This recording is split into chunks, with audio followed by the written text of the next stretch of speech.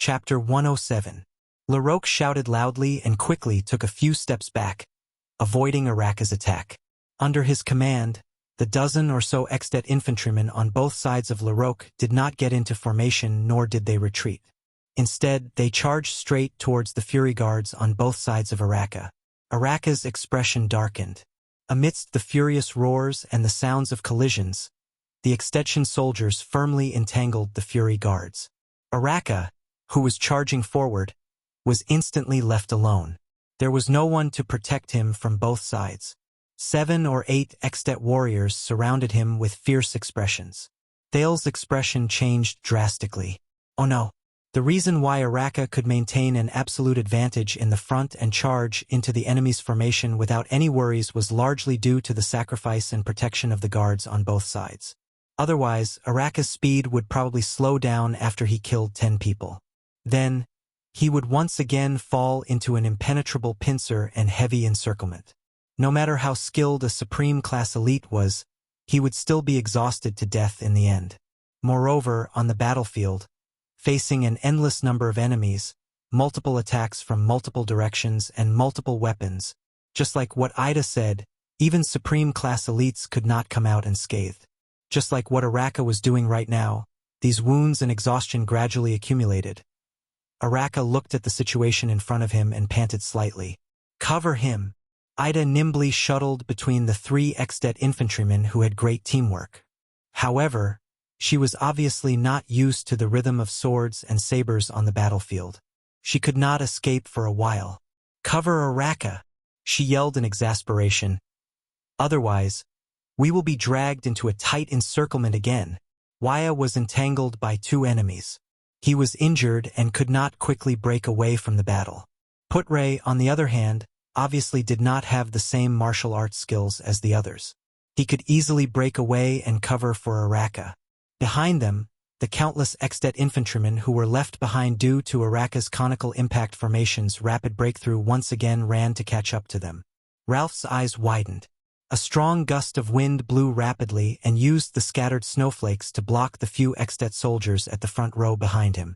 The soldiers with the equipment of the Fury Guards are all entangled. Putre was in a difficult situation under the attack of a fierce infantryman. And our diplomatic group, including you, have obviously never fought in a war. We can't charge through. Is there anyone else?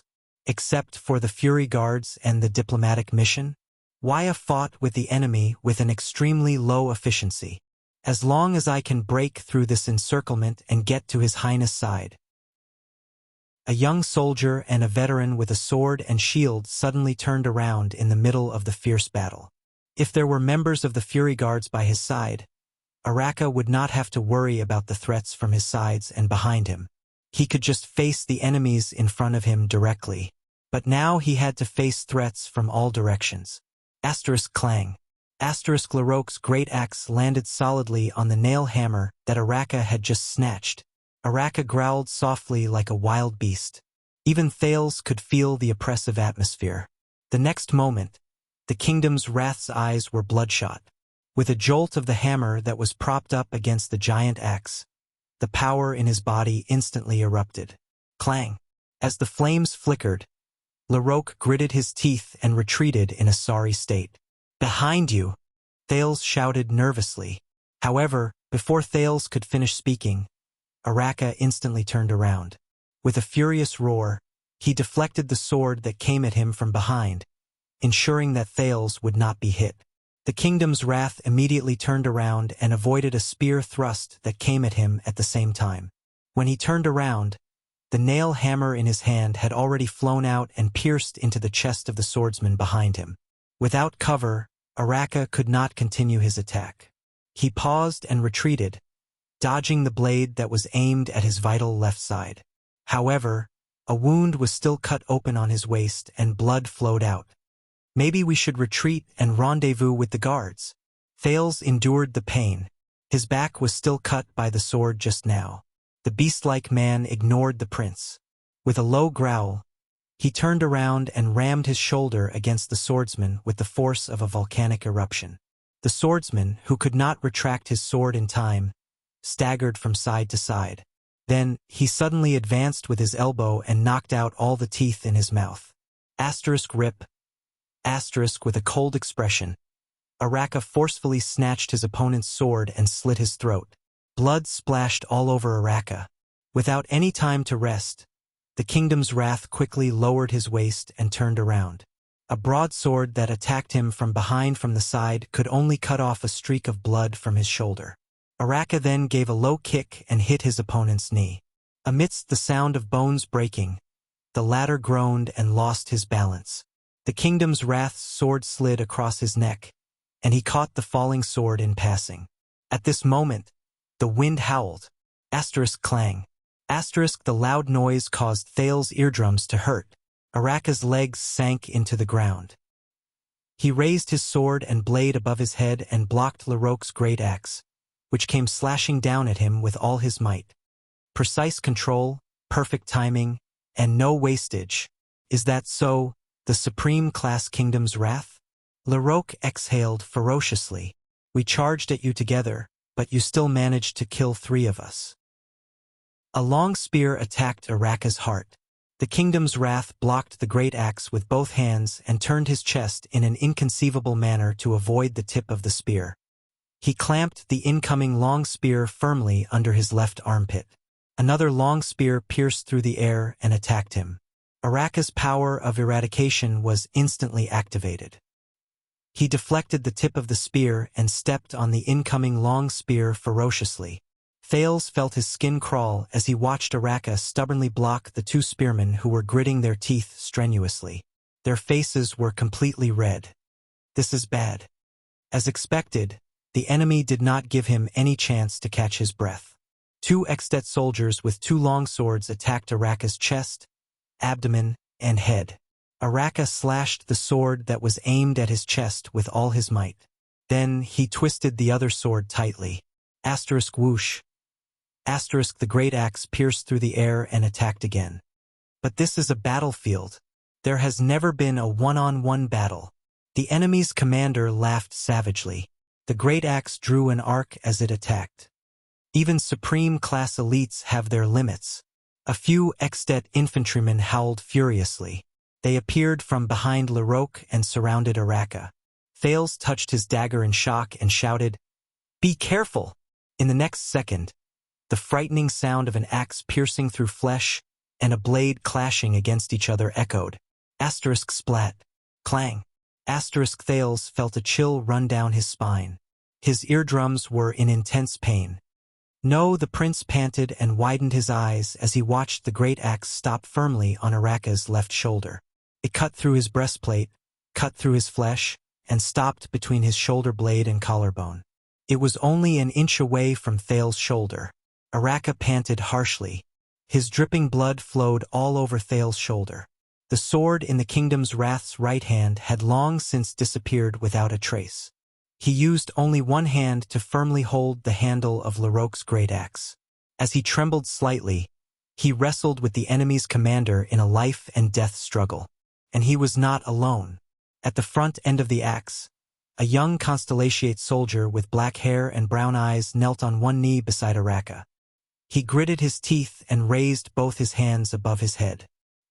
He held a pair of spears of equal length in each hand and used all his strength to block the axe blade that had already cut into Araka's left shoulder.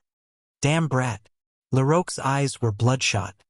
He unleashed his power of eradication and the axe blade in his hand gradually pressed downwards. The 2 spearmen who were wrestling with Araka also exerted force at the same time. They wanted to force the kingdom's wrath to die here. Don't even think about it. Willow Ken's 2 spears trembled. Under the influence of gravity and Larocque's power, he desperately blocked the great axe upwards to reduce the pressure on Araka. Araka panted in a low voice. He looked at Willow with a complicated expression amidst the intense pain. Violent winds howled in the air. Ralph's figure glided over and swept past the extension's weapons strenuously. He brought along 2 Constellatiate soldiers dressed in fortress soldier uniforms and crashed into the battlefield. They fought against Larocque's subordinates who were about to join the battle. A sturdy veteran of Constellation charged over with a shield and knocked down the extension soldier who had just fought with Araka with his sword to the ground. The veteran of Starlight Brigade and Genid firmly pressed down on the enemy who was struggling madly. They grabbed each other's sword-wielding hands and competed in strength and endurance. Both of them wanted to stab their swords into each other's vital parts before the other. "Is there anyone else?" Thales asked nervously as he pulled out his dagger strenuously. He was hesitating whether he should cut the rope that tied him to Araka's back. "There are only a few of us. The Fury Guards and your subordinates are being held back." Genid, who was wrestling with his opponent, shouted with all his might. "You better be of use, you deserter who uses dual spears." Willow's face flushed red. His hand, which was holding the great axe, trembled continuously. "I told you."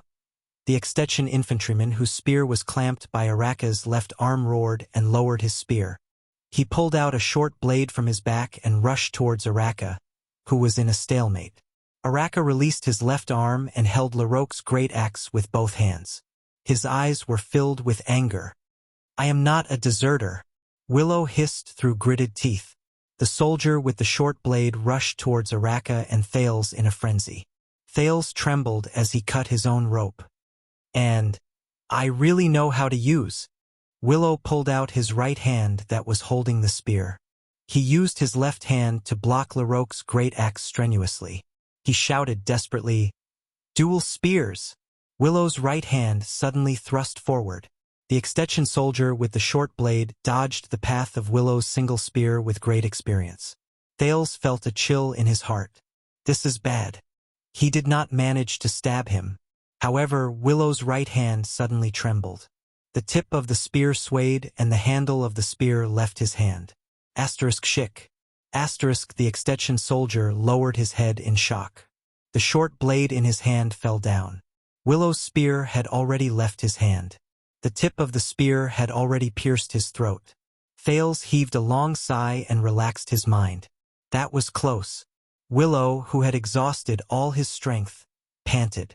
The spear in his left hand that was blocking the great axe trembled and fell. He fell to the ground, exhausted. However, Larocque's great axe did not cut down. Thales once again felt a new burst of power erupting from the body of the man who was carrying him. Larocque watched in shock as his great axe was lifted inch by the Kingdom's Wrath's arms. The beast-like man was like a volcano that was about to erupt. He slowly stood up from the ground. "Didn't your commanding officer tell you?" Araka panted harshly and trembled like a wild beast. Terrifying power once again erupted from his arms and he pushed the great axe forward. Larocque staggered and almost fell to the ground. However, his subordinates behind him caught him in time. "If you have the chance to kill me, it would be best if you can kill me in one blow. If you can't kill me, heh!" Araka squeezed out a cold laugh from between his teeth. The aura on his body suddenly changed. Thales was shocked to see that the originally restless ripples and explosions in Araka's body began to surge violently like lava from a volcano. Larocque furrowed his brows and watched as Araka's eyes emitted a faint red light. The muscles on his shoulder that had been cut began to contract to block the wound and stop the bleeding. "What is that?" He recalled the legend of the Kingdom's Wrath again. "No. Impossible. After all, he's just a human, isn't he?" Larocque roared furiously amidst the cries for murder around him. He mustered all the strength in his body and charged towards Araka with a few of his most trusted subordinates. 7 to 8 weapons were thrust out at the same time. Araka Murch. If he leads the charge, he will definitely be able to break through further with the Prince of Constellation. Archduke Lampard sighed as he watched the battle from afar. If they break through in the direction of the fortress, the shock they will bring to the fortress will be stronger. Then, our plan to lure Sasir out will have a higher chance of success. At that time, the morale of the fortress will be high. It will no longer be a matter of whether Sasir wants to send troops or not. What a pity. I don't know who came up with the idea to let them attack in the opposite direction. Did that 7-year-old prince also agree to throw away his life like this? Count Levon asked with a frown. Lampard shook his head regretfully. There is no point in thinking too much about it. It is already impossible for us to take down the fortress. There is another problem. As long as Murch carries that bow, it will be very difficult for the light infantryman to exhaust his physical strength through sheer numbers. Viscount Kentvita frowned as he pondered. The light infantryman's encirclement on the north side is not as tight as the south side. It is very likely that he will rush out and arrive in front of us. Of course, the light infantryman's encirclement cannot stop him, Count Levon said in a low voice. But as long as the main force attacks, whether it is the heavy swordsmen or the heavy cavalry, they can easily annihilate all of them, including Murch. This will take away the Prince of Constellation's life. Viscount Kentvita shook his head. This is not a good choice. I am afraid we have to make other plans. Please let me go, Your Grace. Behind Lampard, Lord Tolja stroked a strangely shaped saber and bowed slightly on his steed. His eyes shone with endless fighting spirit. I will definitely take back the bow that originally belonged to Extet from Murch's corpse. If we cannot dispatch the main force, then the only one here who can fight against Murch is me. Tolja stared at the Archduke with a burning gaze. Let the rising sun saber fight against the motionless bow. Lampard stroked the sword at his waist and pondered carefully. No, I do not wish for any accidents to happen to you. Around 10 seconds later, Lampard slowly shook his head and refused. Even if Murch does not bring that bow, he is still too dangerous. A hint of disappointment flashed in Tolja's eyes. After all, he has been fighting in the battle formation for half a quarter of an hour. He must be covered in wounds, which makes him even more dangerous. Viscount Kentvita cautiously continued the Archduke's words. We all know the legend of that man. I heard that the Tower of Eradication specially named his mutated power of eradication. Lampard raised his head and sighed softly. Yes, the firmament's wrath, a power born for the battlefield. Tolja tightened his grip on the saber in his hand. The Archduke said faintly, the more he fights, the more he gets injured. The more he gets injured, the stronger he gets. When Thales came back to his senses, he was shocked to see Araka charging at full speed towards the 7 or 8 people in front of him. Without any protection on his side, he began his breakthrough once again. Facing the weapons in front of him, Araka's body suddenly moved in a strange manner. This movement seemed to bring about a fluctuation in the air. Thales, who was on his back, felt dizzy. A sword slashed across Araka's breastplate, leaving a deep wound between his ribs. A flail grazed past his raised right leg, taking away a piece of flesh. A saber was forcefully blocked by the wrist guard on his right hand. Countless sparks flew. Larocque's great axe swept past his head, which had suddenly turned around.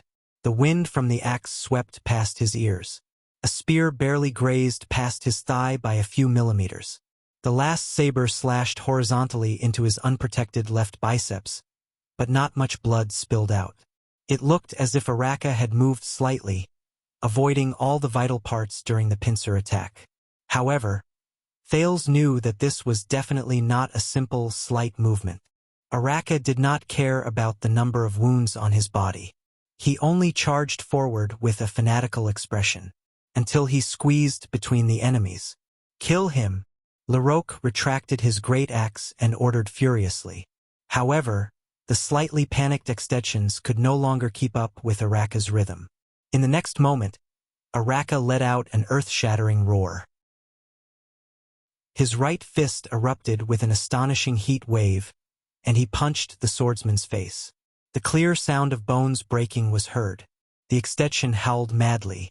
Araka laughed loudly. The power of eradication surged and erupted from his body. With a tremendous force, he rammed his shoulder against the flail-bearer's shield.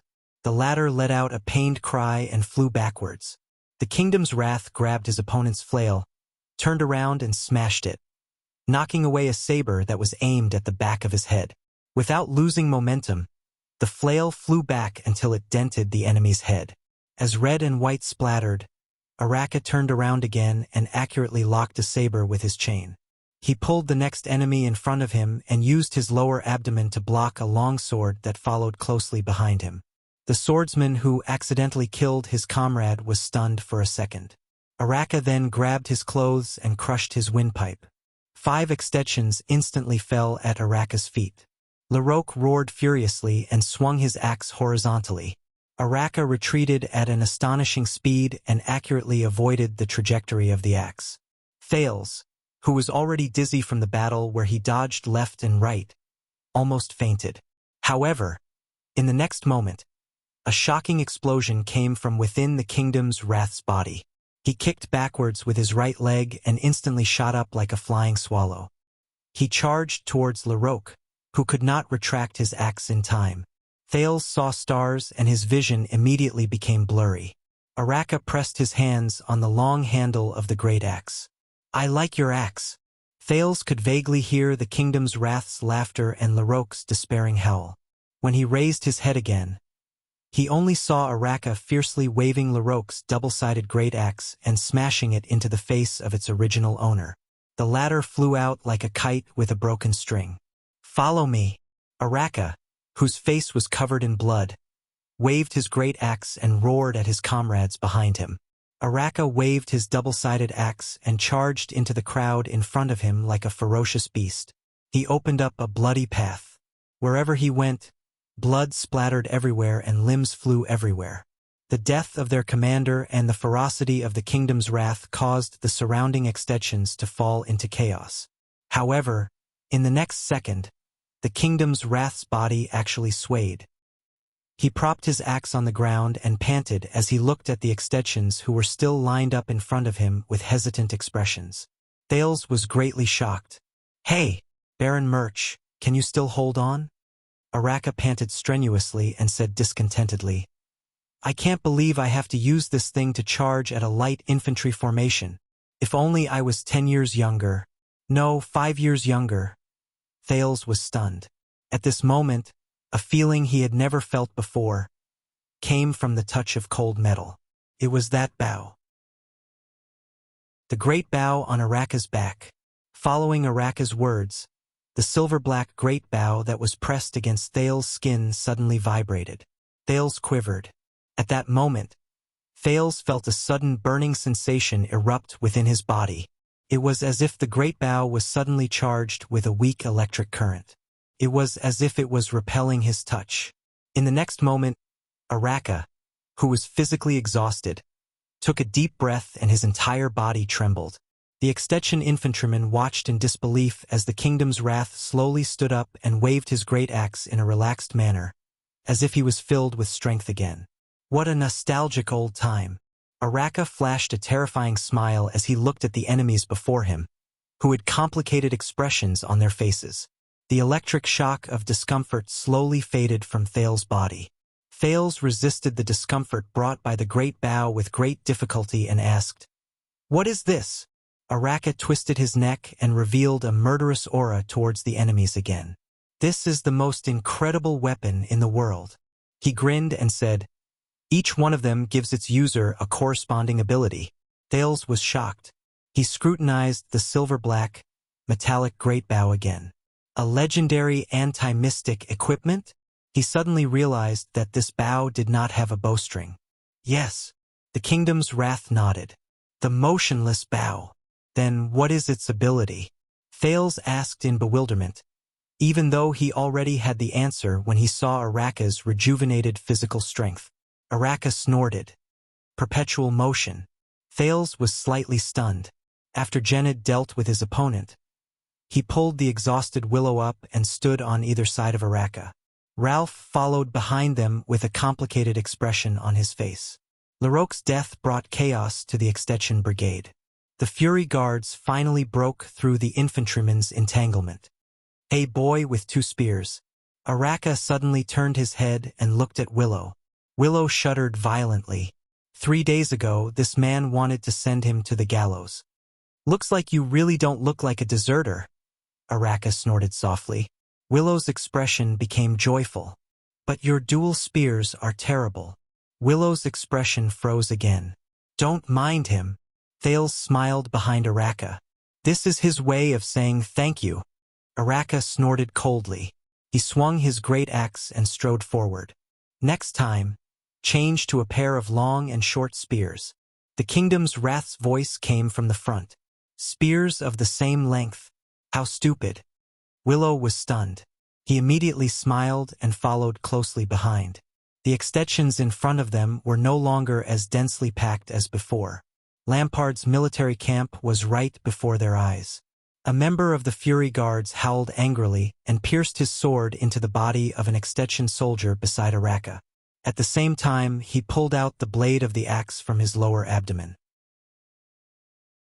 He panted a few times, cast a powerless glance at Araka, and fell to the ground. Araka trembled slightly, but he still broke through the last layer of enemies without looking back. The remaining Fury Guards and diplomat group members finally broke through the encirclement. The moment they broke through the encirclement, the light infantrymen at the back seemed to have received some order and stopped chasing. Before their eyes, they could already see the densely packed army of the Lampard family. Thales raised his head, still recovering from his shock. "Are you sure this is our chance?" Araka threw away Larocque's axe in his hand and tore the rope that bound Thales as he asked quietly. "We have to take a gamble." Thales landed on the ground and felt the change in his sense of balance. He retched a few times. "We bet that Lampard would not dare to kill me. My life is at stake." But he was immediately lifted by Araka and placed back on his back. They continued to move forward. Putre rushed over from the back with bloodstains all over his body. He said tiredly as he hurried, "At least Lady Cecere does not have to hesitate between your highness and the fortress." Thales grabbed Araka's shoulder and nodded. He turned his head and suddenly saw Ramon, who was still in the group. "He's still alive?" Thales furrowed his brows. "Yes. Even though I saw him in danger a few times, he was lucky every time," Putre said with an apologetic expression. Thales exhaled through his nose and looked at Ramon, who looked like he still had lingering fears. "As expected," Putre continued to say, "the Fury Guards suffered heavy losses, and nearly half of the diplomat group's veterans were sacrificed." Thales' expression darkened. He suddenly felt Araka's body tremble as he carried him on his back. "You better be right, young prince." Araka's tone was unsteady as he spoke in a low voice. "Just for you." He turned his head and looked at the heavily wounded soldiers behind him and the countless corpses behind them with an unpleasant expression. Thales also turned his head and looked at the path of Araka's breakthrough. From far to near, the corpses of the Fury Guards almost formed a straight line. 3 days ago, they had a tense confrontation with Sonia and her Starlight Guards in the fortress with solemn expressions and their hands on the hilts of their swords. 3 days later, they would never return. "You want me to prove to you that I am the most valiant warrior of Constellation?" Araka said in a low voice. Thales was stunned. "This is proof. I have never been the kingdom's wrath." Araka furrowed his brows and his breathing quickened. "I only have the Fury Guards and their sacrifices." Araka turned his head and continued to move forward with the stunned Thales on his back. The Iron Fist flag was not far in front of them. Tangan, Lothar, Jillian, Boland. Araka gritted his teeth and shouted the names one after another. "Without them, I would have died 10,000 times over. The past, present, future, all the Fury Guards who risked their lives. They are the true Fury Guards. The kingdom's wrath." Thales lowered his head. His expression was complicated. At this moment, "Wait!" Araka suddenly shouted loudly. Thales was startled and quickly raised his head. In front of them, from the side of Ekstet's military camp, a small group of heavily armed soldiers walked out in an orderly manner. Everyone also raised their heads and looked forward. The remaining Constellations immediately burst into an uproar. Almost everyone was shocked. "Damn it!" Ida punched Putre and said angrily, "What did you do?" "What did we do? That's not right." Putre stared at the group of soldiers in bewilderment. "Everything today is wrong. It should not be like this." Ramon screamed and fell to the ground. "I knew it. Following this prince is simply Waya chased after Thales in fear. "Your Highness, please seek cover immediately." Ralph was so nervous that he was out of his wits. He kept shaking his head. In the crowd, Willow poked Genid beside him with a strange expression. "What is that? What is that?" Genid also furrowed his brows. He replied snappily, "The ferryman of Hell's River." Willow shook his head with a confused expression. Thales looked at everyone with a puzzled expression. "What's going on?" "That small group of soldiers. Arc light shield." Araka put Thales down and roared madly. "Get into formation quickly. Adjust the angle of deflection." All the Constellatiate soldiers moved frantically.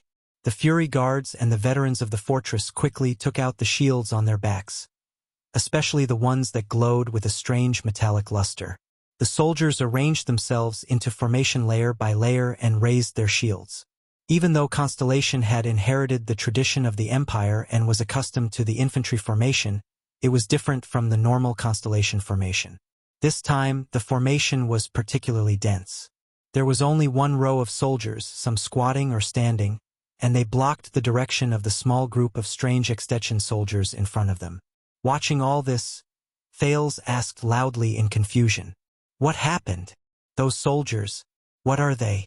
Everyone was silent for a while. "You said that you bet that Lampard would not dare to kill you?" Araka broke the silence and said through gritted teeth. Thales looked at Araka's expression in bewilderment. "Looks like it was a failed gamble." Araka's face was filled with anger as he pointed at the group of soldiers in the distance. "Do you see what is waiting for us?" Thales narrowed his eyes. He suddenly realized that the soldiers were holding strange and heavy long strips in their hands. They had one hand in front and the other at the back. One of the ends was aimed at them. This posture. His heart suddenly trembled. Araka's low growl, which was forcefully suppressing his anger, rang in his ears. "That is the Mystic Gun Unit." Chapter 108. Get ready to lift. A man whose left half of his face was burnt shouted.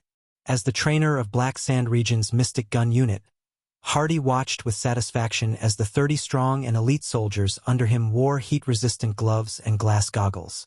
They were divided into groups of 3, opened the incubator boxes, and steadily carried out 10 streamlined iron-gray mystic guns. Although they were not the best mystic gun unit he had trained in Extet, which generally looked down on the use of mystic guns, the mystic gun unit under the Archduke of Black Sand Region was already a rare expert. This reminded Hardy of the first time he touched the old and depleted Siegel Model V mystic gun as a new recruit. But looking at these lads, Hardy sighed with emotion. Look at the things in their hands. The Siegel Model 7 mystic gun had a sturdy gun body forged with the rough skills of the dwarves in the iron-gray mountain of the eastern peninsula.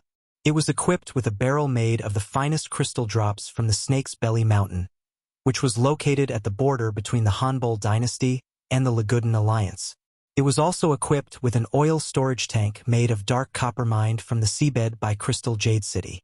It was filled with high-quality eternal whale oil obtained from the Southern Sea of Eradication by the Trade Federation, as well as the sealed core of a mysterious origin. The gun body was hard and wear-resistant, and the barrel could withstand high temperatures. It was highly focused and easy to aim. Even the depletion rate of the core was only half of its predecessor, the Siegel Model 6, which was introduced 20 years ago. Mystic energy could be focused within a range of 200 meters without dispersing. It could be fired twice within half an hour, and it only needed 2 hours to cool down. Apart from the ridiculous weight and heat leakage problems that still left people helpless, in Hardy's eyes, it was perfect.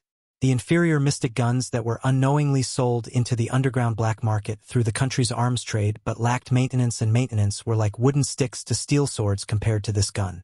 The target has entered our field of vision. Prepare to aim. A strong gunner raised his hand and knelt down on one knee. He used his shoulder, which was wearing a special shoulder armor, to support the heat-resistant base at the front of the gun. A smart gunner quickly calculated the distance and direction. He turned the button on the side of the gun and adjusted the focus and energy scale. A decisive operator skillfully checked the gun's status. After confirming that the core was stable, he opened the safety lock and grabbed the firing handle. One day, Hardy thought silently, "It will no longer be heavy. 2 people or even 1 person can hold it." It was no longer complicated. 1 person could aim and fire. It was no longer dangerous.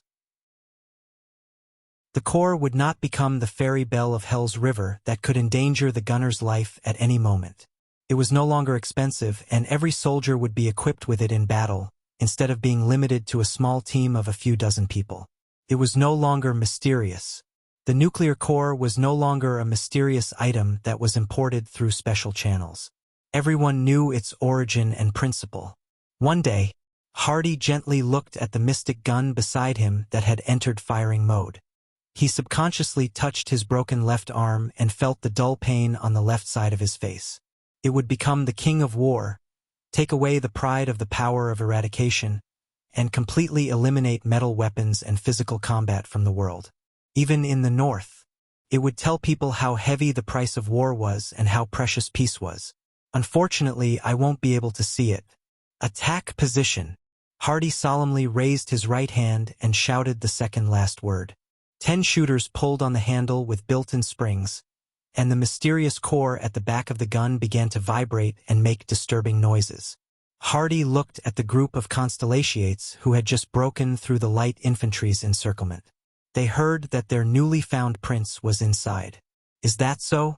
Hardy flashed a smile. "Lucy, my daughter, you will always be the pride of your mother and me. No matter how desperate the situation is, you must be strong and live on." The next moment, the weathered man, who only had half a face, smashed his right arm with all his might. His face was distorted as he roared. "Fire!" The soldiers set up a densely packed shield formation, blocking a large area of vision in front of them. Everyone else hid behind the shield formation. "Arclight shields, distribute them evenly." Araka roared, "Don't miss any spot." Thales was pressed to the ground by Putray. He could not even lift his head. "No matter what, hide behind the others," Putray said with a stiff expression. "Lampard must be crazy." Thales gritted his teeth, but he could not stop the doubts in his heart. Are they mystic guns? He remembered that not long ago, Morris of the Brotherhood had gotten 2 of them from the army at a high price, but he gave them to his subordinates for self-defense. At least that was what Leorc said. Thales had always thought that aside from using mysterious energy, it was similar to the weapons in his previous life. They were weapons that could be raised and fired at the enemy. But now it seemed more complicated. At least, looking at how Araka and the rest looked as if they were facing a great enemy, it should be. At this moment, Araka roared madly, "Fire!" The soldiers clenched their teeth and trembled. They held the metallic arclight shields in their hands even tighter. A strong, crimson-red light attacked from the front. The light penetrated the shield formation. The weather was very cold, but at this moment, it was as if they were being shone by the sun. A gentle warmth enveloped them. "Hold on. Scatter them away." Before Araka could finish speaking, a strange change occurred around the Constellations. Asterisk swoosh. Asterisk the moment the snowy ground beside them came into contact with the red light. The accumulated snow immediately shrunk and turned into water, then evaporated into thin air. Thales frowned slightly. "This is?" The red light spread to a short tree on the snowy ground. Thales stared at the top and bottom of the tree in bewilderment. Every inch of the tree instantly turned black and then emitted tongues of fire. The next moment, the small tree suddenly exploded, and countless sparks burst forth. Asterisk boom. Asterisk the flying sparks scattered to the crowd. Many of the soldiers screamed in pain. The shield formation suddenly trembled. "Hold on." Araka roared. 10 seconds or so is enough." Thales was horrified to feel that the air around him was continuously heating up. It was getting hotter and hotter, until the warmth turned into a merciless scorching heat. Even the temperature in his body was rising. What's going on? Thales thought in a panic. What is a mystic gun? Why does it have such an effect? No, the heat coming from the shield. a veteran of the Fury Guards, pressed against the shield. His clothes had already started to turn black and curl up, emitting smoke. He shut his eyes tightly and replied with a trembling voice, "At least 5 of them are firing at us at the same time. Our anti-mystic equipment, arc-light shields, are not enough. We still have to hold on." Araka roared loudly. He drew the motionless bow, which had no bowstring, from his back. "I will block the excessive attacks." At this moment, a soldier's hand, which was holding onto the arc-light shield, suddenly burst into flames. He screamed in pain and took a step back under Araka's shocked gaze. The soldier's shield swayed. A ray of red light passed through the gap and shone on his body. "No!" Before Araka could shout in shock and anger, the soldier's screams exploded before he could. "Ah!" Within a few seconds, the soldier trembled madly. The clothes on his body were the first to emit smoke. When the red light shone on his feet, the snow on his body instantly evaporated into gas. Thales felt his scalp go numb as he watched the soldier's skin start to melt. The next moment, there was a tongue sound from his body and endless tongues of fire emerged. After another second, the soldier's body exploded like the small tree and exploded into countless sparks. Boom. Thales watched in horror as this life disappeared. What was left of the soldier was a charred, dried corpse. However, his death brought about irreversible consequences. "Block the gap!" Before Araka could finish shouting, the burnt remains of the corpse splattered everywhere in the shield formation, igniting many soldiers who were holding up shields to block the attack. "Ah! No! Hold on! It's so hot!" Screams rang out one after another. The shield formation immediately dispersed. The red light shone into the crowd without any cover. The surrounding temperature suddenly increased explosively. The snow on the ground evaporated inch by inch. Thales felt a chill in his heart. "No, this is bad." At this moment, Araka stood up with a furious roar. He charged forward and stood firmly in front of everyone. Bang. His hair was instantly set on fire. The kingdom's wrath raised his motionless bow resolutely in the direction where the red light shone, in the direction of the small group of Extet soldiers. The motionless bow trembled slightly. Then it emitted a strong silver light that was not inferior to the shot from the mystic gun. When the red light from the mystic gun met the silver light, it suddenly weakened and scattered in all directions. It was as if the silver light had sealed off the path of the mystic gun's red light. Araka roared. His right hand, which was holding the motionless bow, began to emit smoke. But he still persisted. However, the area of the silver light was not enough. Araka could only block in front of the people in the center. There were still many soldiers at the periphery who were shot by the red light from the mystic gun. Boom. The second soldier turned into a huge fireball and immediately exploded. No. Boom. The third. Genid covered his right shoulder in pain, which was illuminated by the silver light. He was desperately dragged back to the area protected by the silver light by Willow. During this process, one of the black-haired soldier's short spears suddenly exploded into countless sparks. "He can't hold on for long," Ida shouted through gritted teeth. "I can't die here." This was Ramon. "Bring His Highness out," Waya said while sweating. "No, there are too many mystic guns," Putre said with difficulty. "We can't escape." While everyone was in a mess, no one noticed that the second Prince of Constellation was in a strange state. The moment the silver light erupted from the motionless bow, Thales experienced that electric shock again. And it was even more severe than when he was on Araka's back. It was as if the silver-black metal bow that was emitting silver light was rejecting every corner of his body. Thales lay on the snow-covered ground. His face was contorted and trembling. "No. Is the legendary anti-mystic equipment really rejecting me this much?" The silver light suddenly weakened. Araka's right hand started to catch fire. In the endless scorching heat, the kingdom's wrath still gritted his teeth and endured. A few rays of red light leaked in and shone on Thales' body. At that moment, Thales suddenly shuddered. His clothes started to smoke. He only felt the cells in his body suddenly heat up. So hot. It was as if he was on fire from the inside out.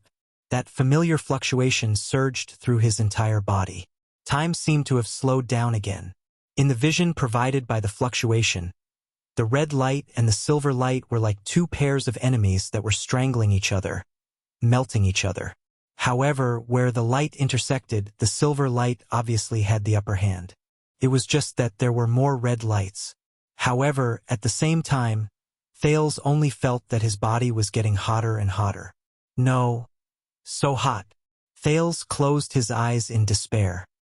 He opened his mouth wide and howled as he felt the heat that was almost burning him. He stretched out his hand and screamed. So hot. Then his heart suddenly skipped a beat. Asterisk thud. Asterisk a feeling that he had never felt before assaulted his senses. At that moment, Thales only felt that his vision had penetrated the distance. He saw the origin of the red light, the mystic guns in the hands of the soldiers. At the back of those mystic guns, there was a constantly rotating core that was emitting yellow light. That is the essence of the mystic guns. Thales had this feeling. But these damned red lights, hurry up and disappear. So hot. At least, stay away from me.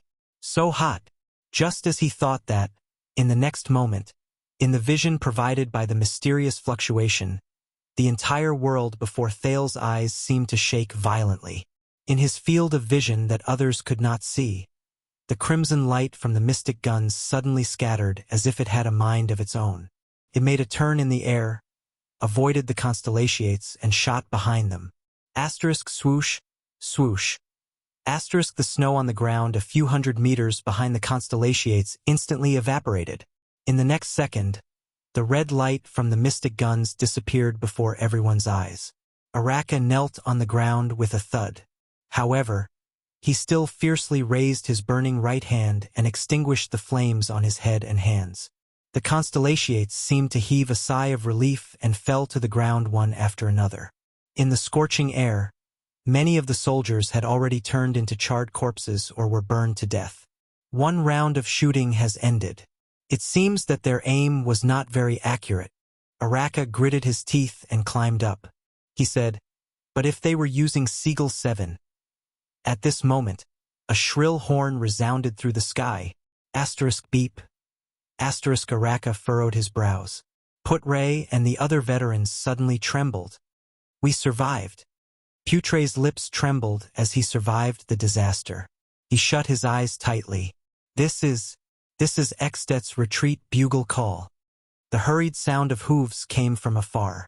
A knight wearing a gray helmet galloped towards them. Enough!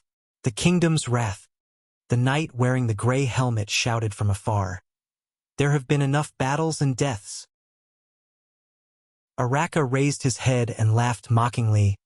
Told ya, the Fire Knight. Come. He raised his almost charred right hand and the motionless bow that was almost brand new. He gritted his teeth and said, Step over my dead body and take it. Come and take the motionless bow that I snatched from your hands 12 years ago.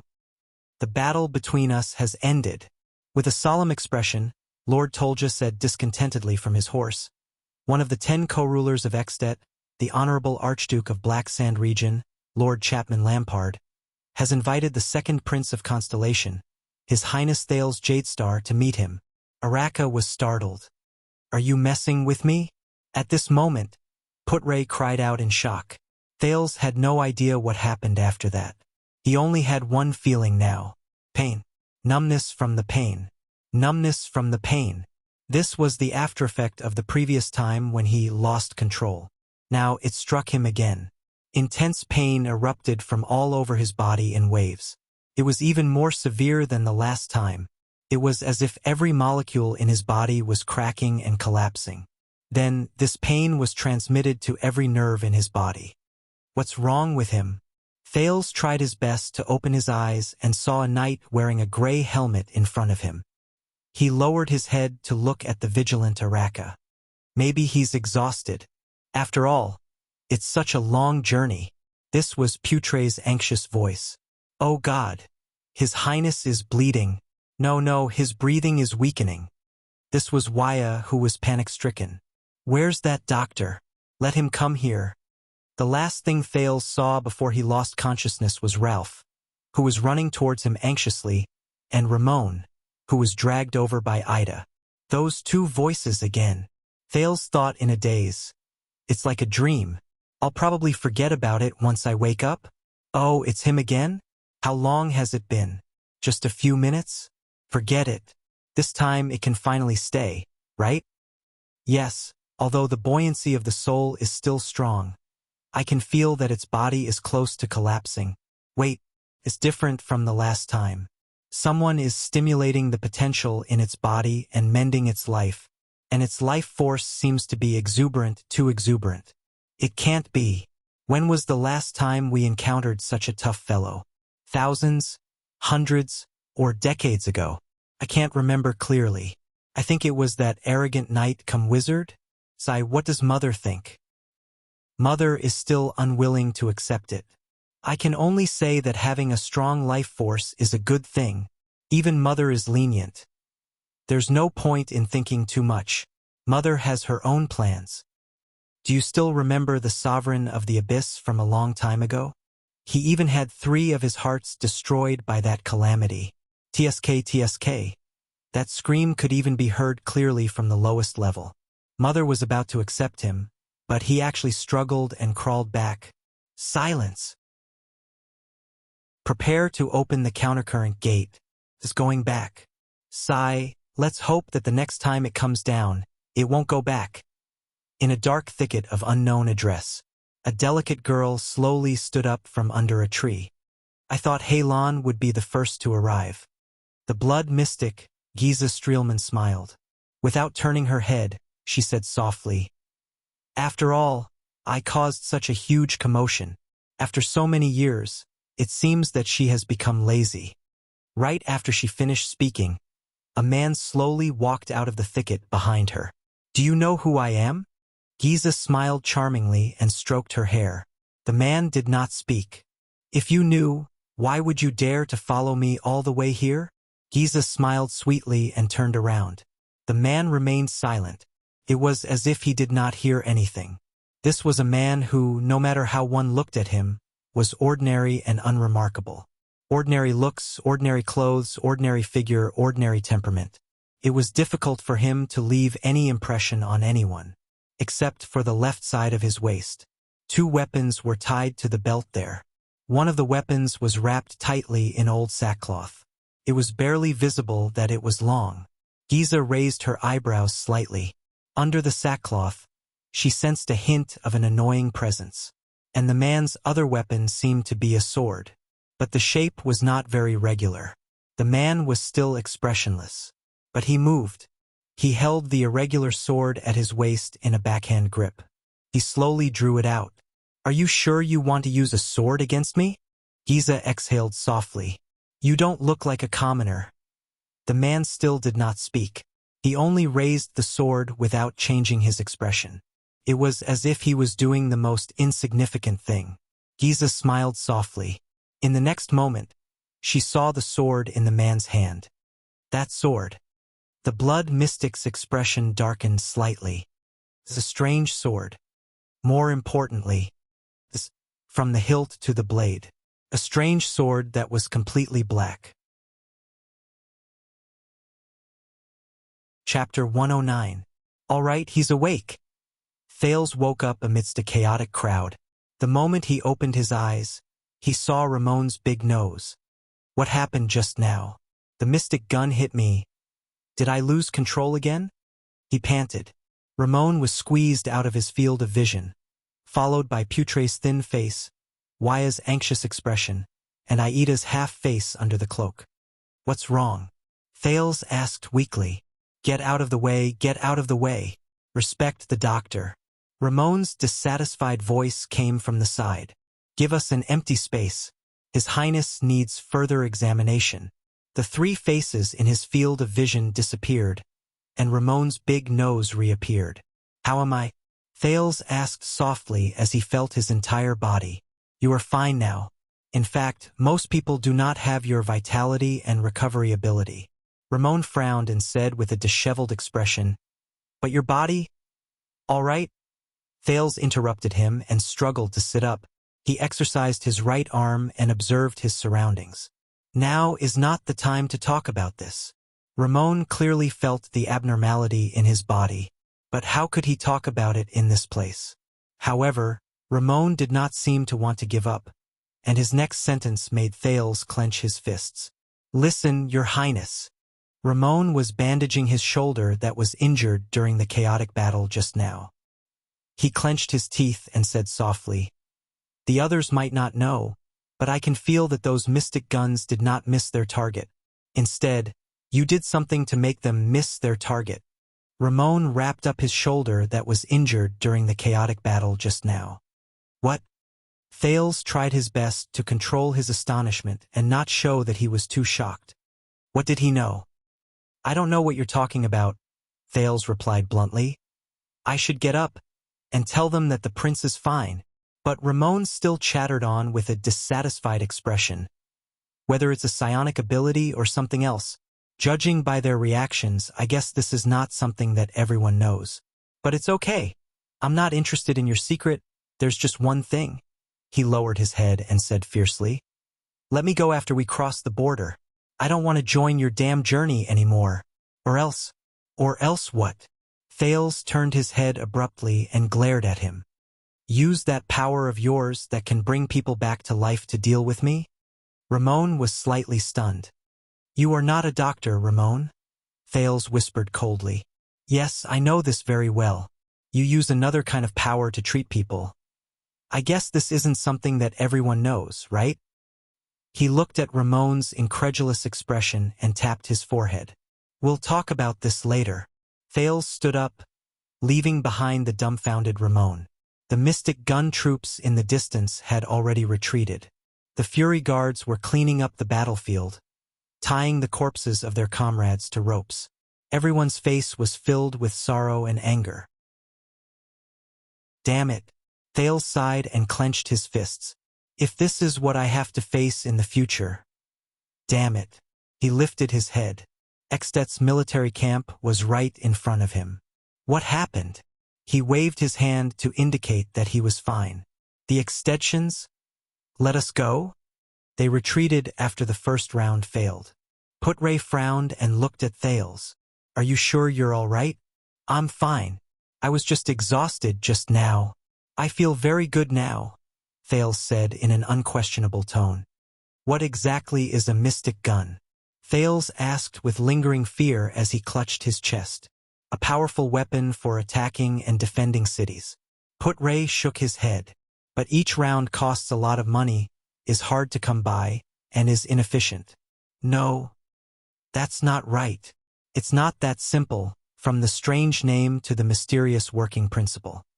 Thales thought to himself, "With all due respect, Your Highness, are you really all right? You even stopped breathing just now." Wuxia shook his head worriedly and walked to his side. "I said, I'm fine now." Thales interrupted him coldly. "We have more important things to do." Wuxia frowned. "This is a secret that I must keep." "Sorry." Thales raised his head apologetically to Wuxia and looked in front of him. "What is that?" Thales narrowed his eyes. Not far in front of him, Araka, who was covered in wounds, was glaring at a knight in gray armor who was riding on a horse. One of Extet's 5 war generals, the wielder of the legendary anti-mystic equipment, Rising Sun Saber, Putre said warily. "The fiery knight, Rumtolja." Putre shook his head. "It seems that Lampard sent him here alone to make peace. If Lampard really went crazy and wanted to kill us all, why did he give up halfway?" "Yes. At the end of the day, Lampard has no reason to kill me. Then why?" "But we have already come this far," Putre said slowly. "There is no turning back now." Thales nodded lightly. "You are Prince Thales?" Tolja saw Thales from afar. "I am Rumford Tolja." The knight in gray armor looked at Araka warily and said slowly, "Sir Chapman Lampard invites you to meet him." Thales sighed and strode forward. "The Archduke of Black Sand region. I thought he would be friendlier." Thales looked around and saw the charred corpses on the ground. as well as the soldiers and diplomat group members covered in cuts and bruises. He suppressed the dissatisfaction in his heart. He wouldn't hypocritically extend an invitation after killing most of our people. Tolja raised his head and looked at Broken Dragon Fortress in the distance. If you have any opinions, you can ask the Archduke himself. The Fire Knight's gaze under his gray helmet was sharp and profound. I am only responsible for bringing you to him. Thales clenched his teeth and exhaled. At this moment, the ferocious-looking Araka strode towards Tolja. Have you forgotten something? An extension? The Kingdom's Wrath's words were filled with anger. Forget it, Araka. Go back. Tolja looked at the Kingdom's Wrath, whose gaze was hostile, and turned his horse around. The Archduke does not welcome you, neither you nor your guards. You are only here to escort the prince, aren't you? Lampard does not welcome me. What kind of joke is this? Araka said fiercely. His brother died in his hands, and his father died in my hands. With this in common, we should be able to chat very well. Thales furrowed his brows. Especially when I killed so many of his soldiers, and he also killed so many of mine. Araka said coldly, we will definitely become good friends. The battle is over. You cannot change its outcome. Tolja answered nonchalantly, as though he was already used to the other party's provocation. The dead who died in the battle are certainly worthy of commemoration, but the living cannot forget their mission. What is your mission, Araka? Araka lowered his head and looked at a charred corpse that was tied to a makeshift tow rope nearby. He clenched his fists tighter and tighter. You fought very bravely, but your mission has been completed. Tolja stared coldly at his opponent.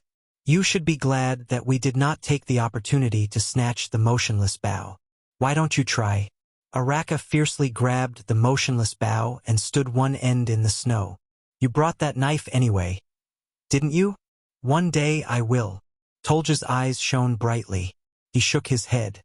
But not now. One day, he said slowly, we will settle all our debts of blood. Araka stared at him and let out a disconcerting sneer. Your Highness? Tolja did not look at Araka again.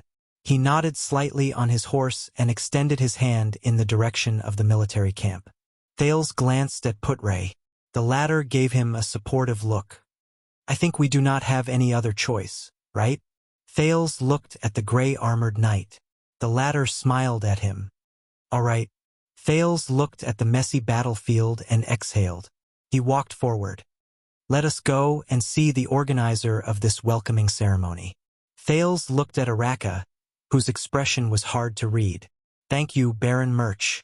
And your Kingdom's Wrath, Thales added hesitantly. Araka did not respond. He only watched silently as his guards cleaned up the battlefield.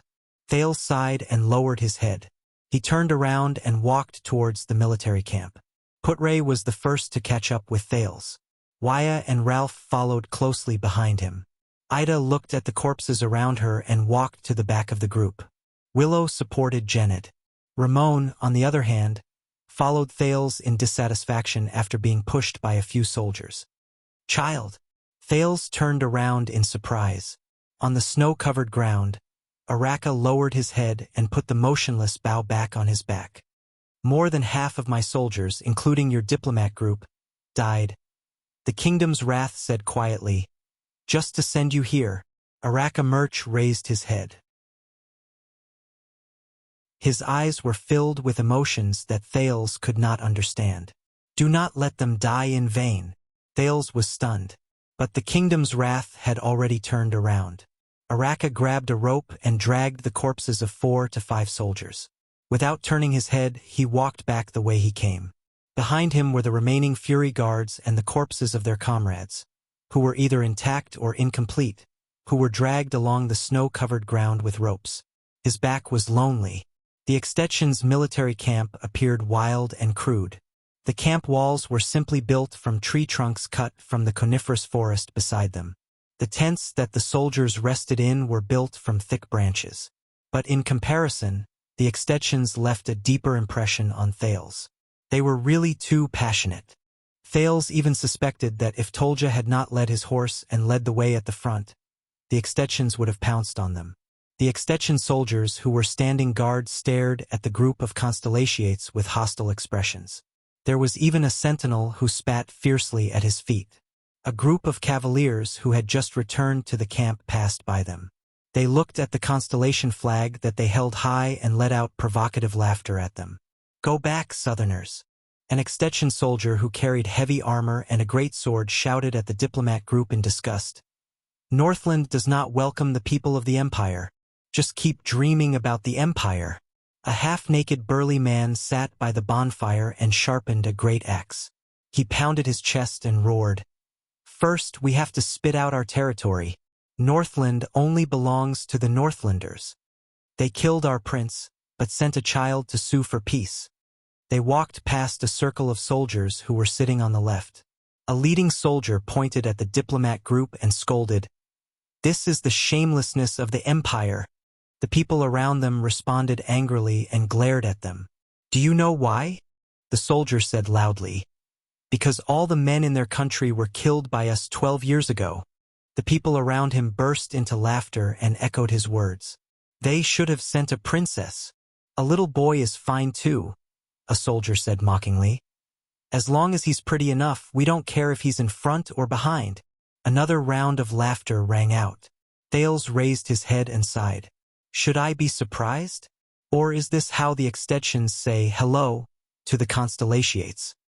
"Do not be surprised, Your Highness," Putray said to the stiff Thales in a relaxed manner. "The relationship between Constellation and Extet has never been good since the founding of the country more than 600 years ago. Whether it is the history of the Empire or the competition in the Western Peninsula, they are enough reasons for our hostility. Cold Castle was snatched from Extet by us 400 years ago. History was the first to breed hatred, and hatred is the first to write history." Putray sighed. "Only the Peninsular War can make us temporarily forget our opinions of each other and fight side by side, which is rare. During the Third Peninsular War, the hero Chara and the Oathkeeper King Midir were close friends. Together with Camus Union's prophet Kai Peng, they worked together to fight against the Eastern Peninsula's expeditionary army. Unfortunately, they turned against each other in the end, and the rare chance for the Dragon and Constellation to mend their relationship was lost just like that. But this is a military camp. Other places are much better. Many Northlanders do not care about those meaningless things." Waya nodded. After all, the civilians who work hard for survival are different from the soldiers who have tasted blood. "They call us citizens of the Empire." "Why?" Thales frowned and asked, "Isn't the final empire a history from more than 600 years ago? Even if there is a real grudge, it has to be traced back to the ancient empire more than 1,000 years ago, right? This is their mockery of us." Putray shook his head and said with a complicated expression, "The Constellatiates have always been proud of the Empire's bloodline and inheritance, but unfortunately, the Empire did not leave a good impression on the world. It's not just the Northlanders. The people in Alumbia Kingdom in Thornland and in Lenzo Dukedom in Dragonkist Basin also do not have a good impression of us. Whenever there is a need, such as during a war, this ancient emotion that has been passed down from generation to generation will be exaggerated and exaggerated. It is much more effective than increasing the soldiers' rewards. The Empire. The citizens of the Empire." Thales sighed and hid this information in his mind. "Speaking of which, the recruitment of more than 10,000 people is almost the limit of Black Sand region." Putray looked at the densely packed military camp in front of him. "I think Lampard's supplies and expenses are also quite difficult. Black Sand region is not a rich place. For the Northern Territory, they must have planned for a long time and spent a lot." The Constellatiates finally followed Tolja and walked to a huge tent. A tall nobleman in military attire who had been waiting in front of the tent walked forward and nodded slightly at Tolja. The tall nobleman bowed to Thales and said, "Is this Prince Thales? It's our first meeting. I am Lesa Kentvita, Viscount of Extet. My fief is located in Black Sand region's halting light city. Everyone in the diplomat group, please follow me to rest." As for His Highness, Viscount Kentvita nodded and looked at Thales. The Archduke is waiting for your visit. Thales raised his eyebrows. This is a private meeting. Kent Vida stared at Thales with a burning gaze. The Archduke of Black Sand Region and the Prince of Constellation. Do not worry. Viscount Kent Vida raised his hand and stopped Putre and Waya, who wanted to say something. His tone was firm. His Highness is already here. At least before we reach Dragoncloud City and meet His Majesty, he will be fine. Thales sighed softly and smiled. I think we still don't have much of a choice, don't we? Do you know, Your Highness, I suddenly thought it through. Putre said quietly, his eyes shining brightly. Lampard is not crazy. Thales thought of something. Kent Vida furrowed his brows and gestured for Thales to go ahead.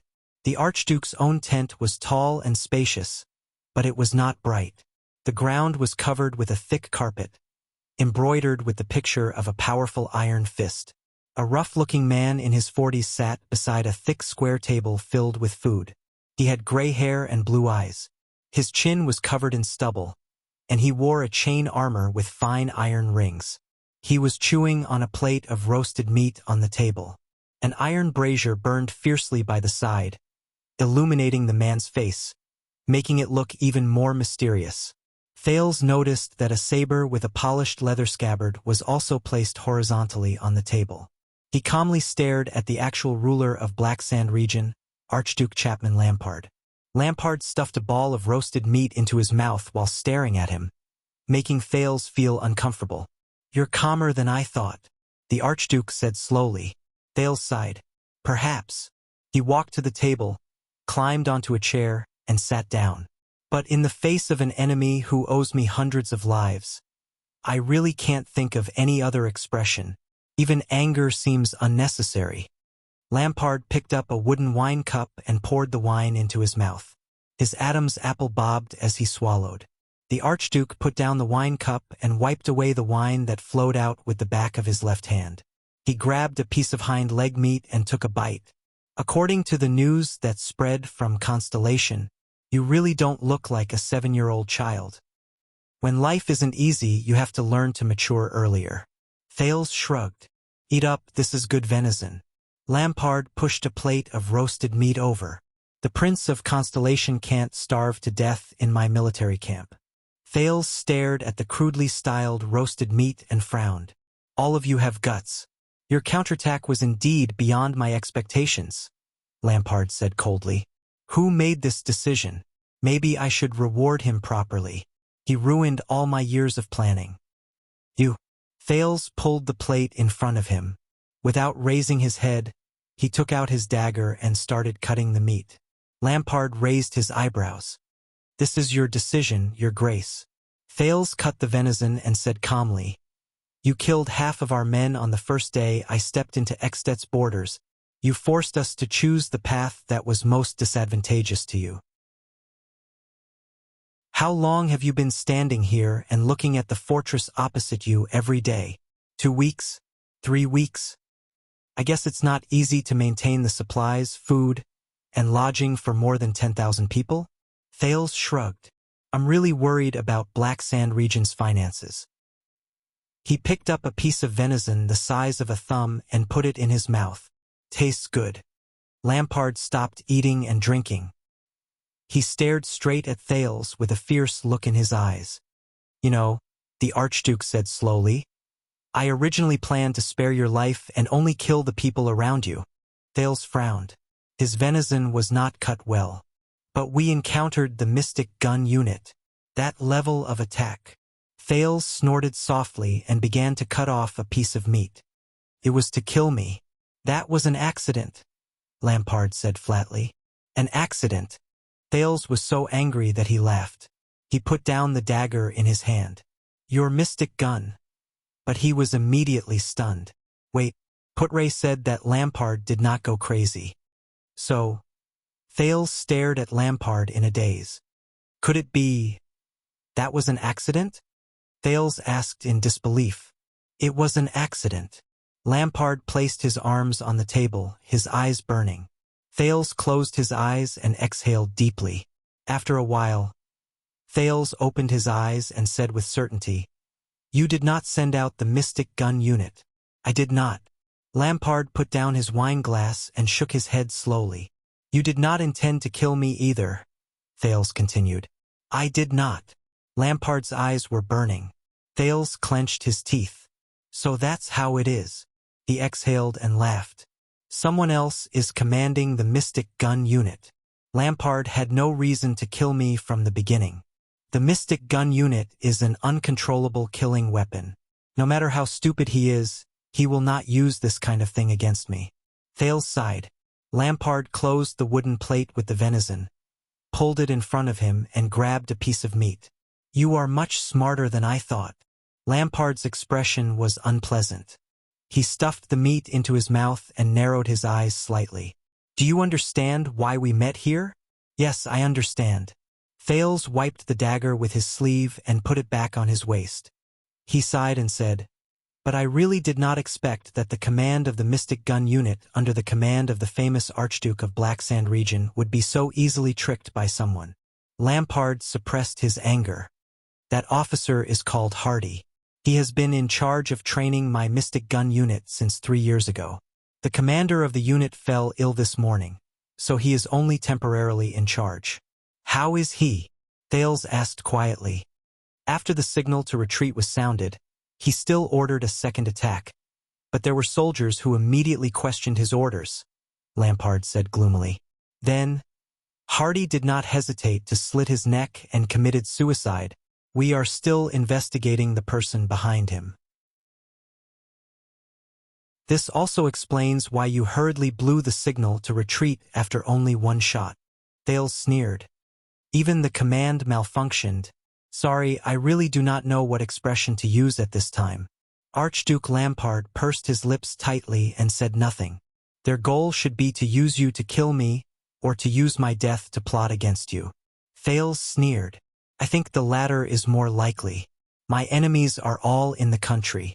"The higher you stand," Lampard said quietly, "the more enemies there will be. So, the sudden accident also made you cancel your plan." Thales snorted. "Were you originally prepared to humiliate me by capturing me and see if the fortress would waver?" There was silence. Lampard opened the bottle of rye wine beside him and filled his empty goblet. "I hate to say this, but King Kessel made a good move. He pushed you out," Archduke Lampard said calmly. "The moment you stepped into my military camp, I could no longer take down the fortress and the Northern Territory. And the oath he made in Renaissance Palace was equivalent to forging a suit of armor for you with the ownership of royal power." Lampard raised his goblet and said quietly, "If you die in Exdet, no matter who did it, the neighboring Black Sand region will only suffer. So, once you realized that you could not take down Broken Dragon Fortress, and realized that there were actually people eyeing you covetously, you immediately changed your attitude and wanted to rope me in?" Thales said coldly.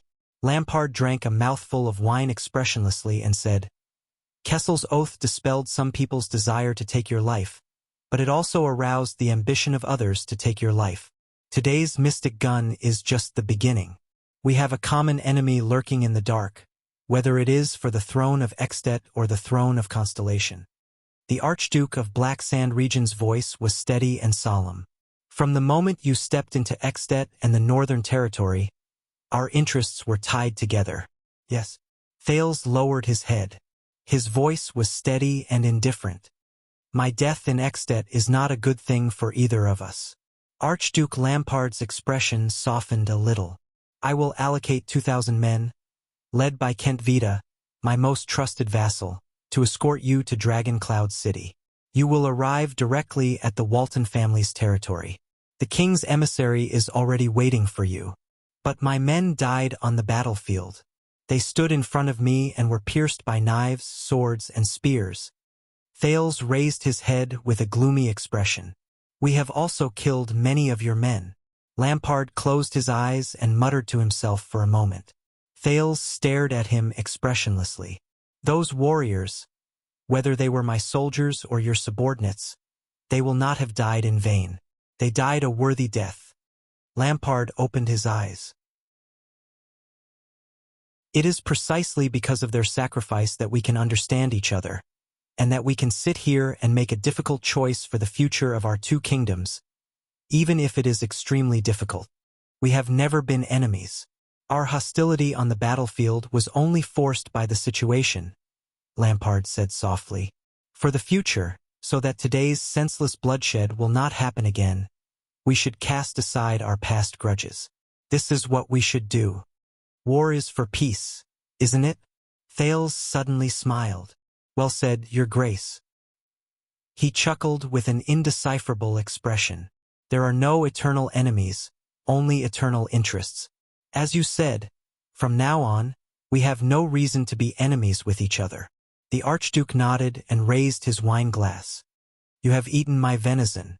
According to Northland's customs, you are my guest. This is good rye wine. Lampard pushed his glass over. His gaze was profound. And according to Northland's customs, we are allies after drinking the same glass of wine. From manpower, information, resources, and financial resources, I will provide you with all the conveniences in Ekstedt. Our enemies will not have any chance. Archduke Lampard nodded.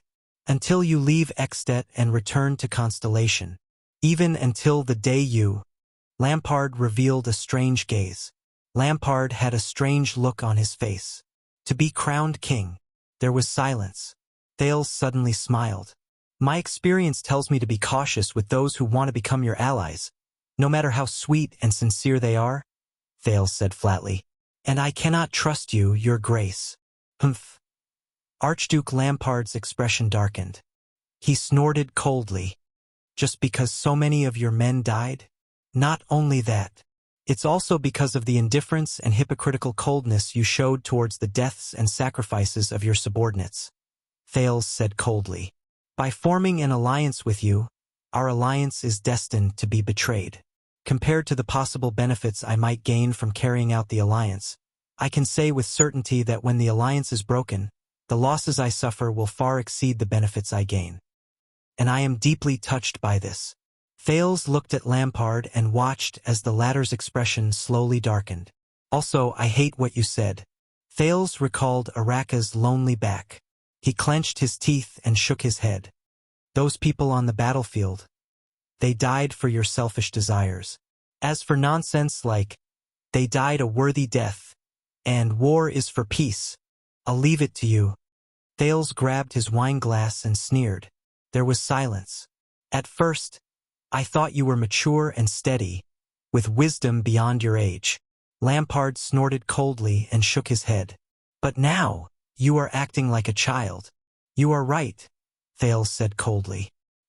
He poured the wine in his glass and said to the gloomy Archduke Lampard, and children cannot drink. Chapter 110. Night. I'm still worried about letting that strange doctor stay with His Highness. Beside the bonfire, Wuxia stared at another bonfire in the distance with a strange expression. There were only two figures, one big and one small, sitting around it. This was the third night since they came to Lampard's military camp.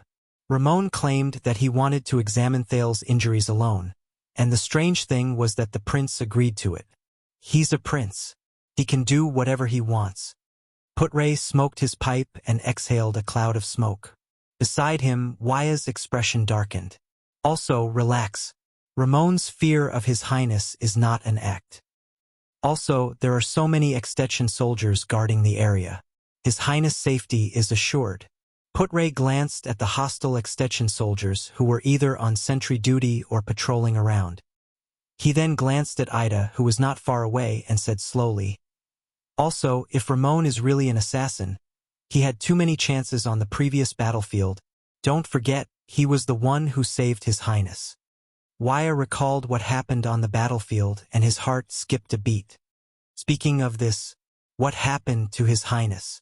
The young attendant said worriedly. At that time, even his breathing was... Putre looked at Wuxia, who had a doubtful expression on his face, and narrowed his eyes slightly. You've been brooding over this matter? The thin vice diplomat asked with interest. It's not just this. Wuxia furrowed his brows. As he recalled solemnly, he voiced the doubts in his heart. His Highness' physique is very good, In fact, it's better than I expected. No matter how serious his injuries are, the time it takes for him to recover is calculated in days. But this is even more suspicious, is it not? Also, the psionic ability that His Highness said he learned from the Black Prophet. I can't ignore it.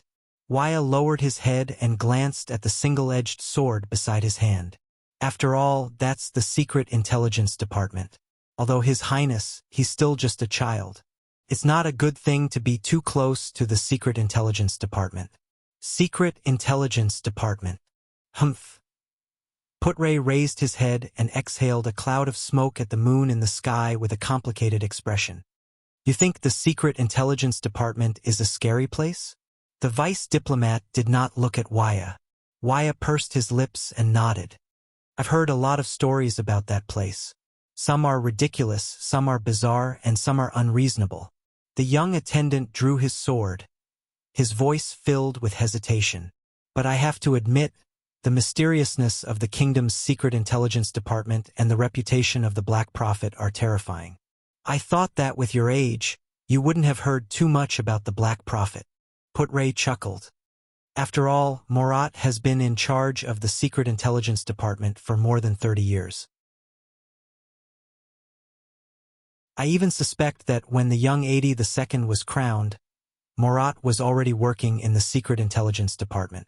Wuxia wiped his sword and shrugged. When I was training in the Tower of Eradication, I heard this joke. An incident happened in each of the 4 major intelligence agencies in the world. The red which broke a teacup, the white high priest burned an oil lamp, Lieutenant Qing wore an old robe, and the Black Prophet broke a pillowcase while sleeping. Guess which incident had the most serious consequences. Putre took a puff of his tobacco and the corners of his lips curled up. The gray sword guards broke a scabbard. Wuxia and Putre chuckled together. Master Shao is not as heartless and terrifying as the rumors say. It's just that, as the Tower Master of the Tower of Eradication, he's more level-headed and prudent. Wuxia revealed a nostalgic expression and nodded. Besides, other than his hair and beard, there's no part of him that's gray. After the joke, Putre slowly became serious. Wuxia, as an attendant, it's good to be concerned about the prince you serve, but... He looked at Wuxia Casso with a threatening gaze. Do you want a piece of advice? Wuxia raised his eyebrows and showed an expression that he was all ears. Every Jadestar prince is like a separate secret intelligence department. They all have a lot of secret treasuries, Putre said with a profound gaze. Just be concerned about what you should know, and that's enough. Wuxia frowned. Don't make life too difficult. Putre sighed. You have to know that the prince's lives alone are difficult enough, especially when their surname is Jadestar. Putre said quietly. The figure of the past appeared in his mind. Wuxia stared at the crackling fire with a complicated expression. Sir Putre, I still remember what you said that day in the birch tree forest. Wuxia flipped his weapon over and said quietly, Were you once an attendant as well? Putre's pipe was no longer smoking. The vice diplomat spat out the cigarette holder and looked at Wuxia. The latter raised his eyes and asked him with a calm expression. Then, which prince did you serve back then? Putre's gaze, which was focused on the fire, paused for a moment. A few seconds later he said slowly, Just like your father. But I was more experienced and left the prince's side earlier. Wuxia stared straight at him. He stopped wiping his weapon without realizing it. Is that so, attendant? The young attendant's expression was complicated, but his gaze was profound. Then, do you have a family? Putre turned his head and gave Wuxia a profound look. How funny. He said quietly, Constellation's famous cunning fox, the leader and signatory of the Fortress Treaty, can't even handle his own family properly. But his gaze immediately darkened. How much better can I be? Listen, Wuxia. The vice diplomat stroked the slowly cooling pipe in his hand. His tone was heavier than usual. Gilbert is a competent and outstanding attendant. He is orderly, meticulous, and loyal to his ideals and goals from the beginning to the end. He has his own principles. Wuxia gently tightened his grip on the tip of his sword. Even if sometimes those principles are so callous? The young attendant said faintly. Callous? Putray snorted softly. Sometimes you have to make a choice, no matter how difficult it is. Before Wuxia could respond, a discordant voice interrupted their conversation out of nowhere. Good evening, Constellation's two esteemed guests. Viscount Kentvita, the Archduke of Black Sand Region's subordinate and his most trusted advisor, walked over from afar. He was dressed in a thick military uniform unique to Northland. I hope I did not disturb you. Kentvita smiled and sat opposite Putray, whose gaze was contemplative, and Wuxia, whose expression was unpleasant. You did indeed disturb us. Wuxia stared at Kentvita with a hostile gaze. He gently flicked the sword in his hand, and it let out a clear, crisp sound. Very well. That means that I have attracted your attention. Kentvita nonchalantly took off his gloves and warmed them by the fire. Why don't you stay in the tent? The weather is very cold, and this is Northland. We like the open country, replied Putray coldly, turning away the ashes from his pipe, his thin face flashing in the light of the fire. It is beautiful, and the view is open. Do not worry. Kentvita smiled softly and saw through their thoughts. You are in Extet, and Extetians do not have the habit of eavesdropping on tent corners. He turned his head and looked at the Prince of Constellation and his doctor in the distance. The prince is safe here. Kentvita narrowed his eyes. He is truly a special prince, isn't he? Otherwise, the Archduke would not have given such an evaluation. Wuxia snorted in disdain. Putray furrowed his brows. They are starting to pay attention to the prince. The child probably said something strange in Lampard's tent a few days ago. This is not a good sign.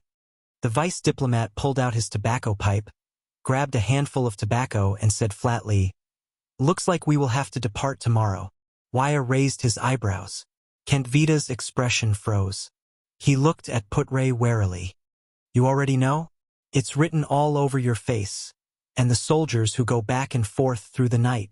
Besides, Putray nonchalantly picked up a burning branch from the fire and lit his pipe again. Isn't this the purpose of your visit? To convey your lord's will? There was silence. Kentvita stared at Putray seriously, as though he wanted to observe him again. Yes, the Viscount of Black Sand Region said calmly. We will depart tomorrow. I will lead a troop of 2,000 men, including 500 cavaliers and the Fire Knight, Lord Tolja. We will escort His Highness straight to Dragon Cloud City. On the way, we will not rest in any of the suzerain's castles or towns.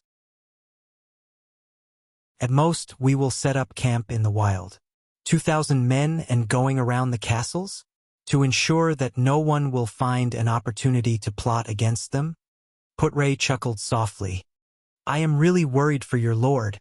It seems that Lampard is also at his wit's end.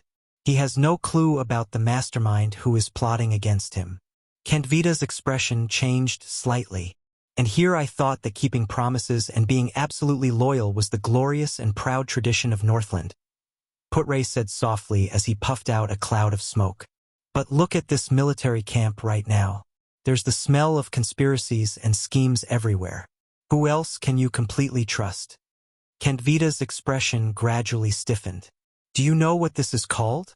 Putray snorted softly. Even a crooked beam will have a crooked shadow, whether it's King Nuvan or your lord.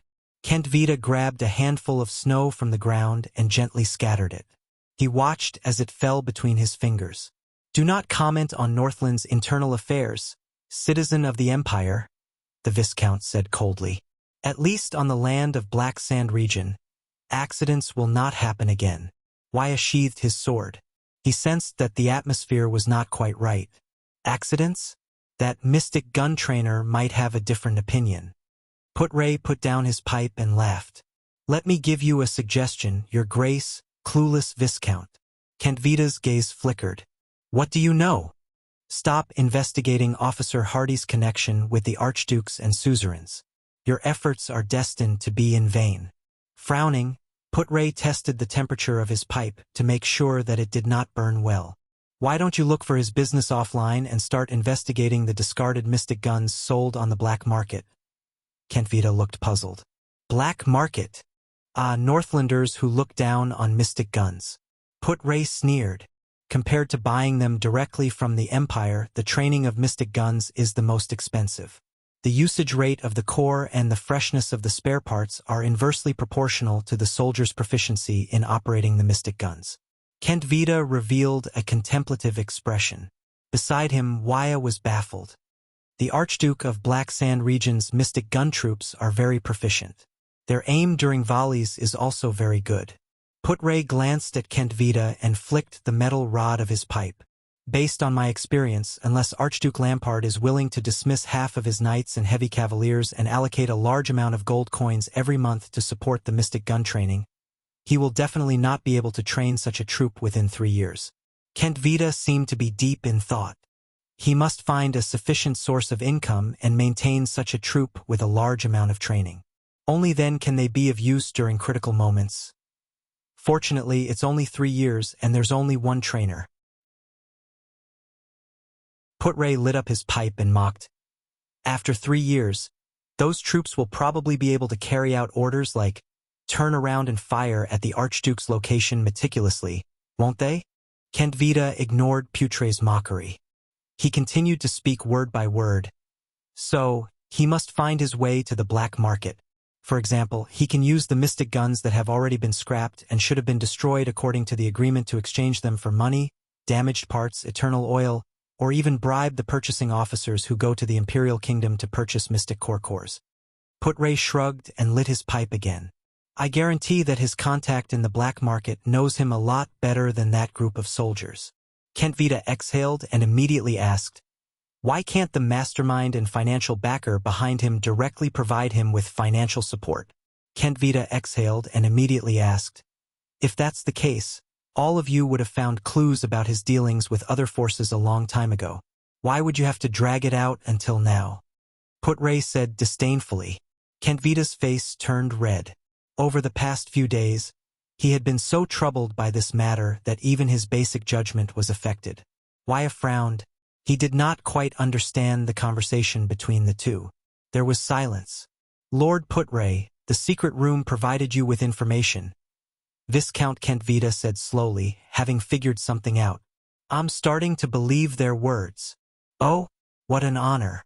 With an intoxicated look on his face, Put-Ray took a deep puff of his tobacco. What did the secret room say about me? They only have information about you before you left the palace. But it's already interesting enough. Kentvita's eyes shone with great interest. Put-Ray Nemain, the web weaver within the palace walls, and the mastermind who keeps his composure. Wuxia looked at Put-Ray with a surprised and bewildered gaze. This guy. Ha! Put-Ray turned his head and smiled. The Red Witch's subordinates really think highly of me. Kentvita had a contemplative look on his face. No, instead, I think that it's time for their information to be updated. Viscount Kentvita curled up the corners of his lips and put on his gloves again. The people within the palace walls might be good at observing people's words and expressions and coming up with strategies. But some wisdom must be accumulated through experience and knowledge. Put-Ray made 2 trilling sounds through his nose and puffed out a puff of smoke. By the way, Lord Put-Ray Nemain, Constellation's former viscount. Kentvita stood up and smiled from ear to ear. Your decision to charge in the opposite direction on the battlefield was both brave and decisive. Very well. Put-Ray cast a deep glance at Thales and Ramon in the distance. Compared to you, they like me more now. We're already within Extet's borders. This is not our deal. Ramon glared at Thales in front of him with a furious expression. The Extetians are not willing to let anyone related to the Constellation diplomat group leave. Thales grabbed a branch and stirred the fire. He gestured at the Extetian soldiers around him with his chin and sighed. I'm just a powerless Constellation prince. What can I do? You can't do this. Ramon gritted his teeth. I saved your life. Hurry up and find a way to let me out. You didn't save my life. Thales furrowed his brows. Remember, I'm just exhausted, and you're just on the battlefield. We both know that's a lie. Ramon was so angry that he laughed. I don't know what you did, but most of your organs were already failing that day. It's useless no matter how strong your physique is. Even the strongest steed can't drag a carriage without wheels. I was the one who tried my best to stimulate your life potential. Asterisk snap. Asterisk Thales forcefully snapped the branch in his hand. It's a good thing that my body is strong. You, on the other hand, better keep your voice down. You don't need to raise your voice when examining a patient's body, Thales said coldly. If you don't want that pitiful little secret of yours to be known by others. Ramon, doctor. He especially emphasized the word doctor. Ramon looked around and said with an uncertain expression, Speaking of this, all right, at least find me a messenger crow. Thales snorted through his nostrils. Don't worry, doctor. Thales scratched on the snow-covered ground and recalled many of the memories that popped up in his mind over the past few days, such as those block words that looked like pictures. The gangsters won't dare to provoke a well-trained army. You don't have to worry about Blood Bottle Gang. At the end of the day, gangsters are just gangsters. Ha, Your Highness, do you really think so? Ramon turned his head and smiled mockingly. Thales was expressionless, but his heart sank. Actually, what Ramon said is not without reason. Those two gangs might not be as simple as they seem, especially when Blood Bottle Gang is the power of Asda and Giza, two lunatics, the power of the calamities. How strange. Even if Blood Bottle Gang often helps powerful nobles do some dirty work, they can't ignore the threat of mystics, can they? Why would Constellation allow such a gang to occupy Eternal Star City? Is it because they are confident in the legendary anti-mystic equipment in their hands and believe that they can control mystics? How is it possible? Thales recalled Giza's figure and laughed self-deprecatingly. Even though Asda did not seem to care about the survival of Blood Bottle Gang, why would someone as powerful as him meddle in a gang's territory that he doesn't care about? Isn't Red Street Market a brothel? And Black Street Brotherhood? They actually dared to harbor people from the Regicide family, the Charlton family, in the capital. They even suppressed Blood Bottle Gang.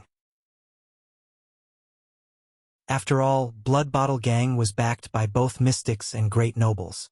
Those two gangs. Thales could not help but recall his 5 years in the Brotherhood. There were too many suspicious points, and there was one in front of him. Thales looked at the strange doctor with the big nose. The latter stared at him in the firelight. Ramon himself, a doctor with a secret, travels between the borders of two countries, and is at the center of the whirlpool of conflict between Blood Bottle Gang and the Brotherhood. A smile appeared on Thales' face. The second prince of Constellation looked at Ramon with great interest. A prince is not someone who can casually agree to other people's requests. Since you have a request, let's make a deal. Give me something valuable in exchange. Ramon was stunned. For example, I find the origin of your power very interesting. Thales pretended to be nonchalant and stretched his body. In exchange, I will try my best to negotiate with them. At the very least, I can let you use messenger crows to contact your friends in the Brotherhood. Maybe there are other conveniences. Ramon stared at Thales in a daze. He still cares about that? A prince? Wait, if... After a long while, Ramon opened his mouth with great difficulty. You are the Prince of Constellation, and your relationship with Morat Hansen is unclear. Ramon gritted his teeth and deliberated over his choice of words and tone. I'm not that stupid to hand over my secret to you. Besides, didn't you learn the mind-reading ability from the Black Prophet? Ramon snorted coldly. Oh, come on, I don't want to dig out any more secrets from your brain. Thales shook his head. That ability is very brain-damaging. It will damage your brain. Ramon fixed his gaze on Thales. There was a strange look in his eyes. Although you are just a child, you don't look like you care much about my health. Thales did not speak. He only stared back at Ramon quietly. I do have some guesses. Thales enunciated each word clearly. I have seen divine arts and know what kind of process it is, but you don't seem to have reached the step of communicating with the gods. Those powers, the powers you use to heal and save people. Under Ramon's strange gaze, Thales slowly voiced out his biggest guess. It's magic, right? Ramon was expressionless. He neither admitted nor denied it. Thales knew the answer. Magic. Thales exhaled softly in his heart. This was a word he had never heard since he descended into this world. Until that night in Red Street Market that changed his fate. A long, long time ago, there was only magic in the world. There was no mystic energy. These were Asda's exact words.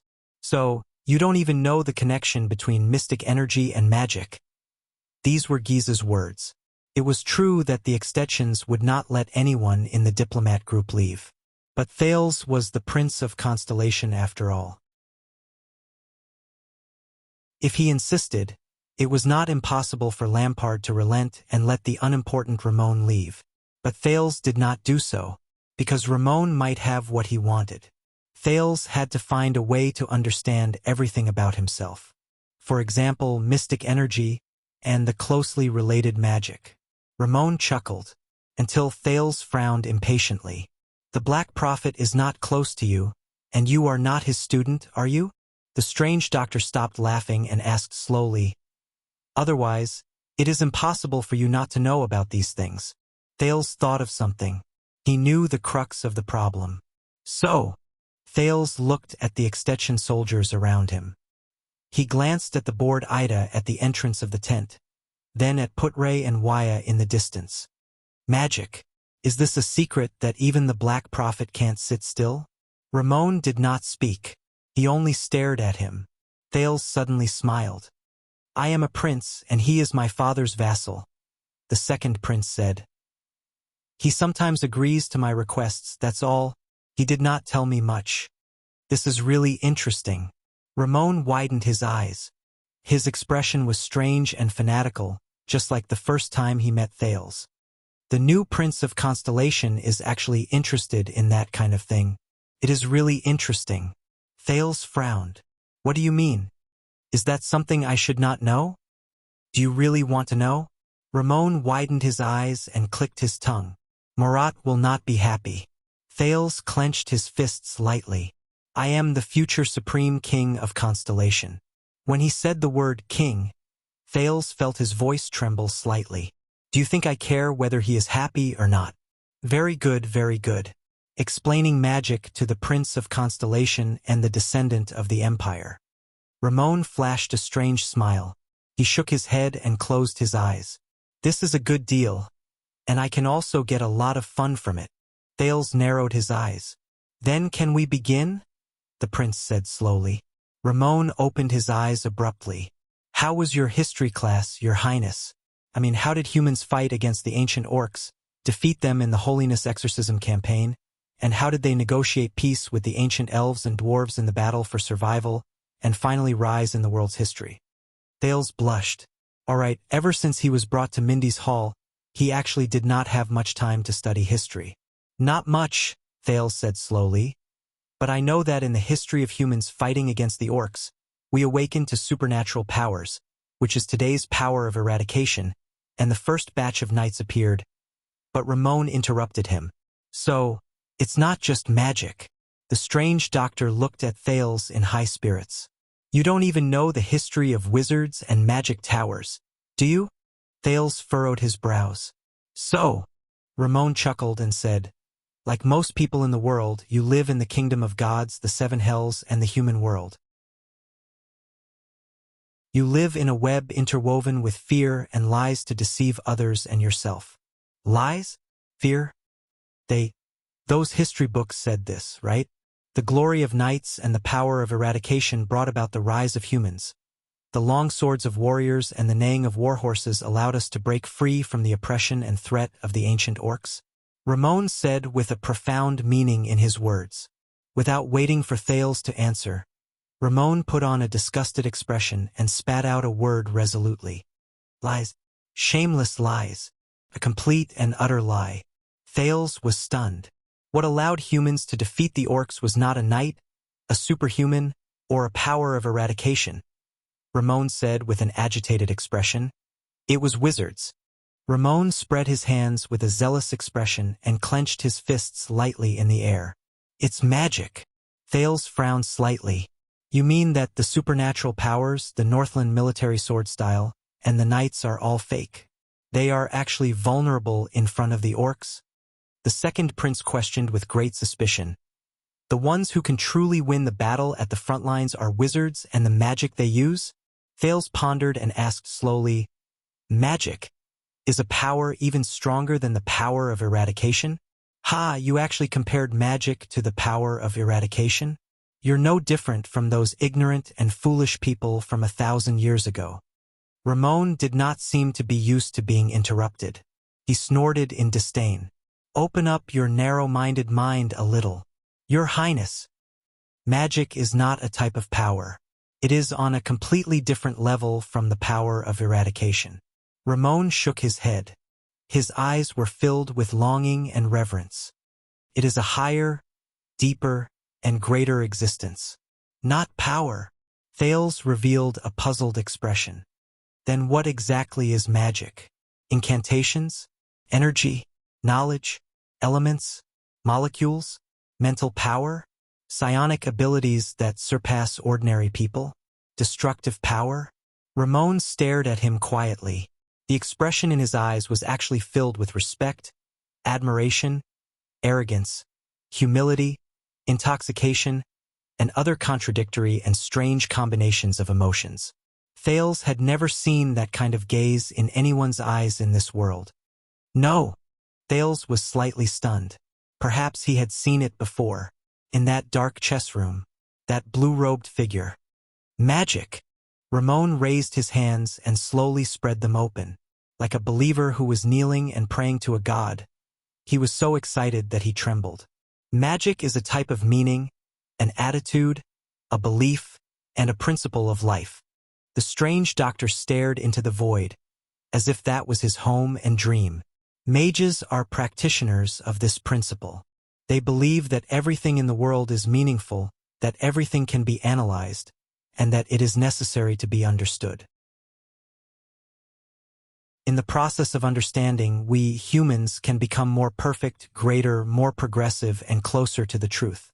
From the pattern of the sun's operation, to the mystery of the origin of life, to human behavior and rules, to the evolution and development of history, everything is within the scope of magic. Magic is the sum total of all knowledge, discoveries, and truths. The progress of magic will bring us a better future. For this, they once entered the tent of the ancient Shawan tribe and designed the first political system in history, the ancient Shawan country. They once stood beside Takmu, the first king of the north, and warned him about his relationship with the orcs. They once stood behind the Iron Blood King and used their knowledge and experience to design and supervise the construction of the humans' last line of defense. They once continuously improved their weapons and skills in the midst of sacrifices and defeats.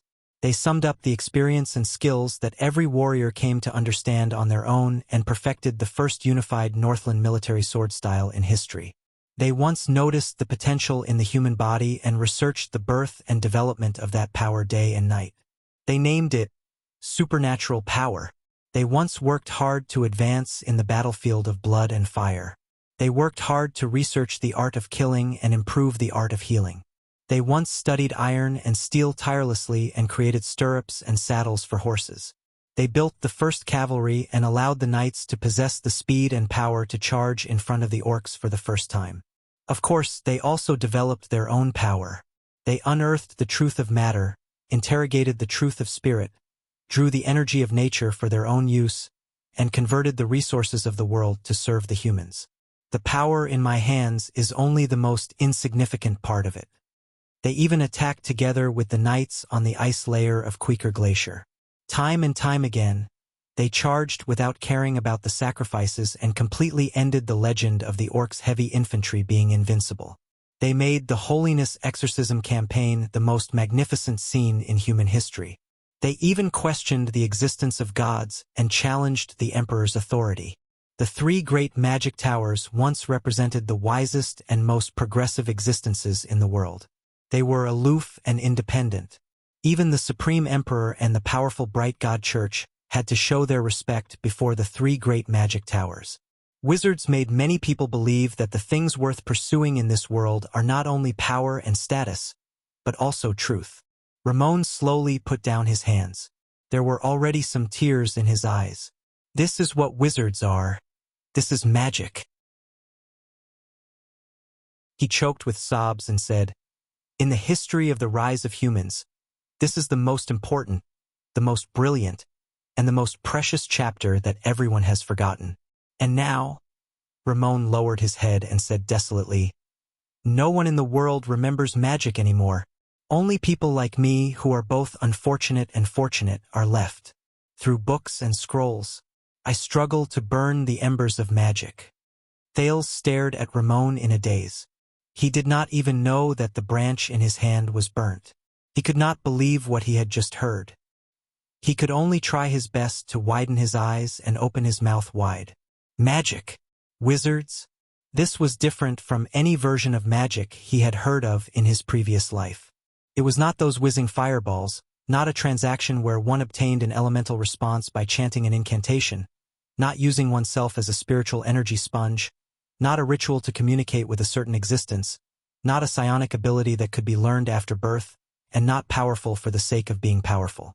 Magic is a kind of meaning, a kind of belief, a kind of principle. Thales was completely stunned. At that moment, Asda's words kept echoing in his mind. Wizards seek the truth of the world. With all kinds of ingenious methods and wisdom, they use the resources and energy of the world to serve a better world.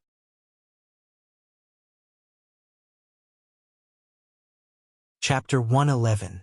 Extet, on the road from Black Sand region to Dragon Cloud City.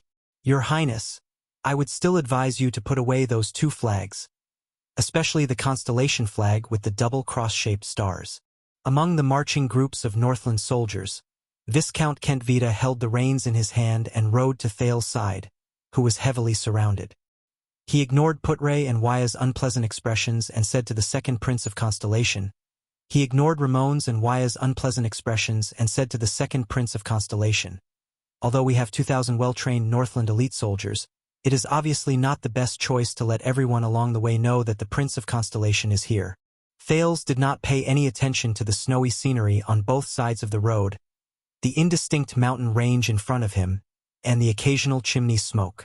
The reason why he missed the majestic scenery of the snow-covered mountains in Northland was partly because he was still thinking about what Ramon said 2 days ago, and partly because of the horse beneath him.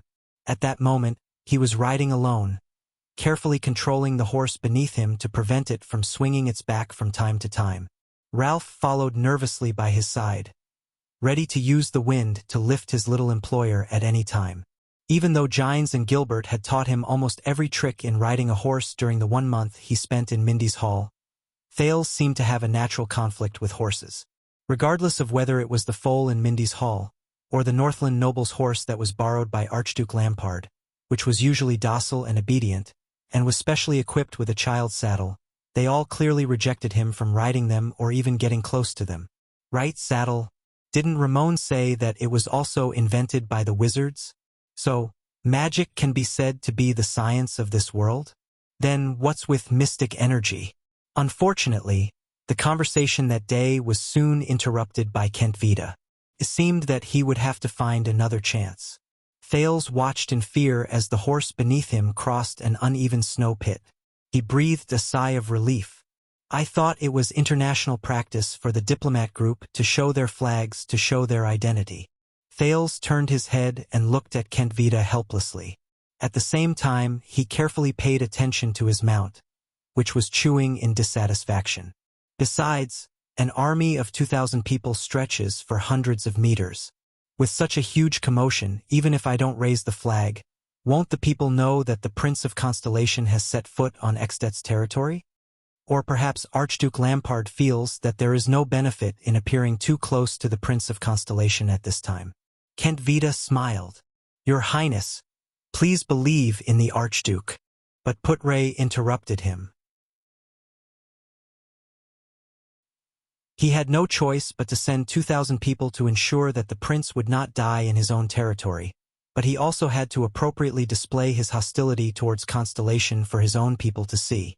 Putray slowly smoked his pipe and sneered. Archduke Lampard's situation is actually very difficult. He mobilized his territory at all costs, but he was unable to take down Broken Dragon Fortress. It's really too painful for him. Kandvita's expression turned a little unpleasant. It did not show up when they were traveling and fighting, but Thales had a feeling that once he started interacting with people, Vice Diplomat Putray seemed to have returned to the battlefield where he was most at ease. Kandvita came to Thales' side a few times during the journey and intentionally brought up political topics, but Kandvita rebutted him with words that were sometimes humorous and sometimes embarrassing. You should talk to King Nuvan directly, not a strategist under the Archduke of Black Sand region, Putray explained calmly in private. Lampard officially withdrew his army 2 days ago, and the diplomat group departed at the same time. As the horses jolted, they would walk out of the northern plains today and enter the Sighing Hills. The southwestern part of the hills was still the territory of Black Sand region, but the northeastern part of the hills was the territory under the jurisdiction of Extet's Archduke of Reformation Tower, the Trent Ida family. Even though Thales had rejected Archduke Lampard's offer of goodwill and alliance without hesitation, Archduke Lampard still generously allocated 2,000 men to protect Thales on the journey.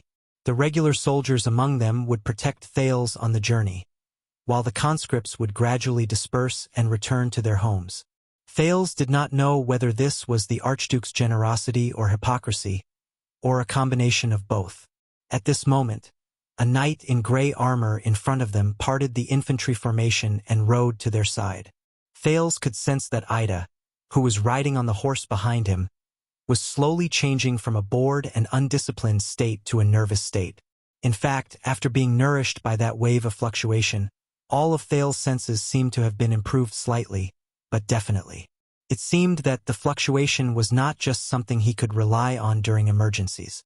Its existence was also slowly changing Thales' body, but this was precisely what Thales was most worried about. He did not quite remember what happened during the time he was dead, when Serena grabbed him by the neck, or rather, he lost consciousness for a short period of time. But Thales kept feeling that he had experienced something important, and after he woke up, that fluctuation appeared. Raymond Pass is right in front. The knight in gray armor in front of them was the supreme class elite who confronted Araka on the battlefield previously. He was the Fire Knight Tolja. He solemnly reined in his horse and rode in the same direction as Thales. He solemnly said, "There is a village there. We can rest and eat. We will continue to move forward in the afternoon, and at the same time, let the scouts scout out the area. After all, we will soon reach the Archduke of Reformation Tower's territory."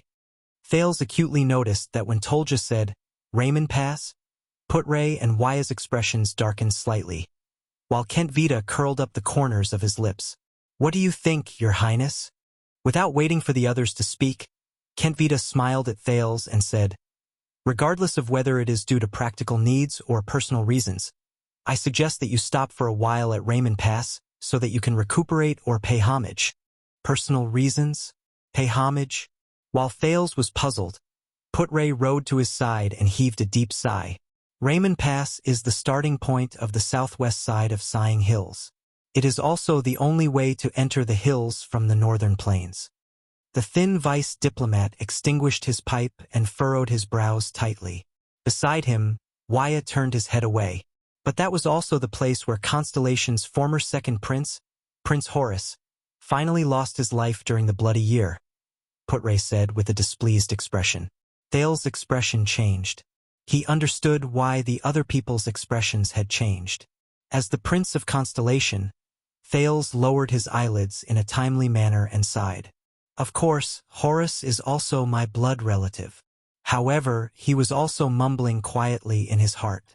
Did the genius swordsman of eradication in Kessel's words, and the royal general with cruel military rules in Sonia's words, die here? But this is also a chance to further understand the truth behind the Bloody Year. He turned to Putray. The cause of the prince's death? At the end of the Bloody Year, the winter was unusually warm. King Nuvan gathered 7 archdukes and an army of nearly 100,000 men. They had sufficient rations and weapons to besiege the fortress, which had few troops. Putray sighed in response to Thales's question and was the first to answer. At that time, the southwest battlefield in Constellation had reached a critical juncture. Duke John had the last main force of the rebel army pinned down at Blade's Edge Gap. Victory in the battle to quell the rebellion was within reach, but this also meant that they could not go north to provide aid. The reinforcements from Broken Dragon Fortress were nowhere in sight. Putray shook his head and put away his pipe. His gaze was complicated as he said, "Catapults, siege crossbows, mystic guns, and countless troops who went up to the city walls." Faced with an incessant and fierce attack that disregarded sacrifices, Prince Horus believed that it was only a matter of time before Broken Dragon Fortress was breached. So he took the risk and attacked. He brought a small number of troops to cross the pine forest in secret and broke into the rear of Extet's supply line. Wuxia let out a deep sigh. The next person to answer was the Extetian commander. "That was a risky choice," Kentvita said with a chuckle. Obviously, this was Constellation's miscalculation. Horus lost the gamble and paid the price for it. Wuxia stared at him indignantly. "That was a good choice. At least it went straight for your vital parts." Putray replied with a cold snort. Thales frowned. For a moment he did not know how to answer. With his status, it was best for him not to say anything at that moment. He had heard Gilbert's story about the tragedy of the royal family during the Bloody Year. In his story, Horus had fallen into the Extetian's trap. Gilbert's statement that there were no reinforcements for 3 hours seemed to imply that Horus's death was the same as that of the other members of the royal family. He was framed. But from what Putray and Kentvita said, it seemed that Horus had taken the risk and attacked. He only had himself to blame. Moreover, they were so far away from Constellation's border. Was it not normal for them to be without reinforcements for 3 hours? He needed to understand more. At this moment, Tolja, who was beside them, spoke up. That was indeed a wise choice. When Kentvita heard this, he looked at the Fire Knight with a displeased expression. Tolja's solemn voice made Thales furrow his brows. Horus succeeded halfway. He burned nearly a quarter of our supplies. Our supply line was too long and fragile. What he did at least bought a lot of time for Broken Dragon Fortress, Tolja said solemnly. He sounded as if he was complaining about Horus's injustice. If we hadn't noticed it early, King Nuvan would have stopped attacking the city, retreated the main forces at the front line, and set up an ambush on the way back to the fortress. Yes, we blocked Horus's way back from the pine forest and forced him to the plains. Viscount Kentvita snorted, seemingly dissatisfied. Just like how we surrounded a fox. Putray's expression darkened. Thales was also very embarrassed. Wuxia, on the other hand, had an indignant look on his face. Any Constellatiate who heard an Extetian tell the story of how they killed the Prince of Constellation would probably not be happy. That's not fair. After all, he only has a little more than 1,000 men. But Lord Tolja spoke again. He said solemnly, "We used an army that was nearly 20 times our number to surround Horus on the plains. But his warriors were elites who had gone through hundreds of battles. Their willpower was as tenacious as the Northlanders. Under their counterattack, the Archduke of Elefure City's troops suffered heavy casualties.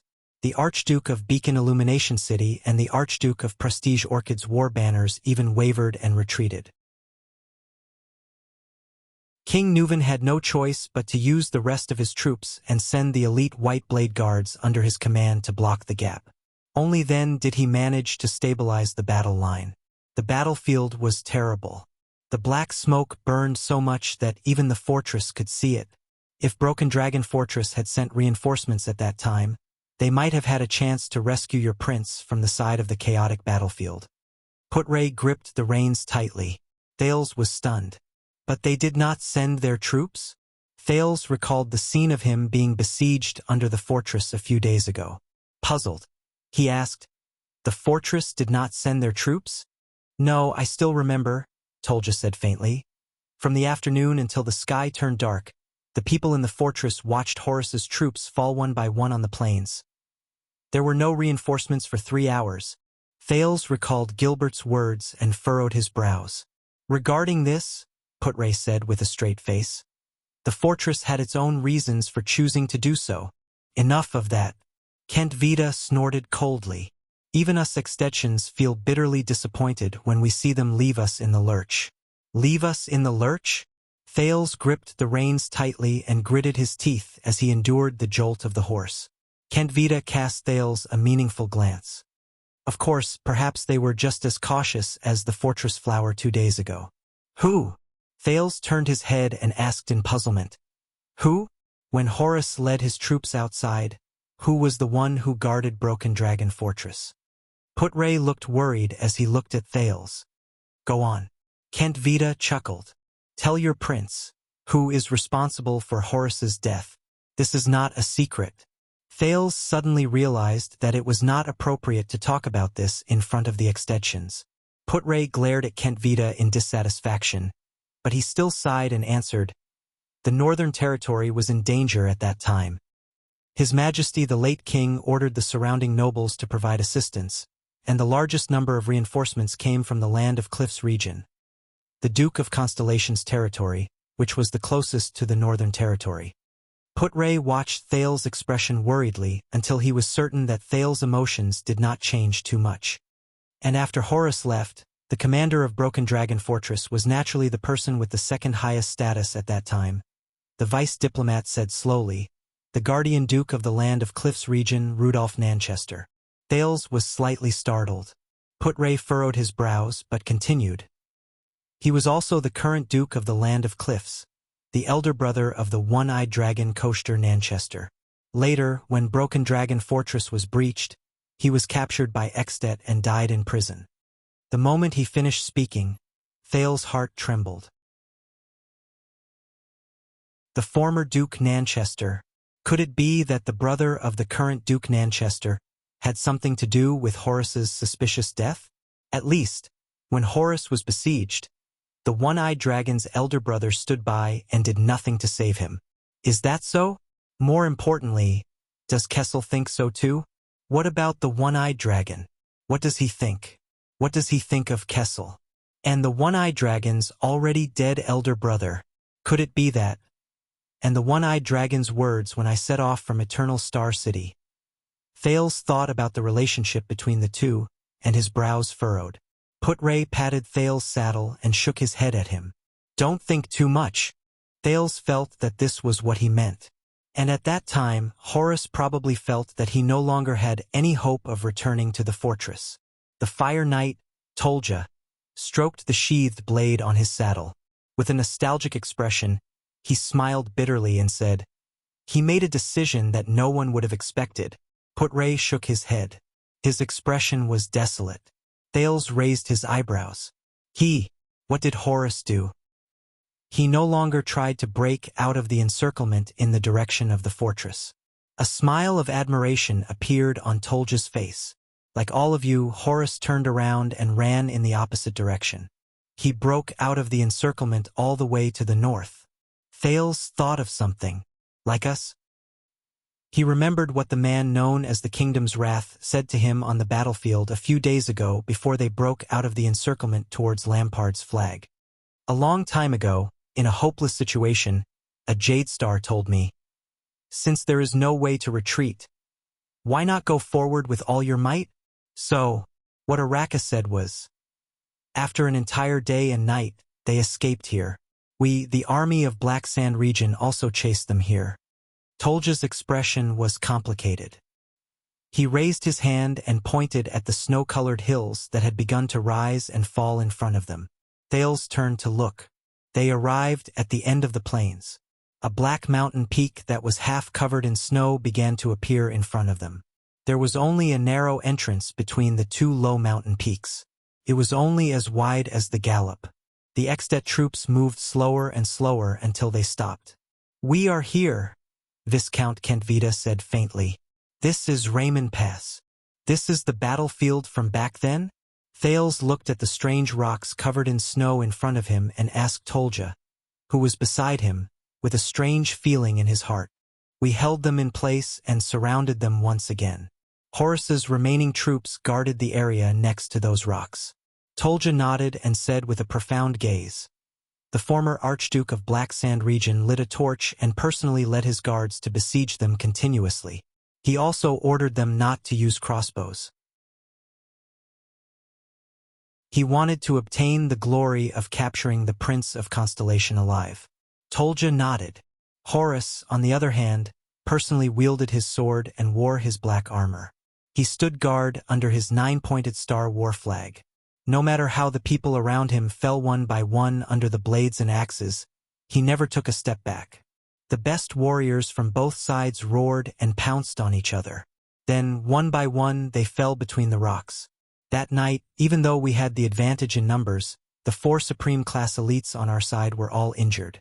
One of them even lost his life there.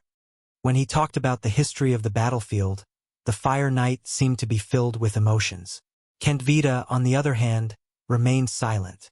He only looked at Tolja with a frown. Horus pierced my chest with his sword. Before he could stab me again, I was snatched away by someone behind me. Tolja sighed and touched his right chest. Thales furrowed his brows. The sword of reversing light? Huh? His Highness Horus's sword skills came from the Tower of Eradication. He also experienced the baptism of the army and the battlefield. In the history of the Jadestar royal family, only the enemy of the wolves can compare to his bravery, Putre said slowly as he stared at the strange rocks in front of him with a profound expression. Thales felt Ida snort softly behind him. The old Archduke of Black Sand region gave up on his goal. He realized that his intention to capture Horus alive would only cause us to suffer more casualties. In the final, fierce battle, Horus, who was wounded more than 10 times, beheaded the unceasing fire to rend. Then, his heart was pierced through by a sword.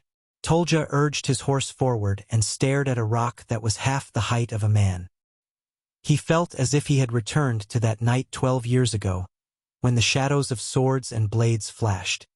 Prince died here. Kentvita shook his head. This place will probably become a tourist memorial in the future. Wyatt glared at him mercilessly.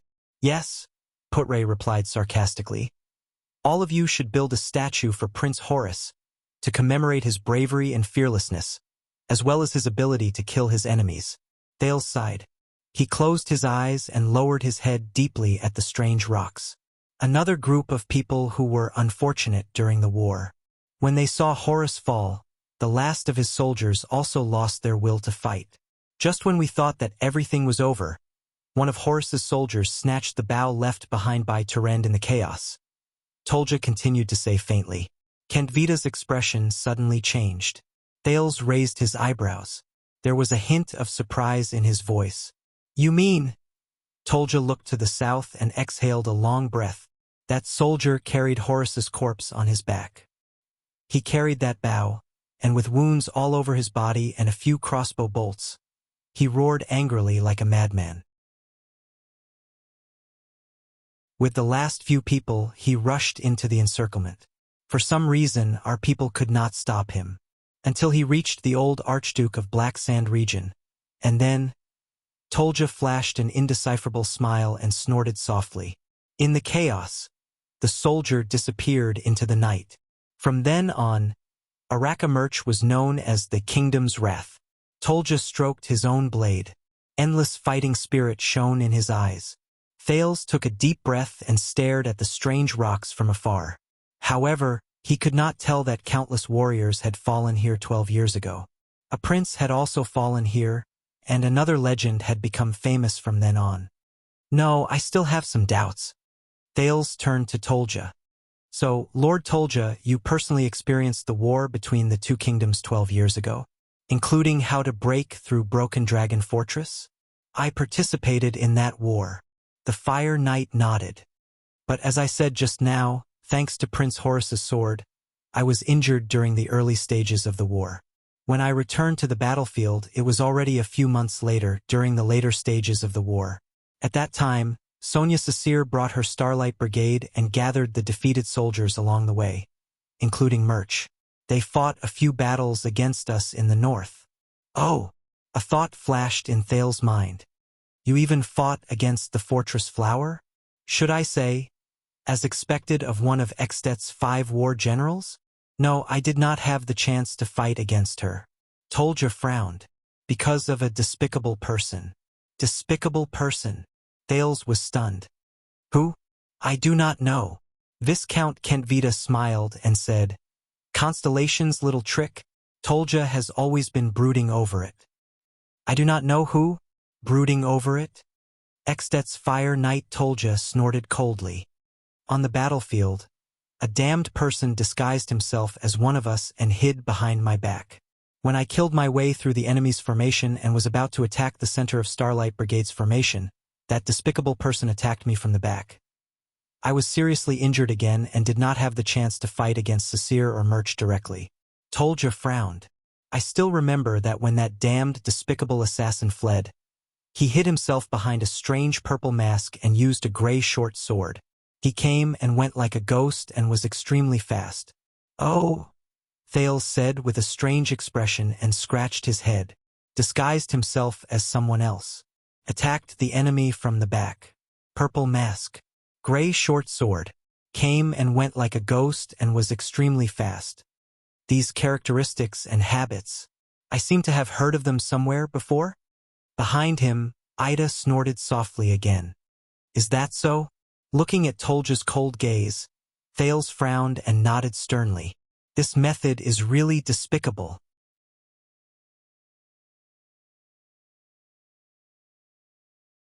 Chapter 112.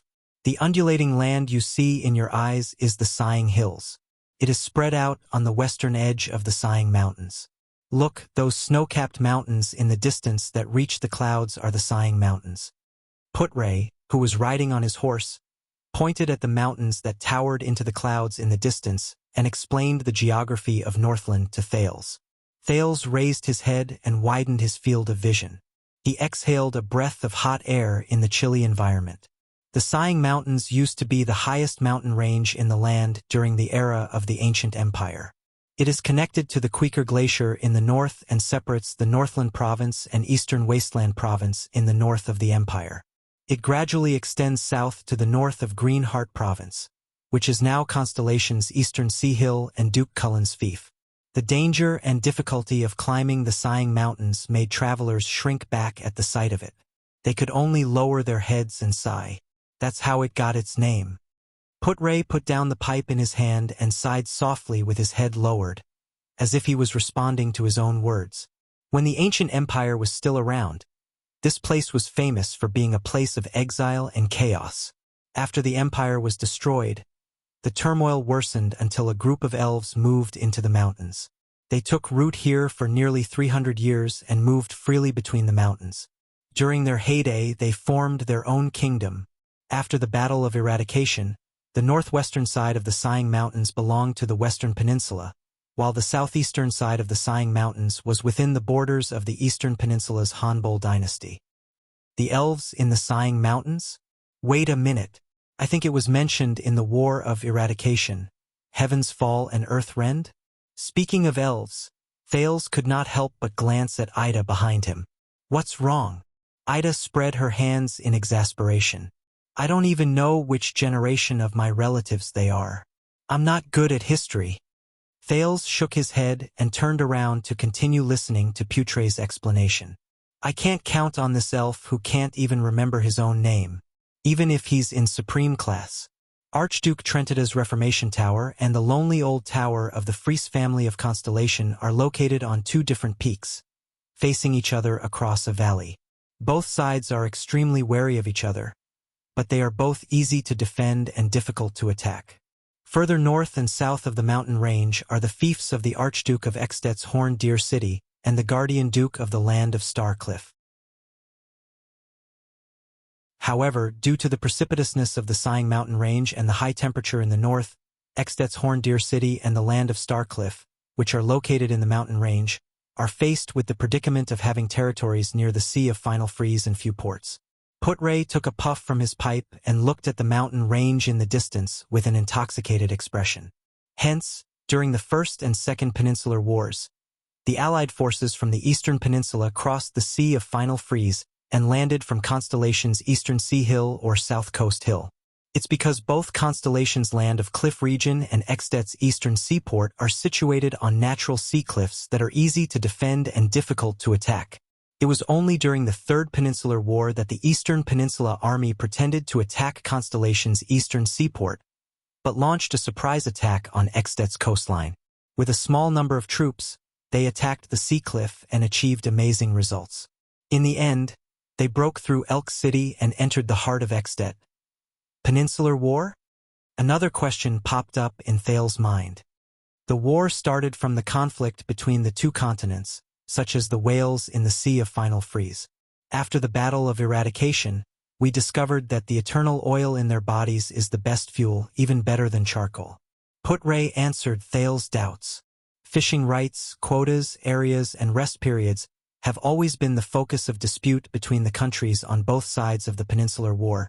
These were the main topics of discussion during the Fourth Peninsular War. Of course, after the Third Peninsular War, the political situation on both sides of the Peninsular War changed too much. We became enemies with Extet, while Main Nox fell into a struggle for supremacy in the Eastern Peninsula with Hanbol. In the end, under the virtuous King Mindys III's new policy, we formed an alliance with Main Nox while Extet became close to Hanbol. This caused the Fourth Peninsular War that started in year 468 of the calendar of eradication to become a world war in name only. The flames of war were no longer limited to the tangled forces of one side and crossed the sea to invade another side. Instead, it affected every corner of the world. Thales remembered the smiling middle-aged king of the three constellation kings in Mindy's Hall, the portrait of his head carved on the silver coin, and the burn scar on his chest. He then remembered the pair of blood clan sisters in Corleone and the so-called Starry Night Alliance. Thales shook his head and chased these thoughts out of his head. Do you not agree with Mindys's foreign policy? The prince asked curiously. That is not the case. Putray shook his head. Forming an alliance with Main Nox is the trend of the times.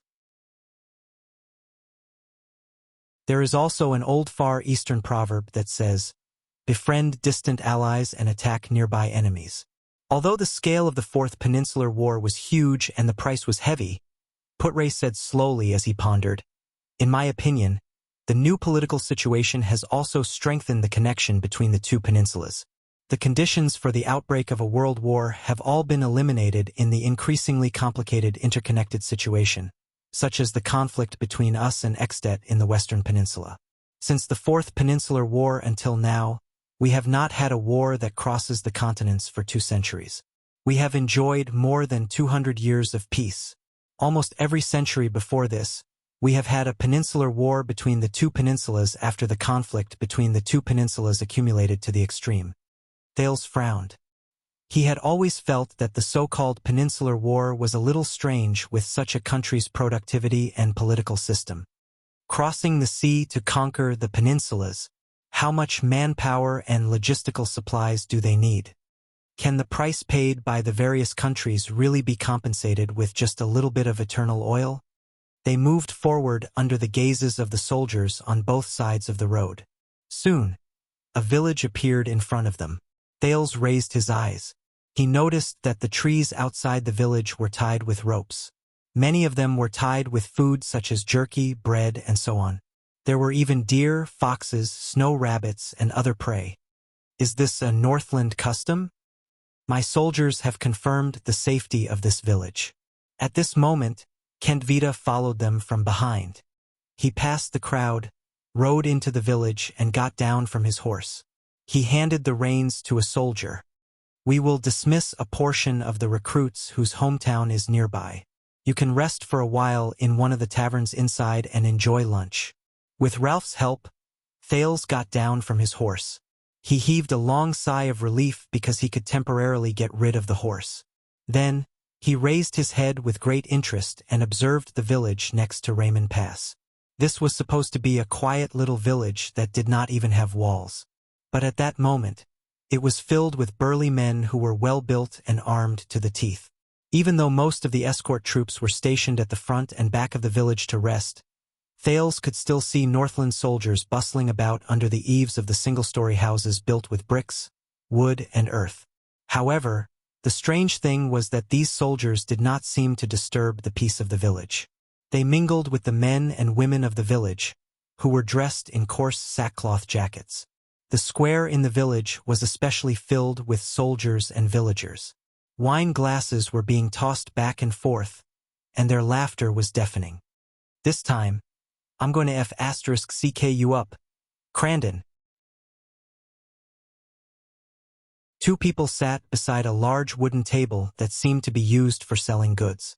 A village-like man slammed the table full of wine glasses with great force.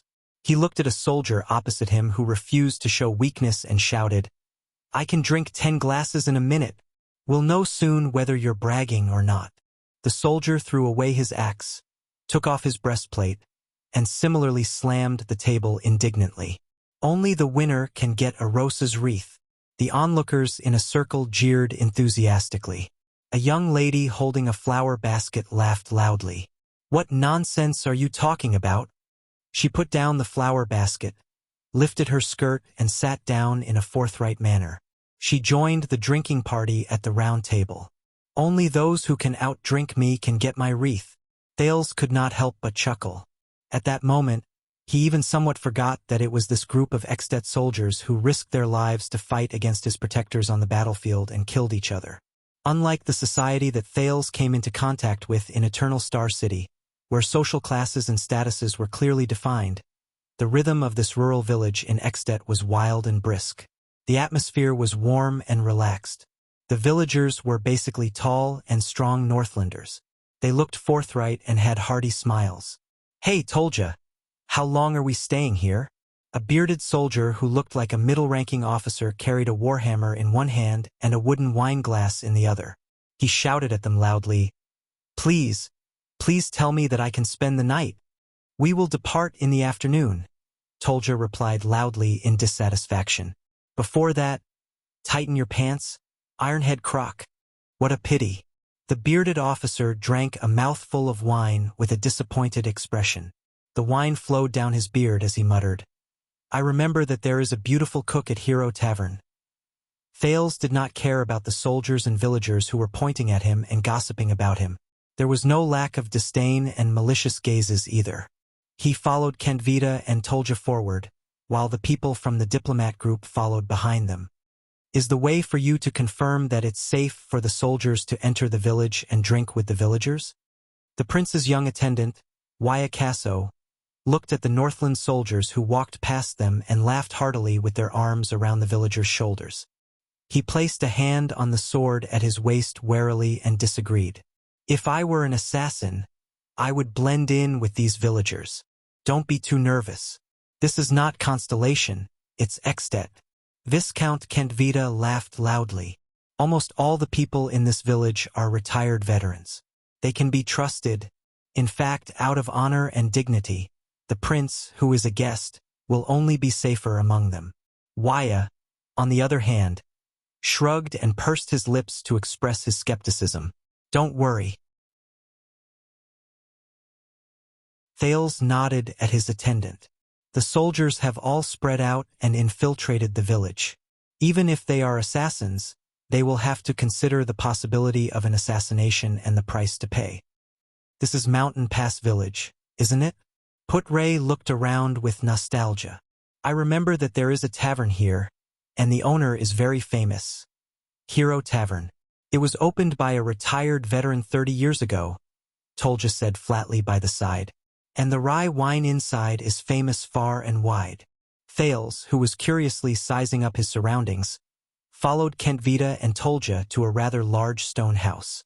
There was a huge signboard with a wine glass hanging on the door of the stone house. The Fire Knight pushed open the two doors and walked into the bustling Hero Tavern. Thales followed him into the warm stone house and shook off the cold air behind him. He watched as the tavern filled with customers instantly quietened down. Many people cast their gazes on them.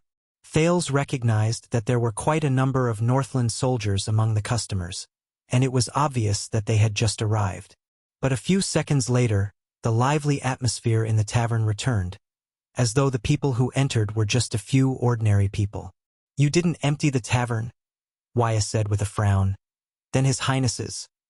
A coarse and old voice rang out like an explosion. "Brat, this is my tavern."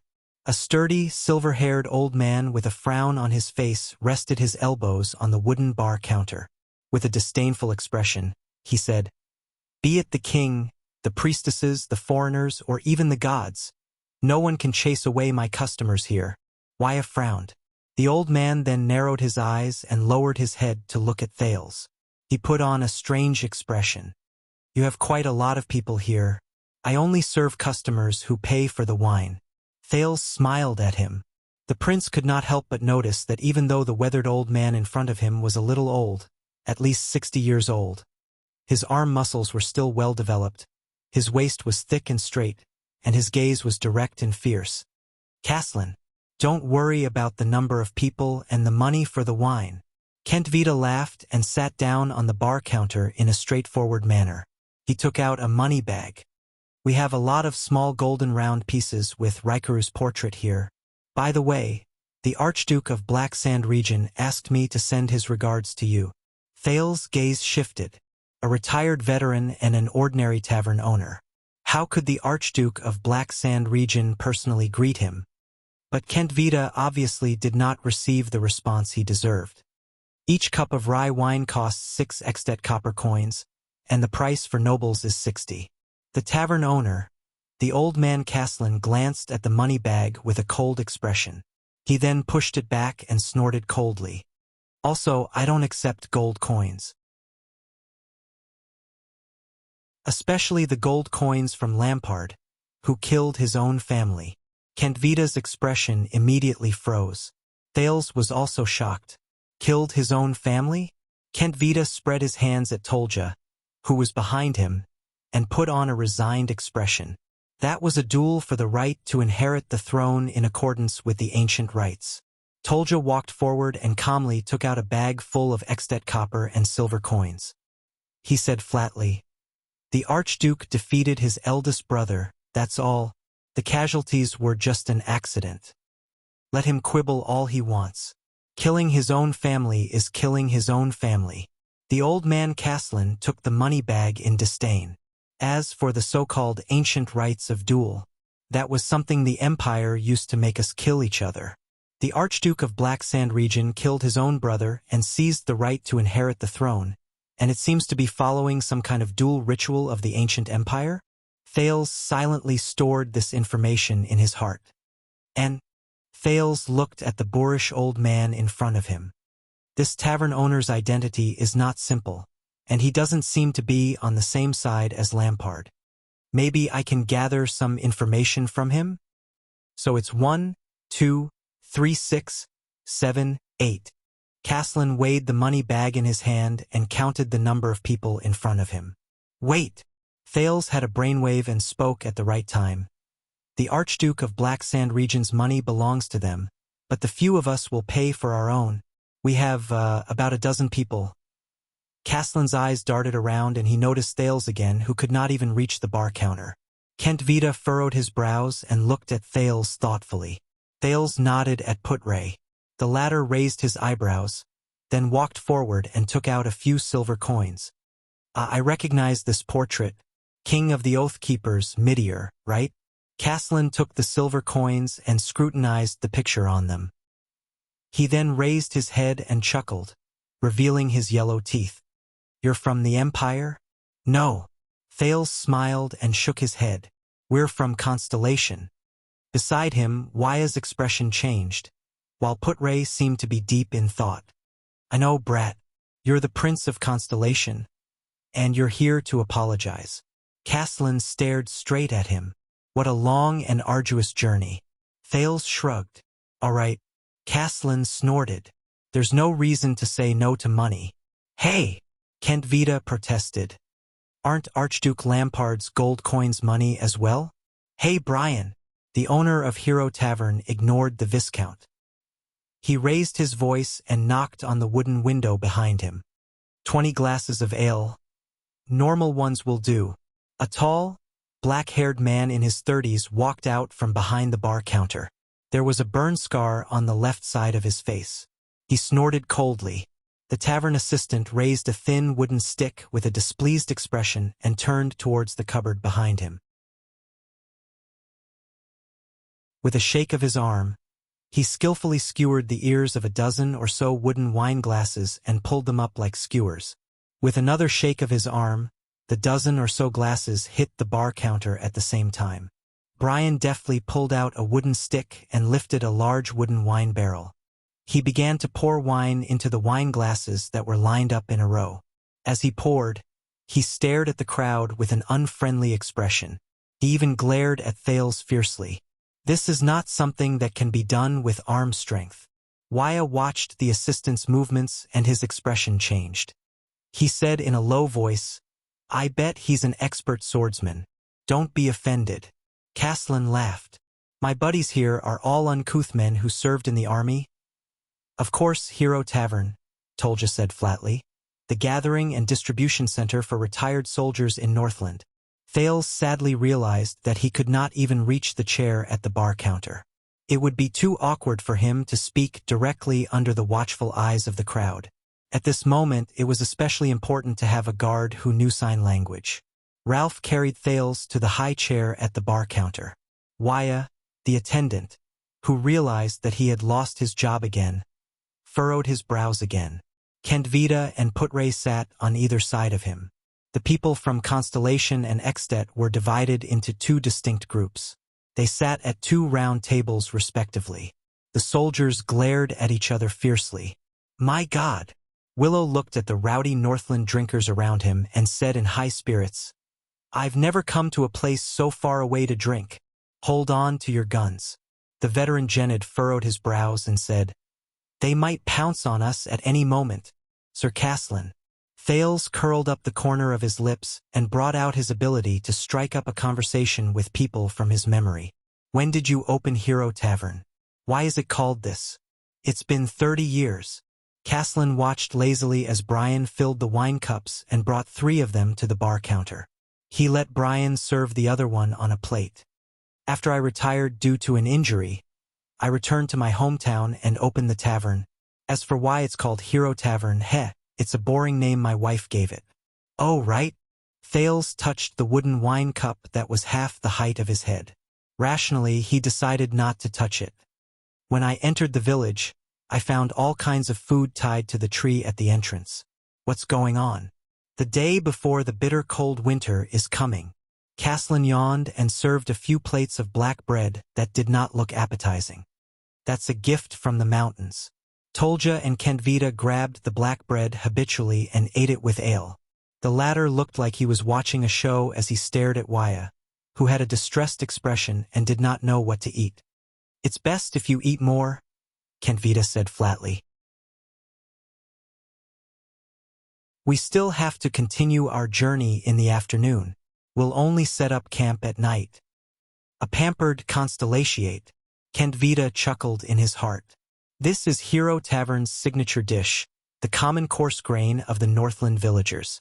Wuxia frowned as he stared at the black bread in front of him. Putray sighed and grabbed the bread. "It seems like this will be our lunch today." It was probably Kentvita's deliberate action to test the prince's attitude or to take revenge for the prince's indifference. But immediately after, everyone watched in astonishment as the Honorable Second Prince of Constellation, His Highness Thales Jadestar, grabbed a thick and hard piece of black bread with both hands. Then, he took a bite without a care. His expression made it seem like he was not eating the black bread that was difficult to swallow. But, a gift from the mountains? Thales chewed on the hard bread in his mouth and curiously asked in a muffled voice, "The day before the bitter cold? The taste is actually not bad. I only need to chew and chew it. It's not like the black bread in the Brotherhood, which needs to be roasted with fire when it's bad." Caslin's expression changed. He looked at Thales with an increasingly amused gaze. "The day before the bitter cold is a weather unique to Northland. At that time, Northland will welcome the coldest period of the year. The amount of sunlight will be drastically reduced. Those who go out must wear extremely thick leather jackets and bring along enough fire supplies. They cannot go too far either. The time for outdoor activities will be reduced to less than 3 hours every day. Putray stared at Thales, who was eating with gusto, with a strange gaze. It's because I travel outside all year round that I've developed a tough mouth and a good appetite. But the prince... Wuxia ate a mouthful of bread with a distressed expression. He felt like vomiting, but when he saw Ralph beside him, who was also enjoying it, his appetite and fighting spirit were instantly reignited. The day before the bitter cold will last from a few weeks to a month. Putray continued saying, as for the gift from the mountains, that's a gift to the gods. The owner of the tavern, the old Castellan, chuckled and took over the conversation. The first prey that is hunted and the first food that is touched will be hung on the treetop, and it will belong to the gods. Only travelers who have to go out during the day before the bitter cold winter can take it. It's a gift from the gods. Gods? Thales swallowed. Which gods are they? Sunset, bright moon, and dark night? In his memory, the more famous gods in Eternal Star City who also had their own temples seemed to be these three. But Castellan chuckled. None of them. What we commemorate is the gods that have been passed down since ancient times in Northland and even the world. They are generous gods who look after the land and the mountains, and protect the travelers in the wild. People call them the Master of the Mountains. Constellation, the Western District of Eternal Star City. The entrance of the Western District Police Station. Sorry. Captain Cohen Caribbean has taken a month's leave. The secretary of the Western District Police Station, Miss Yura, looked at the young girl with short brown hair before her with a cold expression. I mean, at least a month. Taller than me. Longer legs than me. Perkier but than me. Miss Yura thought indignantly. Fortunately, my breasts are bigger than hers. Immediately, Miss Yura straightened her proud posture, stroked her long red hair, and said proudly, if you want to look for him, you can leave a message. I see him often, I can help you pass the message to him. Also, not as feminine as me. Looks like a boy. Miss Yura sized up the brown-haired woman before her. The other party slowly furrowed her brows and said, is that so? He's not here. She also speaks in a gruff voice, not like a woman at all. As Miss Yura thought of this, she immediately felt a lot better. That's a croaky voice. She would never admit that it was heroic. The brown-haired woman was silent for a while, quietly watching Miss Yura. Miss Yura felt a little embarrassed.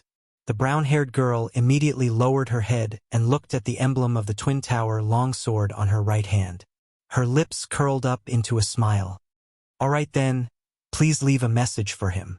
The brown-haired girl looked at Miss Yura's expression and said with a playful smile, just say. Under the secretary's impatient gaze, the brown-haired girl licked her lips. That day at Red Street Market, the woman lying in his arms misses him. Miss Yura's expression changed as if she had been struck by lightning. Red Street Market. Lying in his arms, woman. Miss him. Miss Yura widened her eyes in disbelief. She furrowed her brows and looked at the woman before her with an uncertain expression. How could this be? This woman? With the handsome Captain Cohen? She actually?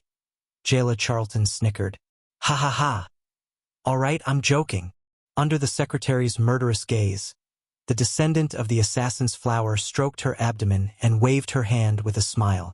I've only met that blonde, green police officer once.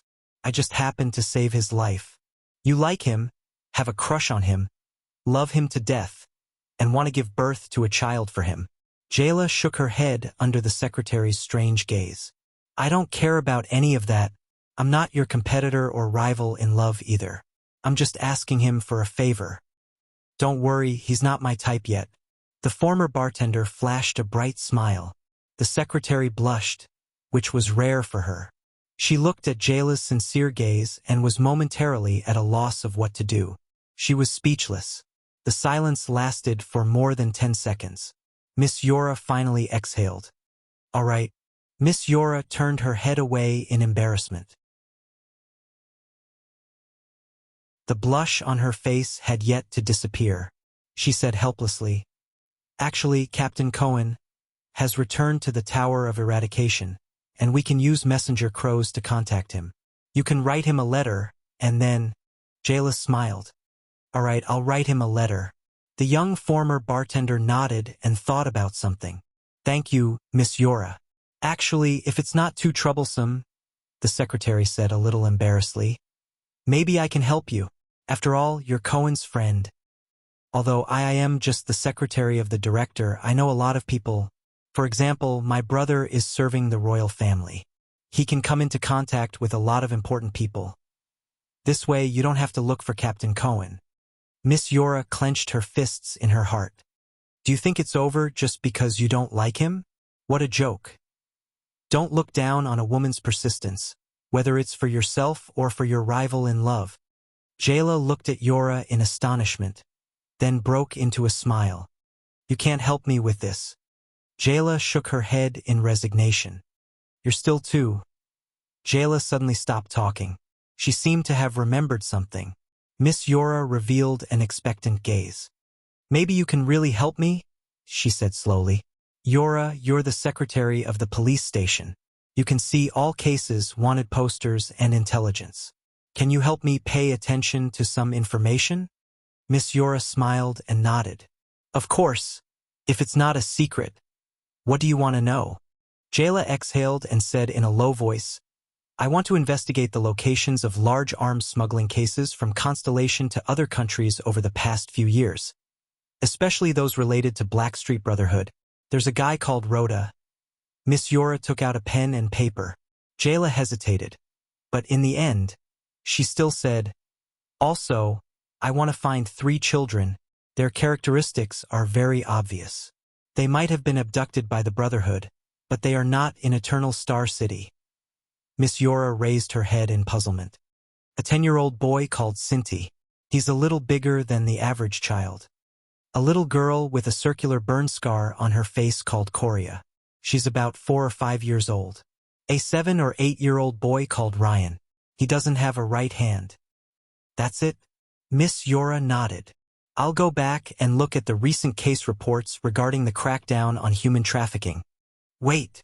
Jayla raised her head and said with a serious expression, I'm looking for another little boy.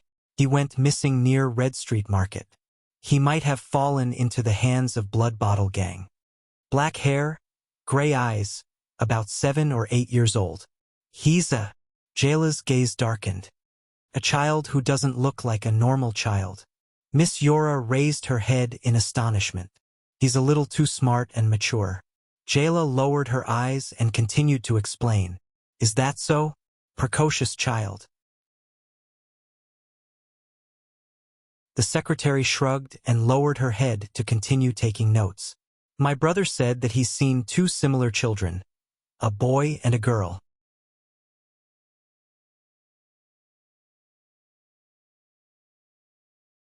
Chapter 113. Master of Mountains? Thales was stunned. How come I've never heard of it? Because this god does not have a representative in the human world. It does not have a temple or a church, Putre explained with a chuckle. There are even very few credible records of the manifestation of divinity. It only exists in the stories and legends that are passed down by the people. And for the travelers in the wilderness, worshipping the Lord of the Mountains is more of a kind of safety and peace of mind when traveling far away. The gifts from the mountains are more like a ritual to help the travelers overcome the harsh cold. Passed down by word of mouth? During the era of the ancient empire, the Master of Mountains was once the common belief of all humans. Not only us Northlanders, but also you, the Redalians who built the empire at the center of the world, the Kalanzarians of the southwestern land of thorns and dragon-kissed land, the barren bone people of the Great Desert, the Nada robbers of the Near East, the Kisari who graze on the eastern plains, the dark-skinned red earthlings in the extreme south, and the Kasai who roam the islands. Other than the Far Easterners, almost all humans know and acknowledge the existence of the Master of Mountains. The old Castellan drank a mouthful of ale and said with emotion behind the bar counter. But now, even in Northland, this simple belief can still be seen in the simple and honest countryside. The name of the Master of Mountains has disappeared, just like countless precious Northland traditions. All that is left are the great temples wrapped in power and money. The Redalians and the Northlanders? Thales curiously lowered his head and nibbled on the next piece of bread. I remember the title of the Supreme King of Constellation. Yes, we all know. Archduke Lampard's strategist, Viscount Kentvita said with a mocking laugh. The common ruler of the Redalians and the Northlanders of the Western Peninsula. But I sincerely suggest that you omit the latter part in Extet. The Northlanders have never acknowledged your rule over us.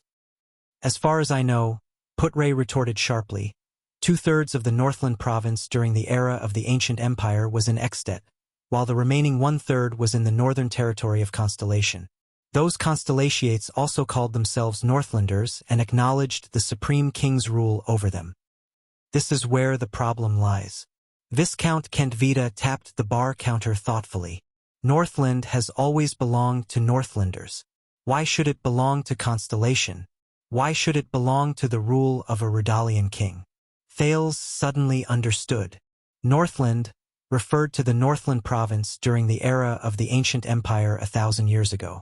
It was a geographical concept, and Northlanders referred to the human race that existed before the empire was built. They lived on this land. As for Extet, it was a country that was built after the Battle of Eradication. The weight it carried was far less than Northland, let alone Northlanders. Just like how Constellation was a country that only existed after the Battle of Eradication, the humans who lived in Constellation were known as the Redalians thousands of years ago. By the looks of it, they seemed to be the main race of the ancient empire. Today, Northlanders and Redalians had long since mixed together in Extet's Black Sand region and Constellation's northern territory. Thales lowered his head and inadvertently saw the wheat residue that had settled in the wine cup. He suddenly remembered the Sunset Pub in the underground street of Lower City district of Eternal Star City, the careless female bartender Jayla, the fierce-looking fat chef Edmund, and the owner of the pub who only showed up once or twice. Why? Because of history, Putre said flatly. Today, whether it's Black Sand region or the Northern Territory, the Redalians and Northlanders have lived together for many years. There is no longer any distinction between them. Humph, that's the land and people you snatched from Northland, Kentvita retorted. For example, Cold Castle 400 years ago, and the lonely old tower 200 years ago.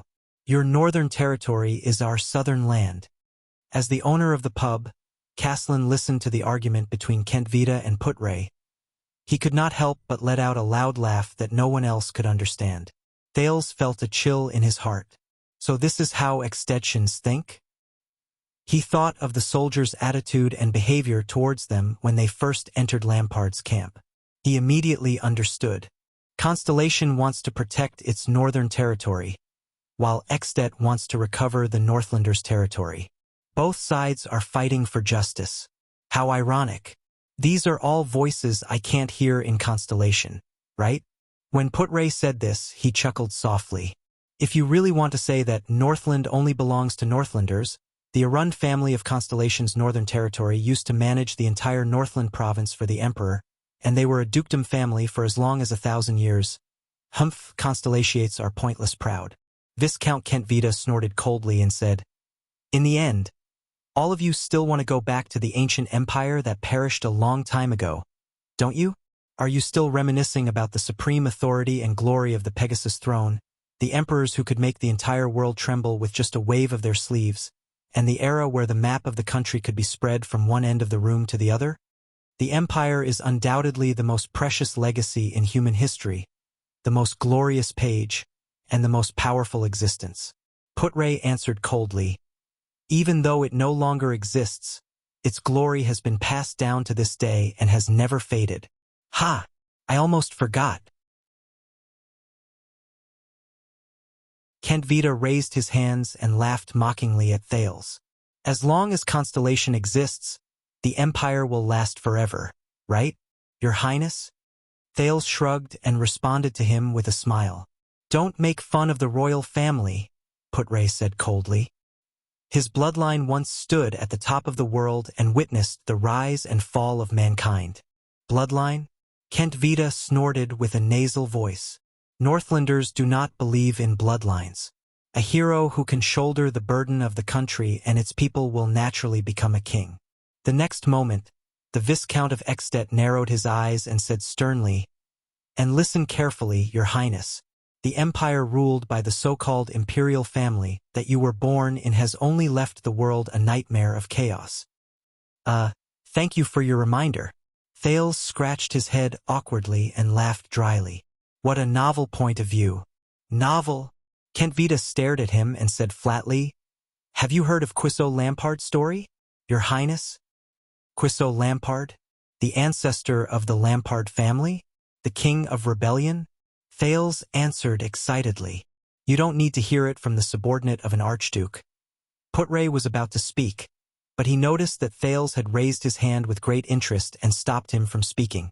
"Please continue, Viscount Kent Vita," Thales said with a smile. "I am very interested in all knowledge." Putre and Kent Vita glanced at Thales in surprise. "Do you know Archduke Trent Ida of Reformation Tower? He is one of the 10 archdukes of Extet." Kent Vita pondered for a while and said quietly, "Reformation Tower is adjacent to your lonely old tower. It is ruled by the Trent Ida family, a famous family of knights in Northland's history. Their family emblem is a radiant blade." "I don't know much about it. Sorry, I am only 7 years old." Thales shook his head awkwardly. "But I am very willing to listen to your explanation. What about the Trent Ida family? What does it have to do with Quisso Lampard?" "It has nothing to do with the Trent Ida family. It is their territory, Reformation Tower, and its surroundings." Kent Vita sighed and said, "That is the easternmost part of Northland. It is also one of the entrances to the Sighing Mountains.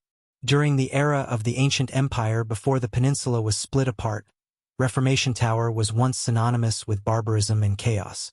Do you know how Reformation Tower got its name?" Thales shook his head cooperatively. "It was once the ancient empire's penal prison and execution ground. Those who went there needed to be recreated." Kent Vita shook his head and said, "Reformation Tower?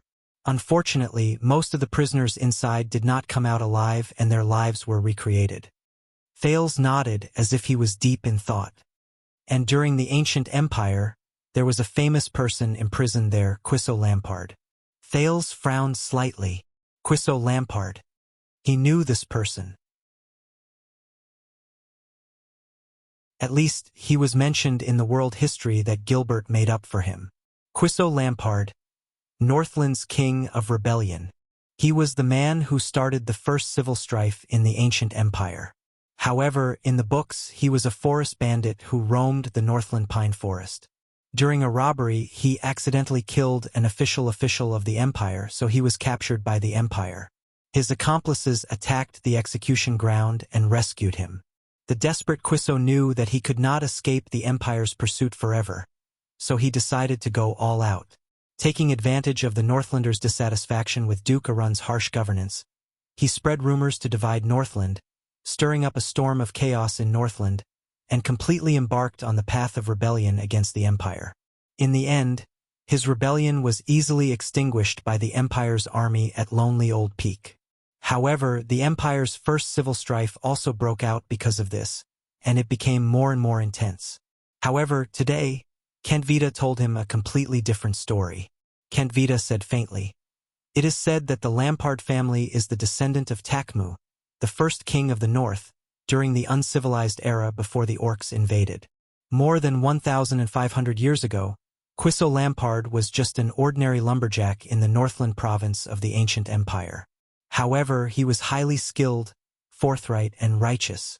He helped the poor and the weak. He was very famous in the area. Even the Northland province's duke family, Arund, knew of him. That was the so-called empire's most glorious era. The elves compromised with the empire, the dwarves became craftsmen. The orcs fled to the glaciers, the dragons went extinct, and only the Far East remained unconquered. Therefore, when the empire's campaign to conquer the Far East was in full swing, Quisso was enlisted into the army. With the glory and pride of fighting for the empire in his heart, he gladly went to the battlefield.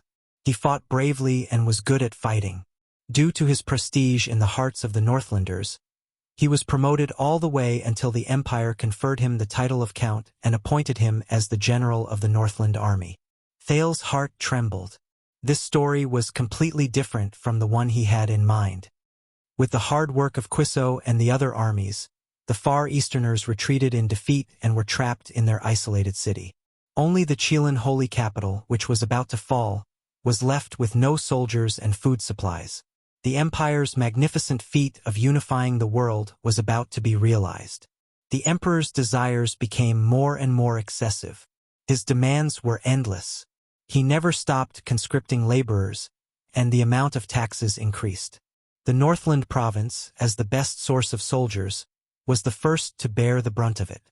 The Northlanders could not take it anymore. They began to resist taxes, escape from labor, and chase away the emperor's tax collectors. They began to face the empire's authority with anger and curses instead of enthusiasm and obedience. Therefore, Duke Arund, the emperor's servants, could no longer collect enough taxes and labor. There were even frequent cases of tax resistance. The empire's servants came up with a solution. They found the most famous person in Northland, the Northland Army's commander, Quiso, who was on his army's rotation break and had returned home to recuperate. Caslin sighed. Putray was silent. Kentvita continued to speak. They persuaded Quiso to become their colleague and go with them to demand the payment of taxes and labor. But Quiso did not agree. They then persuaded Quiso to make an announcement to convince the Northlanders to submit to the empire, but Quiso did not agree. They then used the empire's name and ordered the empire's general to help them find the Northland rebels. But Quiso did not agree either. Quiso said this, "I am loyal to the empire, but I am a Northlander." In the end, the emperor found out about this. The emperor sent an edict. There were only 2 words on it. Kentvita's gaze became extremely cold. He said flatly, "Choose one." Thales felt a chill run down his spine. Choose one. The next thing the Northlanders knew was that Quiso was exiled to Reformation Tower until he proved his loyalty to the empire again. The emperor could not tolerate his general failing to do so, but for a whole year, Quiso did not relent. At the same time, the Northlanders who heard the news became even more resentful. In the end, the emperor, who heard the complaints of the Northlanders, was fed up with Quiso's stubbornness and decided to make an example out of him. He used punishment and fear to intimidate the Northlanders and reassert the empire's dignity. Hence, Quiso Lampard was escorted to the execution ground. There, he watched helplessly as his son was beheaded. His wife was hanged, his daughter was hanged, and his friends were whipped to death. Finally, when it was Quiso's turn, the furious Northlanders and Quiso's subordinates broke through Reformation Tower together. They fought their way into the execution ground, killed the empire's soldiers, and rescued Quiso. When the news spread, the entire Northland was shocked. The people picked up their weapons again, put on their armor, and gathered around the dying Quiso. But this time they did not serve the empire, but to rebel against the empire. Of course you know the story after that. Thales savored the story. It was too different from what was written in the books in Constellation. Yes, Thales said quietly as he pondered. The king of rebellion fought to the end, and his last 300 men. But at the end of the story, Kentvita still surprised Thales. There's only one difference. Kentvita interrupted him, his eyes sparkling. There's no such thing as fighting to the end. Thales was stunned. Quiso had no intention of fighting at all.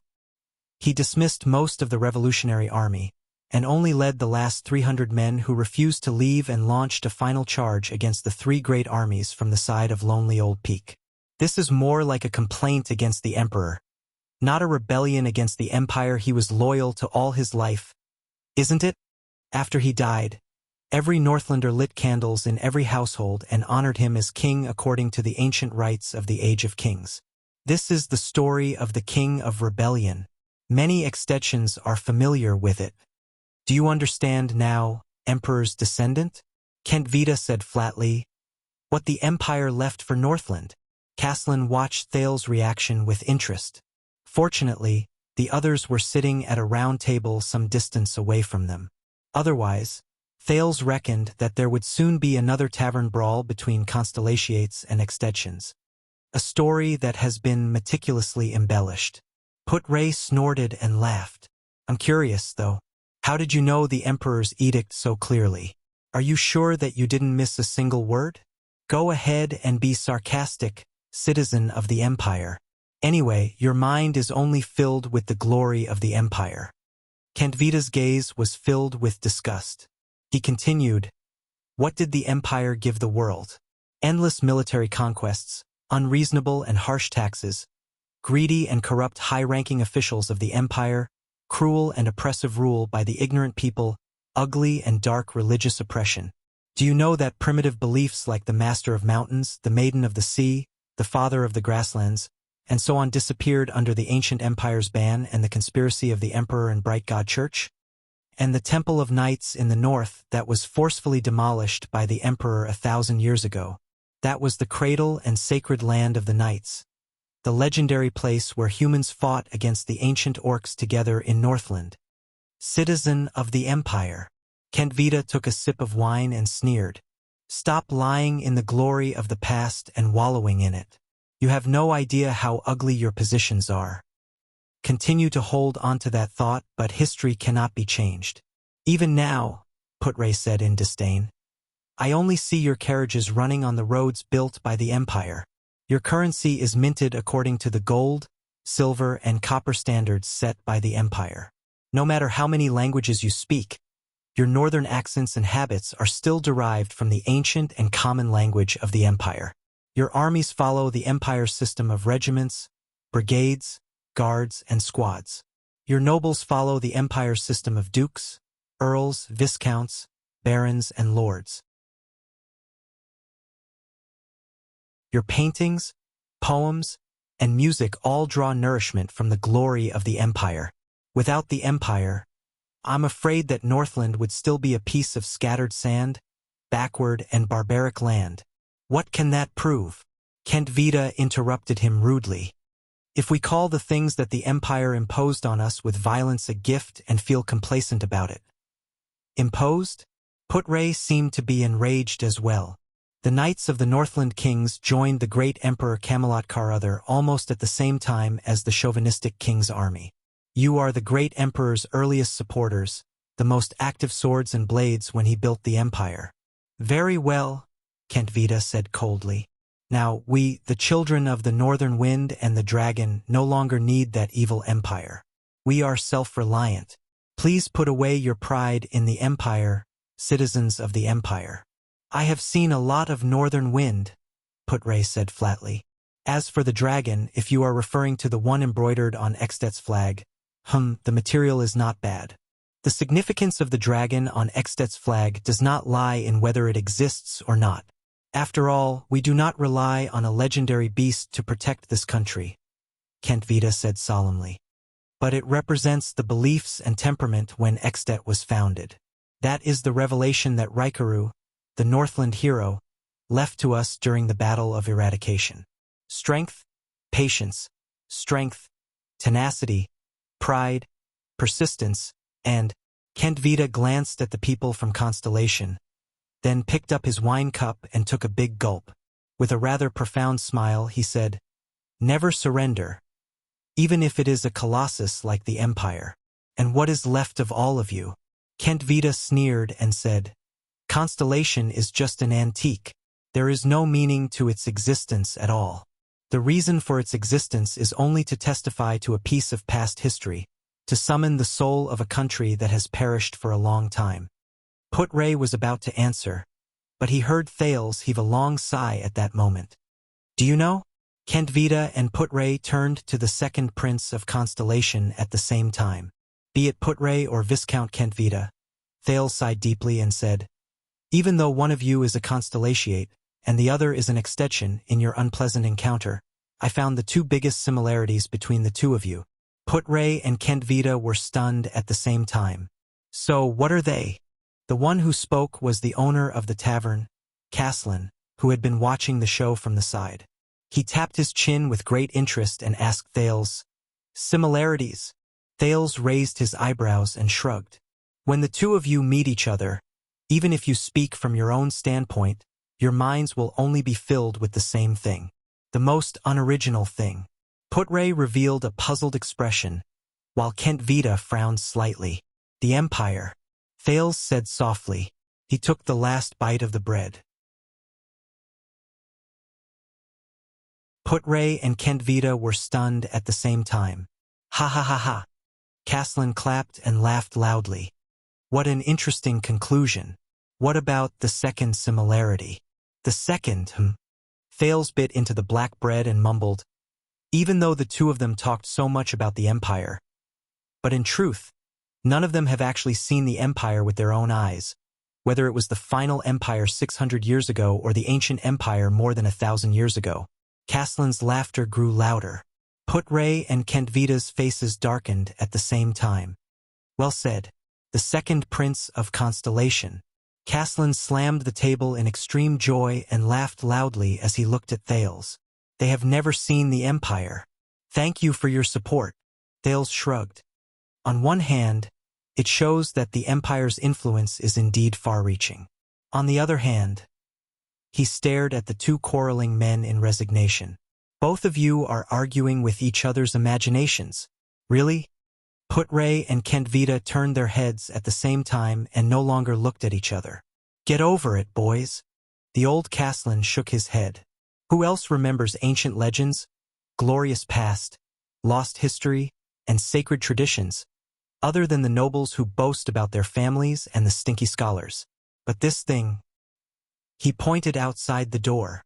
The gifts from the mountains can prevent the young lads from freezing and starving to death when they go out in the cold winter. That's enough. It's useful to people, so it has its own meaning of existence. The Master of Mountains has not disappeared. It has always lived in the cracks of every day before the bitter cold, and lives in the gratitude of travelers who pluck food from the trees. As for the dragon and the Empire, Caslin sneered. It's the same principle. Putre and Kent Vita did not speak anymore, but their expressions were unpleasant. Thales flashed a bright smile. Asterisk bang.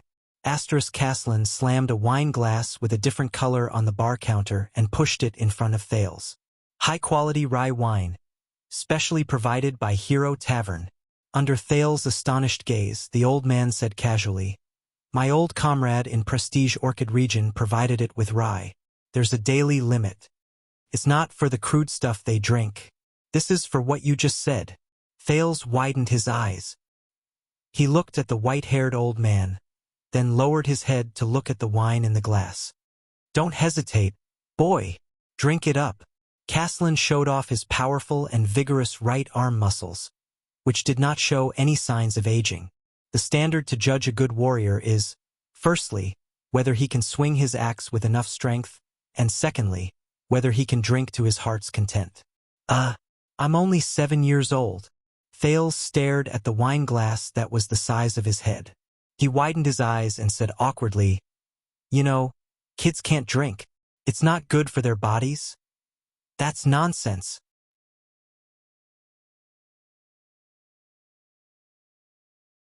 Caslin gave Thales a thumbs up with his yellow teeth. He then slapped Thales' shoulder, causing him to stagger. Only 7 years old can drink.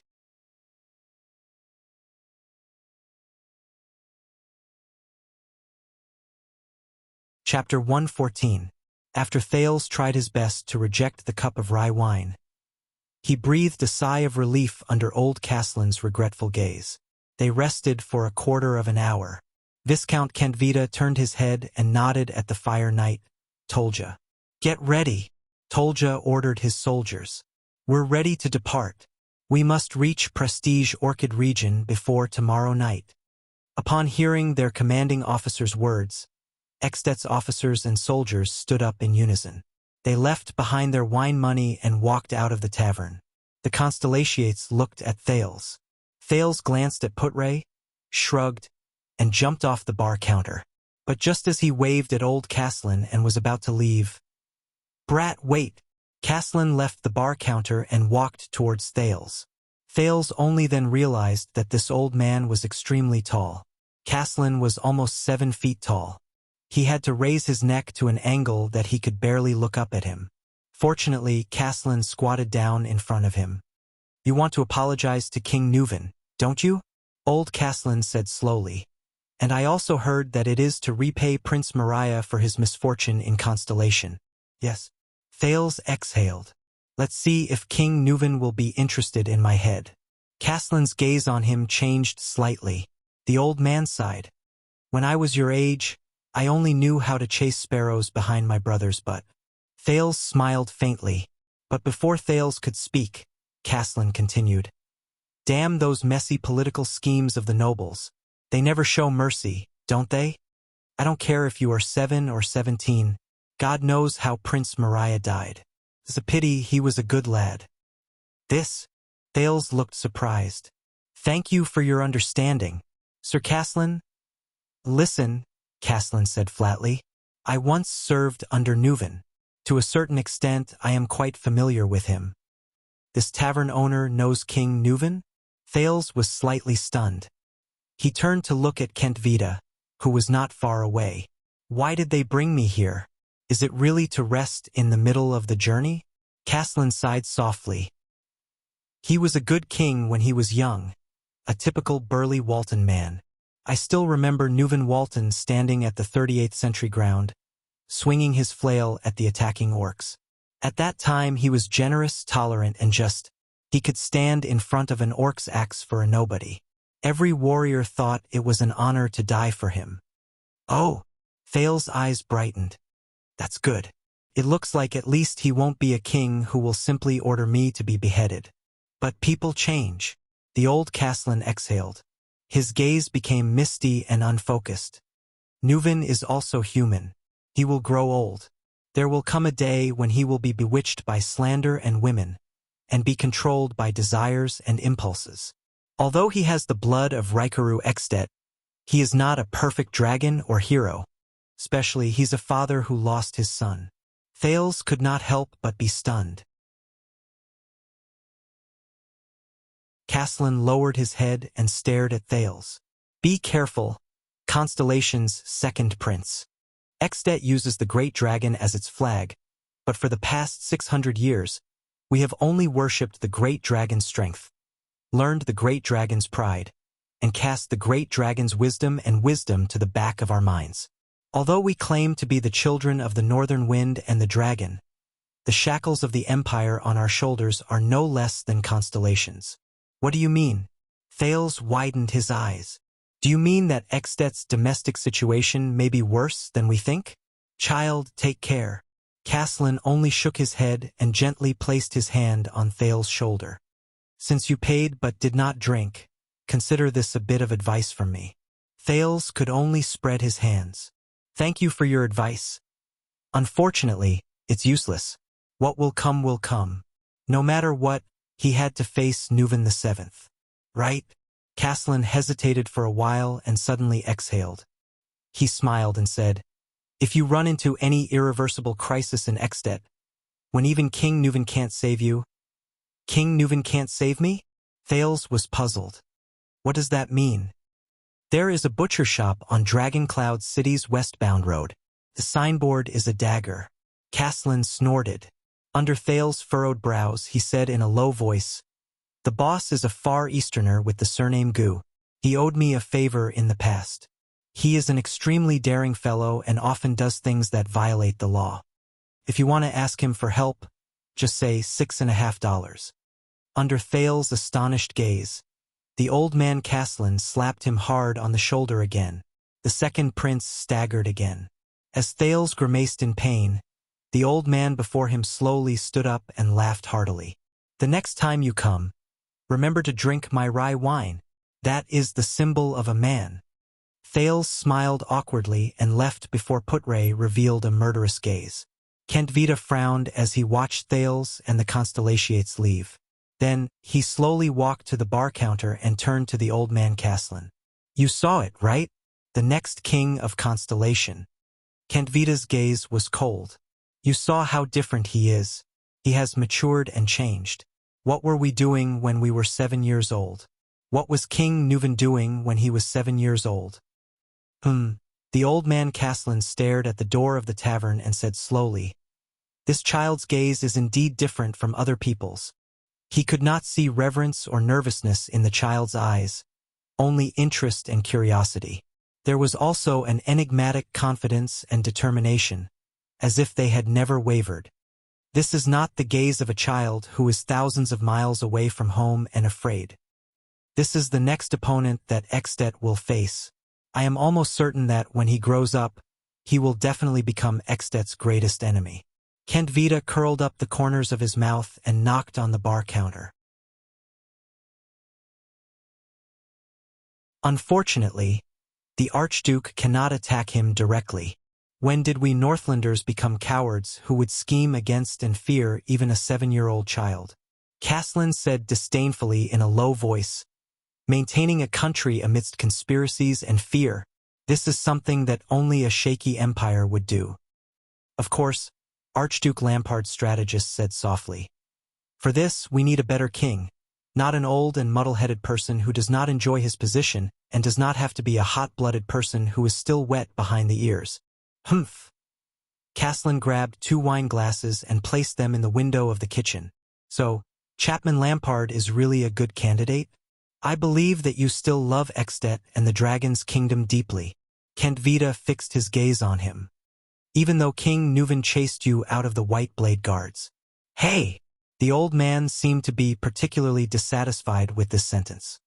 Nuvan did not chase me away. I left on my own. Kent Vita did not speak. He only stared at the old man. Really? After a few seconds, he said slowly, So, you still don't agree? So you still don't agree? Caslin shook his head mockingly. I am just a tavern owner. What can I agree to? Caslin the Earthshaker, as the former leader of the White Blade Guards, your name still spreads among them. Your story is still being sung in the 38th century grounds, Kent Vita said slowly. As long as you say the word, why? Do you want me to use my influence and connections to convince my old subordinates to stand on Chapman's side?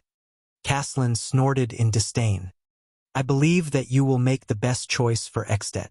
Kent Vita's expression was indifferent, but his gaze was sharp. He stared straight at the old Caslin. Caslin Lampard. You are, after all, the Archduke's uncle. Caslin raised his head abruptly. And the most famous commander of the White Blade Guards since Extet was founded, Kent Vita said flatly. In the upcoming storm, you are destined to be unable to remain unscathed. Of course, it might not be just convincing my old subordinates. After all, the White Blade Guards are the king's personal guards. They are responsible for the safety of the common elected king of Extet. Kent Vita thought silently. Do you know what this reminds me of? Caslin interrupted his thoughts.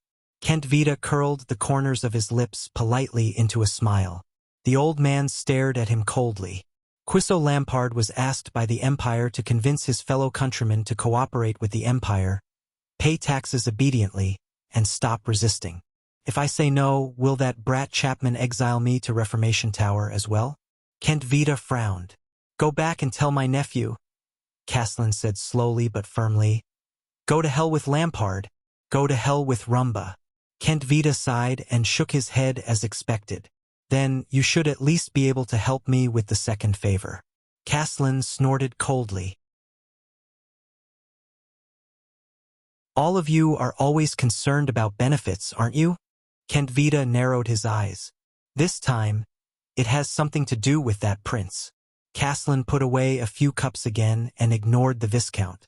There are people in Extet who want to assassinate that prince. Whether it's to frame the Archduke or to mess up the situation, Kent Vita said with a dark expression.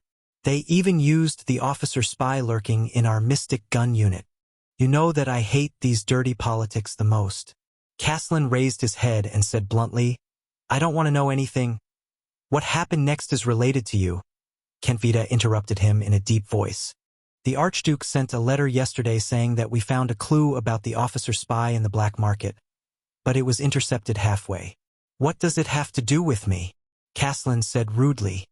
Those who intercepted the clue halfway used the sword style of the Tower of Eradication, an unusual power of eradication, and they were definitely not from the Tower of Eradication. Caslin was stunned. Go on. The old man became solemn. What is the power of eradication? I know you will care about it, Kent Vita said sharply. It's the one you mentioned a long time ago, the frenzied and out-of-control power of eradication. I remember that you are still working for the Tower of Eradication? It's just to return a favor to Xiao. A nostalgic look appeared in Caslin's eyes. After all, it's been so many years since I graduated. But he immediately looked at Kent Vita seriously. What else? The supra-class swordsman of eradication under us, Croche. Do you remember her? She's the daughter of your comrade, that strong little girl. She was heavily injured in their hands and almost lost her life. She's the only one who escaped. Caslin clenched his fists. The clues we've been pursuing have been cut off. The only clue we have left is that strange power of eradication. Kent Vita said sincerely. We need your help, even if it's for the Tower of Eradication, not for Lampard. The person who is as famous as Grey Sword Guard Xiao, the pride of the Tower of Eradication, the pride of the White Blade Guards, Ground Shaker Caslin Lampard. A few days later, in the lounge of the House of Legacy in the Tower of Eradication. We can be sure that the Disaster Swords do not have the complete inheritance of the Northland military sword style. One of the supreme class inheritors, Zadie Tafner, sat on the table and said to his student, even if it's outdated, it's still a set of sword style meticulously researched by countless swordsmen and wizards, and the House of Legacy has the most complete security system. We can start from here. All right. Continue looking for books here, Zadie. The exhausted Cohen Caribbean leaned against the table and knocked on the table leg. He rubbed his reddened eyes. I can't take it anymore.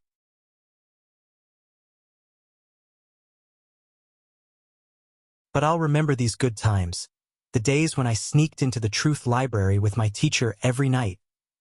Zadie's face instantly darkened. Are you giving up? His teacher said in displeasure. Are you giving up on the investigation of the Disaster Swords? I'm not giving up, the blonde police officer, Cohen said angrily. But do you know how many books are in the Truth Library? Then, I just received a letter from a beautiful lady yesterday. Cohen ignored Zadie's unpleasant expression and yawned. I'm going to return a favor. Jayla. Is that her name? Cohen touched the letter in his arms and the corners of his mouth curled up into a smile. That cool girl with dual blades. However, at this moment, a stern and cold old voice came from behind the teacher and disciple. Zadie Tafner, Cohen Caribbean. Both Zadie and Cohen trembled at the same time. Asterisk thud. Asterisk Zadie jumped off the table in a fluster and fell to the ground due to a moment of carelessness. Asterisk thud. Asterisk Cohen nervously bounced up from the ground and ended up hitting his head on the table. The two of them were in a flurry. One rubbed his knees and his face was contorted, while the other touched his scalp and grimaced in pain. They stood up with difficulty and tried their best to stand straight.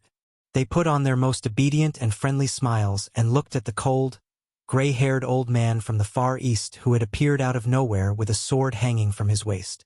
Ah, Xiao, when did you come back? They all said that you went to Sharp Blade Valley for an inspection. This was the heir of the Tower of Eradication, Zadie Tafner, who raised his hands and bowed with a face full of smiles. Master Xiao. This time when I came back, I planned to visit you first. I even specially brought you Constellation's specialty. This was Cohen Caribbean, Constellation's police officer come captain of the city defense, rubbing his hands together with a flattering expression. But the gray-haired old man, Xiao, ignored their smiles. The table in the lounge is not for dancing. Xiao stared at Zadie, who had a flattering expression on his face. His cold voice made Zadie's smile even more awkward. The heir must set a good example. Of course. Zadie Tafner nodded sincerely and humbly. Then he turned to Cohen. His steel-like stern face scared the latter. Since there are chairs, don't sit on the ground. Yes. Cohen listened to Xiao's teachings seriously. The two of them smiled and nodded repeatedly. They were as respectful as they could be. What a joke! This was the master of the Tower of Eradication, the Grey Sword Guard. The lightest punishment he could give his students was to stand upside down with one hand for 10 hours, and the crimes that were worthy of the lightest punishment, for example, taking 2 long steps while walking, was not in a good posture. The gray sword guards stared at them coldly. Zadie and Cohen stood straighter than the other. Fortunately, Xiao only snorted in the end and did not say anything else. The two of them secretly breathed a sigh of relief, until Xiao said his next sentence. "I heard," Xiao said slowly, "that you have sneaked into the Truth Library many times these few days?" Zadie and Cohen were petrified on the spot at the same time. Listen to my explanation." Zadie smiled awkwardly. "That, you were not around, right?" Cohen found some clues about the disaster sword. "So, this is for the Tower of Eradication, for the Purgers." Cohen used the words he learned in the police station and patted his chest righteously. "We are for the disaster sword." But Xiao's solemn and deep voice rose slowly and interrupted them. "Very well." The gray sword guard's expression was solemn. "Cohen Caribbean." Cohen immediately puffed out his chest and raised his head solemnly. He stood straight. "Go to Exdet immediately," Xiao said slowly. "An old friend called Caslin needs help." "Huh? Caslin?" It was Zadie. He looked at Xiao in surprise. "You mean that drunken Northlander uncle who uses a sword as an axe?" Xiao turned to him. His cold gaze forced Zadie to shut his mouth.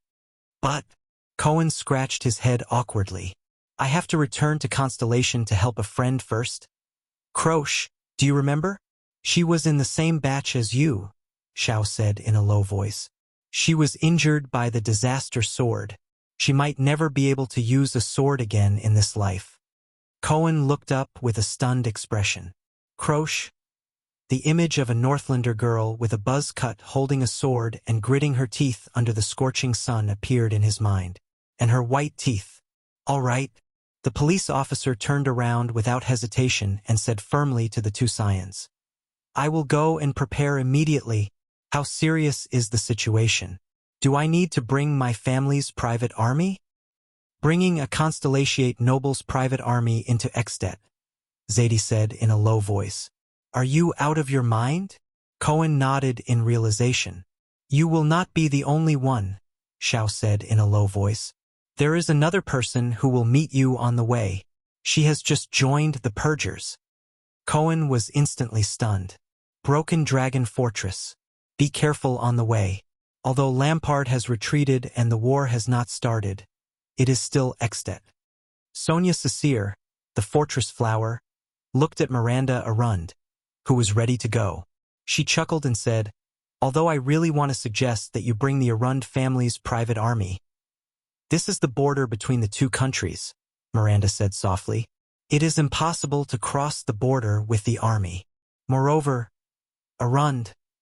Miranda clenched the white eagle emblem on her cuff. The fortress flower looked at her subordinate and sighed. "It is good to go and hide. After all, your uncles and brothers from the Arund family are really annoying." Miranda bit her lip and did not say anything. "This is not to hide," she said faintly. All right. Sonia helplessly held her subordinate's shoulders. "This is for a friend, right?" Miranda gently patted the white sword hilt at her waist and nodded. "Croche, a girl who never gives up. We are learning under the same teacher," Dukarun's daughter said coldly. "When she is in trouble, I must be by her side. I do not have much left in this world. I must cherish it." Miranda recalled the light and bright figure in white in her memory, and his always cheerful and optimistic tone. She could not help but smile. She turned around and stepped into the stirrup. "Don't worry, commanding officer. I am not some helpless little tabby cat. Besides, I won't be fighting alone." Miranda Arund nodded at Sonia from her horse. "An old friend will be coming with me. Once the matter is settled, I will return." She flung the reins and galloped out of the fortress's gate. Sonia looked at Miranda's retreating figure and the faintly discernible white eagle emblem on her back. She sighed.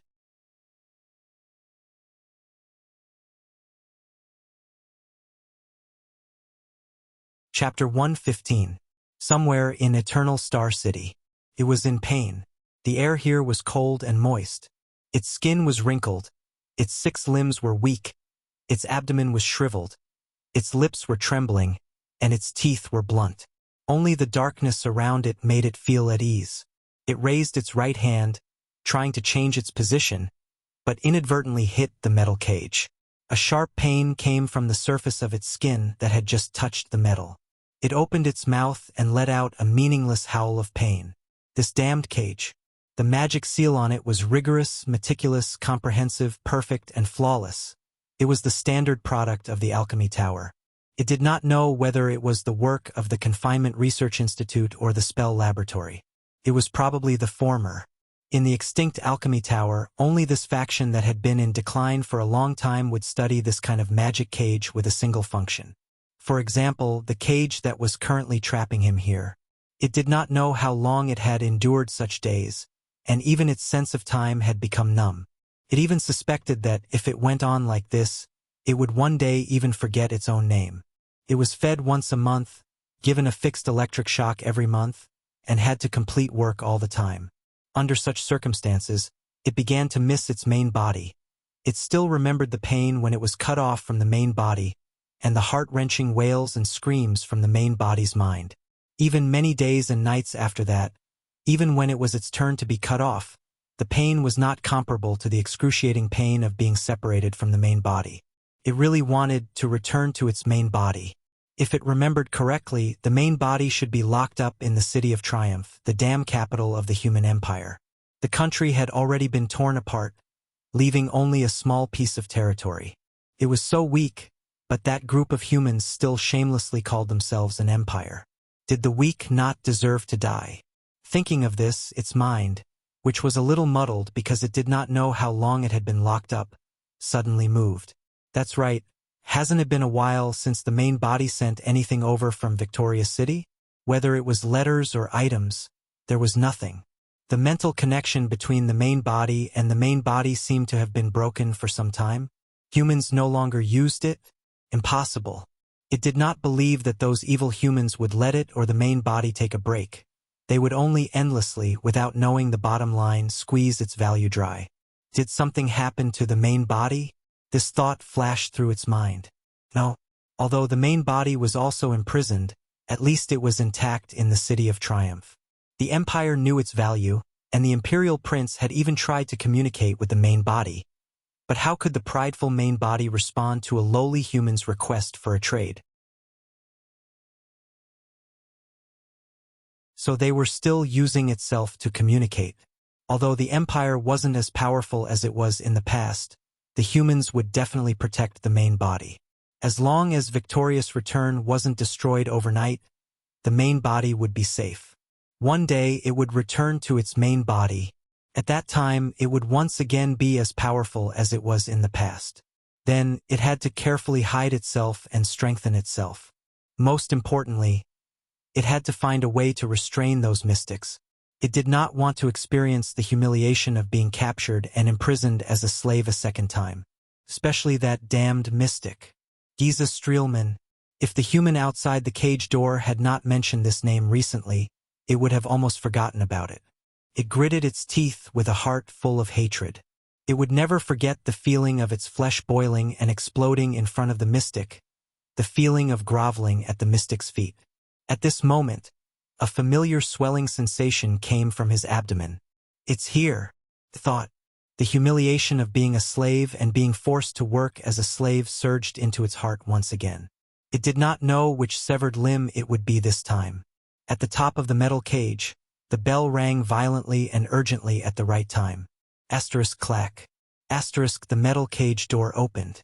It used all its strength to roar at the cage door, trying to express its hatred and malice. The sharp pain, as if it was being pricked, attacked it again. It knew that it had to leave the cage to complete the task, or else the pain would only become more intense. Just like hundreds and thousands of times in the past, it reluctantly climbed out of the cage with great difficulty. The sharp pain slowly subsided. Its abdomen squirmed, and the contents inside surged up its throat and reached its mouth. The swelling sensation gradually disappeared. It opened its mouth full of sharp teeth and spat out a piece of paper in the darkness. Another piece of paper, it thought in annoyance. These stupid humans, can't they send something interesting over next time? A young man in a white robe grabbed the piece of paper and pulled it out of its mouth roughly. Rude humans. The sharp pain appeared again, and it howled in pain. At the same time, it knew that it should return to the cage. With a heart full of humiliation and pain, it climbed back into the cage. The pain disappeared. The young man lit a lamp, and the dazzling light made it grimace. It raised its claws to cover its 8 pairs of eyes. Light, it hated the most. Fortunately, after the young man saw the piece of paper clearly, he immediately extinguished the lamp. In the darkness, within its field of vision, the young man in a white robe put down the piece of paper in his hand.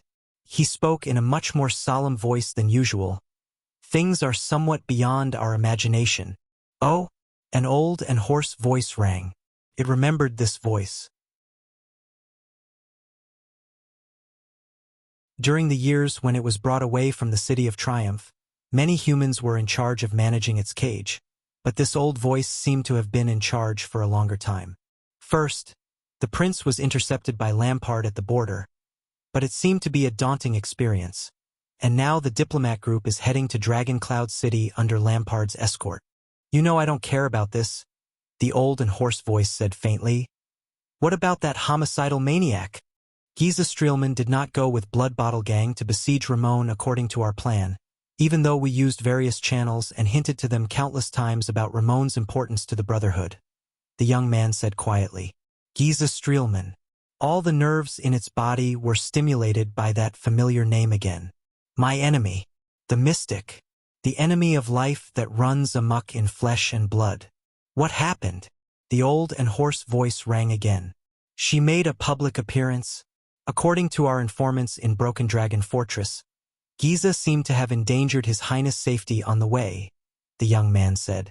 The sound of a cane hitting the ground rang in the darkness. The old voice sounded doubtful. According to the previous report, wasn't the Night Queen the one who intercepted His Highness? Is that why she requested help from Broken Dragon Fortress? Yes, but the information has been updated. It seems that things have become a little more complicated. The young man raised his head and revealed a smile that no one could see clearly in the darkness. The blood mystic appeared for the Dark Knight black coffin in the hands of the Blood Clansman. It opened its eyes abruptly. Even though it had experienced too much numbness and chaos during the years when it was separated from its main body, its memories with its main body still remained in its mind. Dark Knight. What a familiar term. Where did I hear it before? There was silence. The old and hoarse voice did not reply. I remember that thing was on the list of legendary anti-mystic equipment. But judging from your reaction, it is indeed an extraordinary item, right? The young man in white raised his eyebrows. You know, if we send a message and arrange for manpower now, we might be able to intercept the Night Queen. The air in the darkness seemed to have frozen in an instant. Don't ask. That coffin is not something we can touch. After a while, the hoarse voice slowly rang. Be it the coffin itself or the item in it. The young man frowned and revealed a puzzled expression. But he still nodded in the end. After Giza was forced back by the fortress, she did not appear again, and Ramon was lured to Extet by us according to the original plan. The old figure slowly stood up. Very well.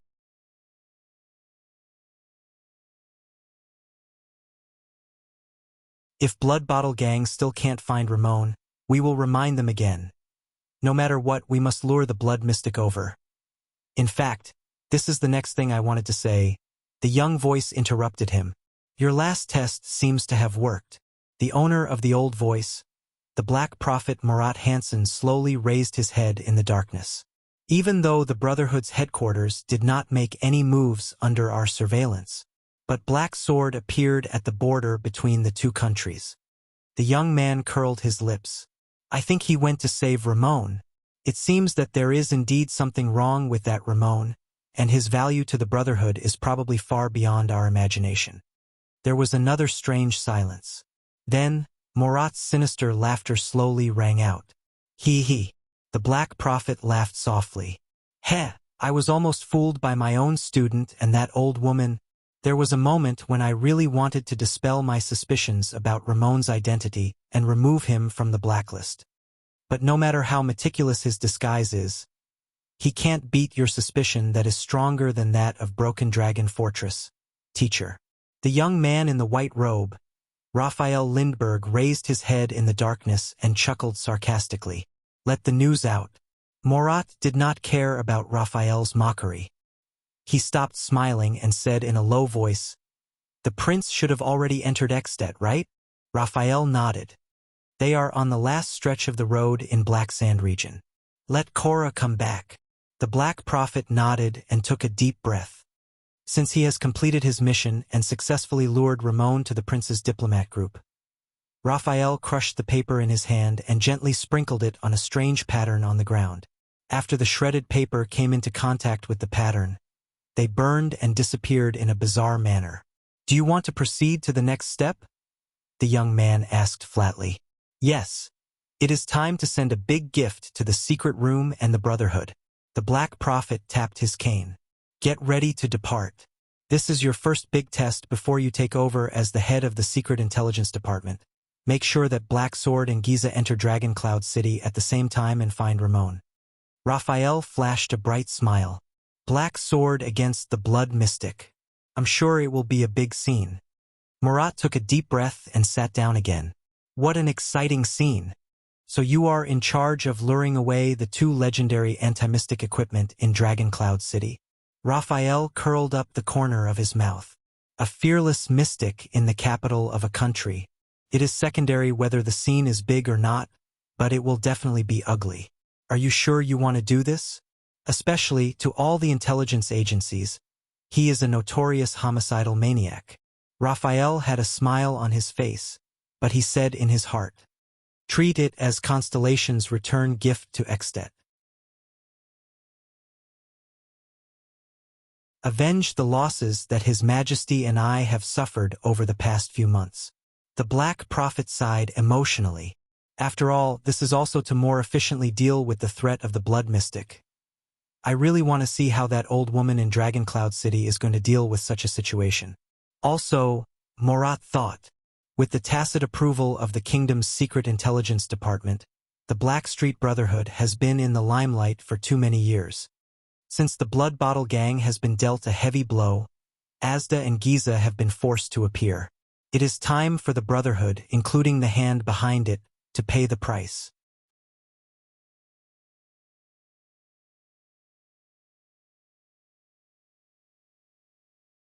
Chapter 116. Eternal Star City, Black Street. You said that thing would work. Bullsh *T legendary anti-mystic equipment. We've done so much and searched for so many years. Ripper Anton grabbed Sleepless Eye, Lance by the collar, and pinned him against the wall. And now, Black Sword used it to poke countless holes in the Blood Mystic's body. It's useless. Your goal is to kill Black Sword, isn't it? Calm down. Anton. Morris, one of the 6 powerhouses, was sweating profusely as he held Anton's hand. We received a message from a messenger crow in the north together. Although he was severely injured and we don't know if he's dead or alive, Black Sword escaped, didn't he? Even if that equipment is useless, but at least Black Sword might still be alive. Might still be alive? Anton was still holding Lance tightly. He turned his head angrily and pointed at Morris. So, you can forgive this guy, even if he used a fake equipment to frame Black Sword? Even if under his guidance, our efforts over the years were in vain? Morris was momentarily speechless. Lance suddenly grabbed Anton's bandaged arms. Although Ramon is not here and I can't be sure, but it might not be the equipment's problem. After all, we don't even know the equipment's name and function. Lance gritted his teeth and looked straight into Anton's angry eyes. In the Secret Intelligence Department, I read the relevant files.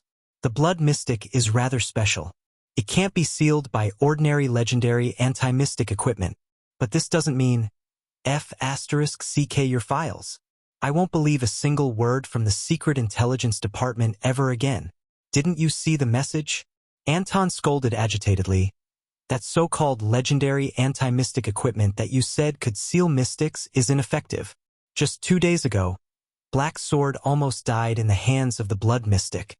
Maybe that weapon itself was the thing that lured us into the trap? Impossible. Lance stared at Anton and said in a low voice, that news is related to the lady that even Murat is extremely wary of. Anton's grip tightened. He interrupted Lance and said fiercely, damn Murat Hansen. Fuck the kingdom's secret intelligence department. Don't forget who caused us to be in this state back then. Who turned us into the Black Street Brotherhood that has abandoned our boundaries and done all the evil things for revenge. Who turned us into the moths of the kingdom that can only survive in the shadows. Anton's eyes reddened. He gritted his teeth and said, especially you, Lance Corbian. Aren't you the spy Murat planted among us back then? Black Sword has forgiven you, but I haven't. Morris, who was dragging Anton, suddenly trembled. Undercover? Haha. It's been 12 years, and you've only come to worry about this now. Lance sneered with difficulty, not caring about Anton's strength at all. What did the past 12 years mean to you? Do you think we founded the Brotherhood for fun?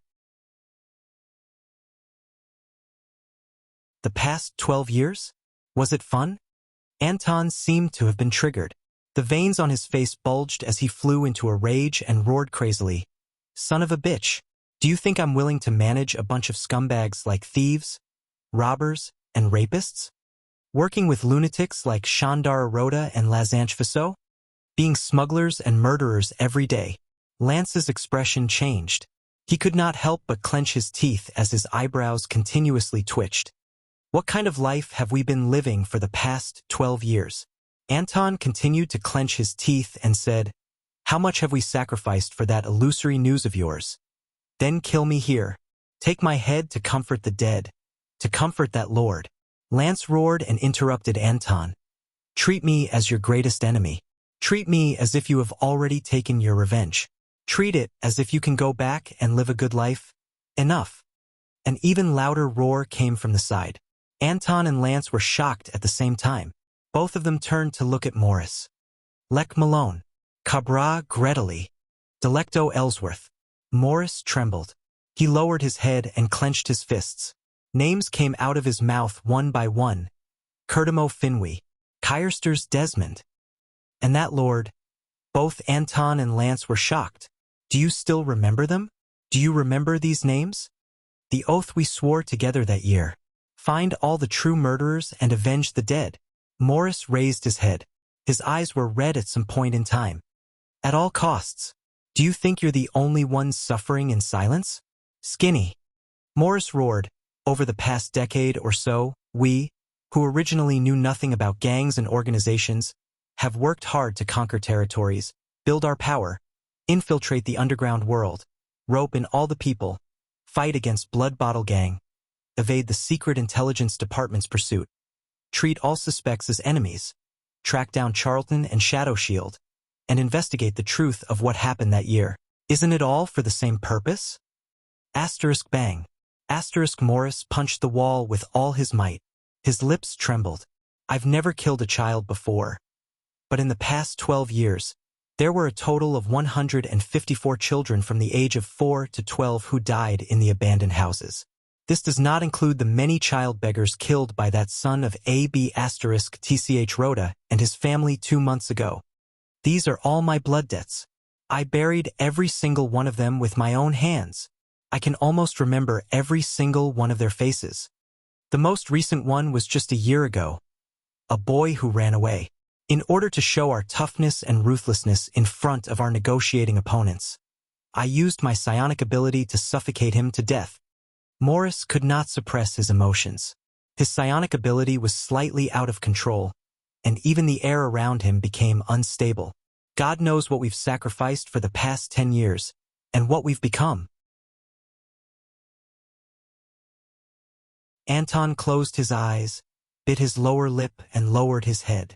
Lance laughed abruptly. Yes, well said. The sleepless eye revealed an expression that looked like he was crying and laughing at the same time. Ha ha ha, Anton Lewandowski, do you think we've done so many things to correct, atone for, or pay for the sins of the past to create a better world? Dream on. Lance, who had a terrifying gaze, cursed loudly. Go and take a look at what we've done all these years. The Western Desert's prison of bones. That's where we should be. But why are we here? Why aren't we accepting the punishment that should have been meted out to us? Lance pushed Anton away abruptly and shouted angrily. That's because on that day 12 years ago, from the moment we arrived at Renaissance Palace, we had already become a group of specters, a group of ghosts, a group of corpses that are still breathing. The only supreme purpose of our existence is to drag out all of our enemies and masterminds, and then perish together with them. Only Black Sword knows best. We've long been in hell. The airtight, soundproof room suddenly became quiet. Thud.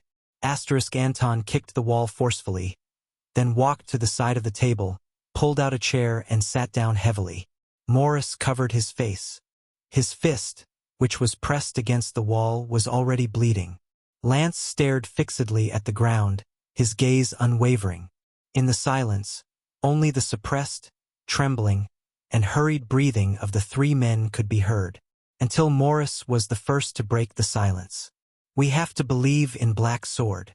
The plump man tried his best to compose himself and slowly said, even without the legendary anti-mystic equipment, he still has the ability to escape from the mystics, just like how he faced Asda in the past. Lance pulled his scarlet cloak up again. Let's wait for news from him. The head of intelligence from the Brotherhood, who came from the Secret Intelligence Department, said in a low voice, when he recovers, I want Black Sword to try that equipment again. How? Anton still had not adjusted himself. He frowned and said bluntly, gamble with his life. If he runs into the blood mystic again, it might be Black Sword's time to die. No, I will remind him to stay as far away from the blood mystic as possible before we confirm the equipment's usability. Lance answered without any emotional fluctuations. Usability? How do we confirm it? Morris wiped away the tears that had appeared in his eyes. Do you still remember Gu? Lance said quietly, that Far Easterner. Gu? Anton frowned. Before our mercenary group was disbanded, that brat who came in last? The one who was chased out by the main of Night Dark Guards? That's him, Lance said slowly. He is an ex-det and brought me some news. You still have contact with him? Morris bandaged his fist and said doubtfully, Gu is not with us. You said before that he has his own agenda and is very suspicious. Our informants in the north are still slightly insufficient. We have no choice but to rely on our local contacts. Lance shook his head, and Gu, whether he is suspicious or not, seems to be doing well there. Wait, you said that we need to confirm the equipment's performance first. So, Morris stared at Lance in a daze. That's right. Gu found an old friend in Extet these few days. Lance raised his head and his gaze was sharp. It really is an old friend.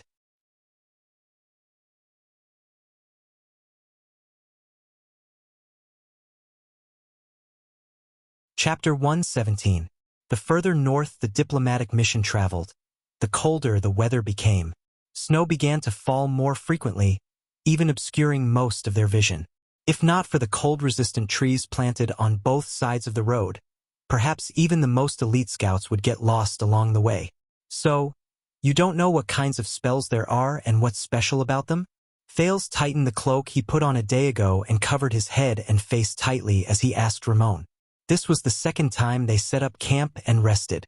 The location was at the junction of Prestige Orchid Region and Reformation Tower in Extet. After passing through Raymond Pass, they walked through a short, hilly journey. After crossing the territory of the Archduke of Reformation Tower, they followed the direction of the hills and began to turn northwest. Soon, it would enter the territory of the Grand Duke of Prestige Orchid. Once they crossed Prestige Orchid Region, Nuven the Seventh's territory, Dragon Cloud City, would be right in front of them. I should say that I don't know the whole picture of magic. Ramon shook his head. It is said that there are all sorts of strange schools and types of magic. There will always be eccentric geniuses who will dig out new schools and research areas based on existing knowledge. Ramon sat by the fire and explained to Thales, who was beside him. But other than those unusual creatures who are independent, most of the wizards have their own clear affiliations. Belonging? Thales' eyes lit up. You mean, in ancient times, it was the gathering place of wizards and the magic organization they belonged to. Ramon's eyes sparkled. The 3 major magic towers. Magic tower? Thales turned his head abruptly. The bits and pieces of information he obtained when he investigated the origins of mystics in Mindy's Hall surged into his mind again. I've heard about this before. Thales' eyes lit up. So, the ancient wizards gathered in the 3 magic towers to conduct research? The 3 great magic towers are not just 3 towers, nor are they just 3 locations. Ramon muttered, wizards are not weirdos who stay in their towers. It is said that the 3 great magic towers represent the 3 attitudes and values of a wizard. What attitude? Thales asked curiously. You mean the attitude wizards have when they face knowledge? Ramon shook his head. I do not know. It is very difficult to find information about the mages in the past. Thales sighed. All right, what are the 3 great magic towers? Don't tell me you don't even know this? Ramon nodded and smiled. I know that. He looked around furtively and saw Ida dozing off by the fire. Putre and Kentvita were arguing about something in the distance. Wyatt tried his best to communicate with Ralph but failed in the end. Tolja had led the scouts to scout the road ahead and had yet to return. The Extet soldiers around them seemed to have gotten used to them. When he saw that the distance between them and their attention was still far away, Ramon cautiously approached Thales. He extended his finger towards the snow-covered ground in a field of vision that only the 2 of them could see. First, the ascetic tower.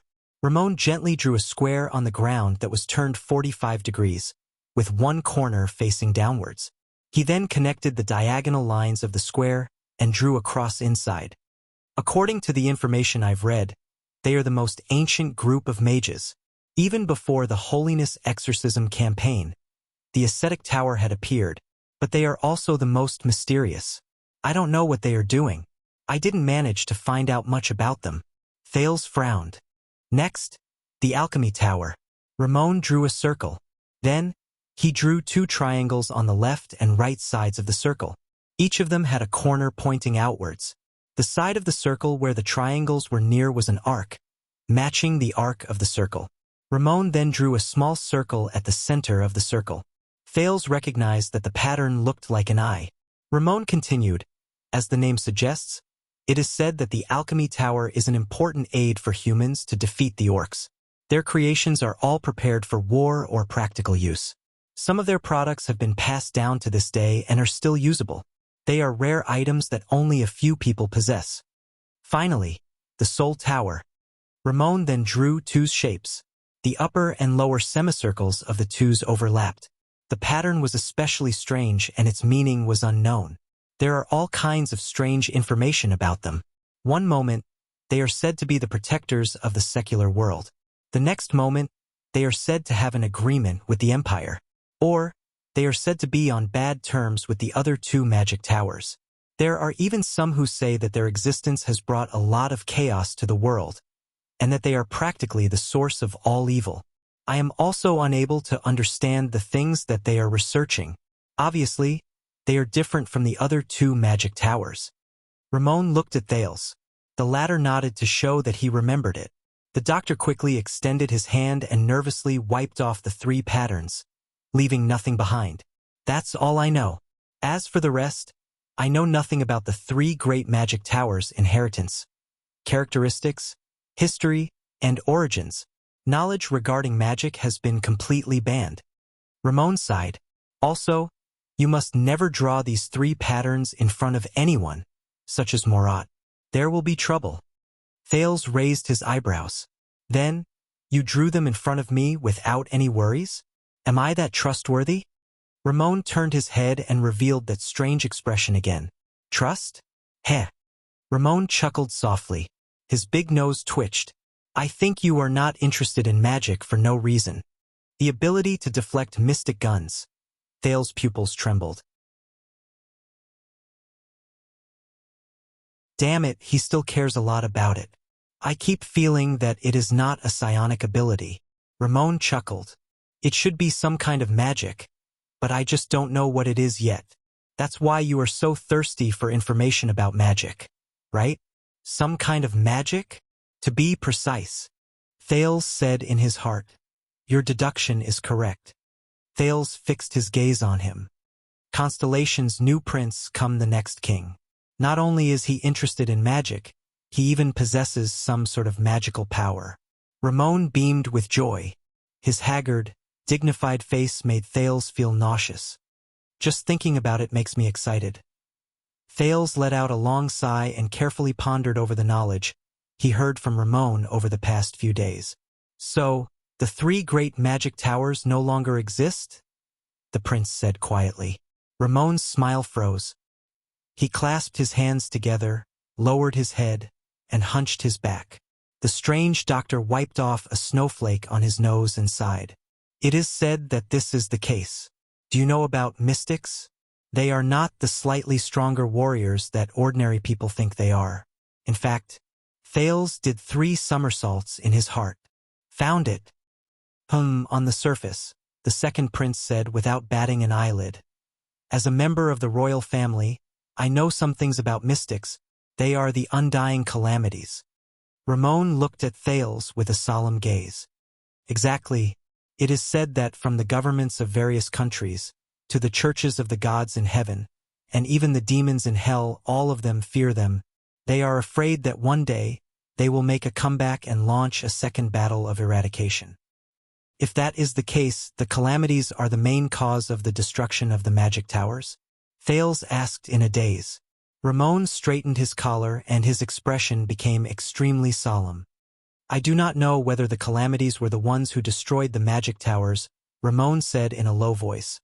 But I believe that the so-called calamities, the so-called mystics, and the magic towers are all products of the wizard's research.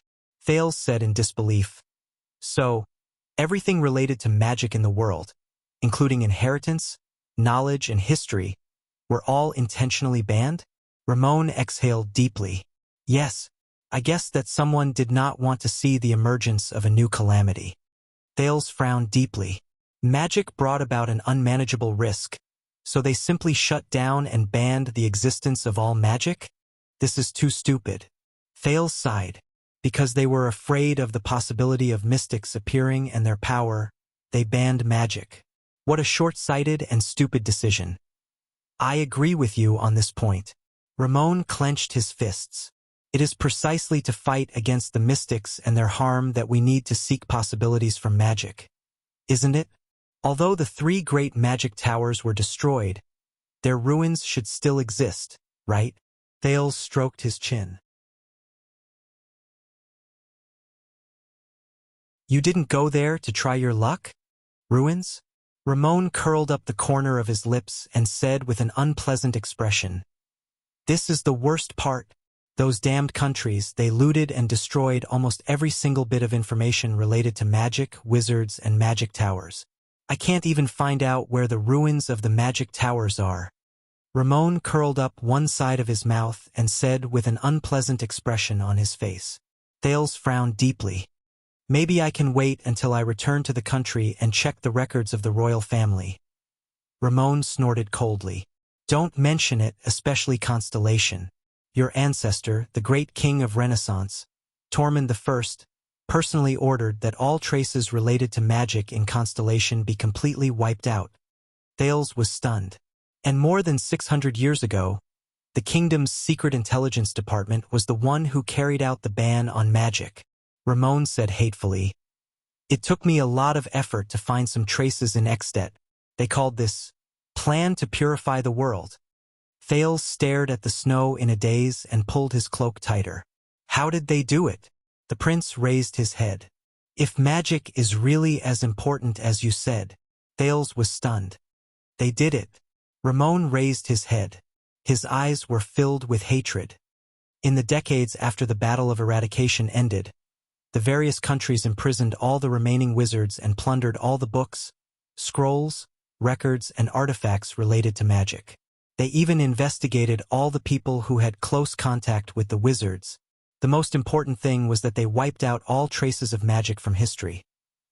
Of course, all those who intended to study magic and revive it would immediately become a thorn in the side of the various countries' agencies and the temples and churches once they were discovered. They would be eliminated without hesitation, just to ensure that magic would never appear again. All of them fell silent. For a moment, only the crackling of the flames and the mournful whistling of the cold wind could be heard. If the kingdom's secret intelligence department was in charge of the plan to purify the world 600 years ago, then there might still be a lot of information left in the secret intelligence department. Thales muttered to himself. Hey! To dig things out from the kingdom's secret intelligence department without anyone knowing, Thales sighed. It's even harder than breaching Broken Dragon Fortress. Ramon stared coldly at the fire and finished Thales' sentence. Wait, Thales thought of a question, and a strange expression appeared on his face. Doctor, he said slowly, Morat was not the first chief of the kingdom's secret intelligence department, was he? Nonsense. The kingdom's secret intelligence department was established more than 600 years ago, when Constellation was founded. Ramon snorted coldly and exhaled a long breath. Morat? He was a human, not a long-lived species or an eternal being. Thales rolled his eyes. Poor emotional intelligence. How pitiful. You didn't understand what I meant. I was saying, Thales said impatiently, who was the first chief of the kingdom's secret intelligence department? The person in charge of the plan to purify the world. Ramon was stunned. He immediately turned his head to look at Thales. This will be a clue. Thales rubbed his hands, which had turned red from the cold, and exhaled a mouthful of mist.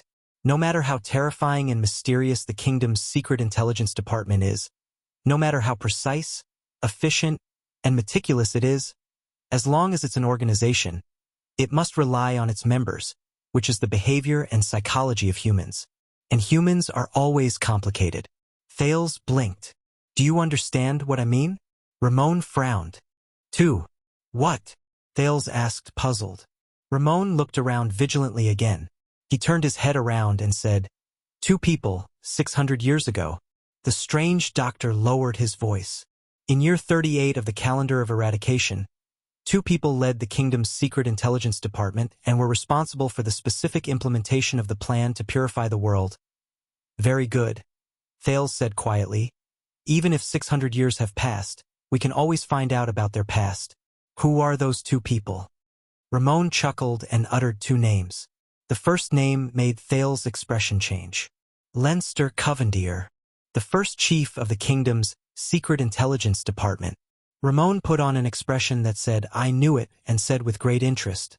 And the first master of the Covendier family, one of the 6 great clans of Constellation, the first Duke of Iris Flowers. Thales widened his eyes.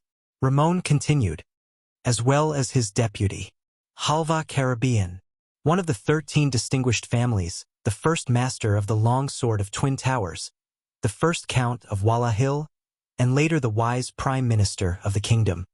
Just as Thales was carefully thinking about these 2 names and the meaning behind them, an Extension sentinel let out a loud roar that pierced through the northland sky, where the cold wind rustled.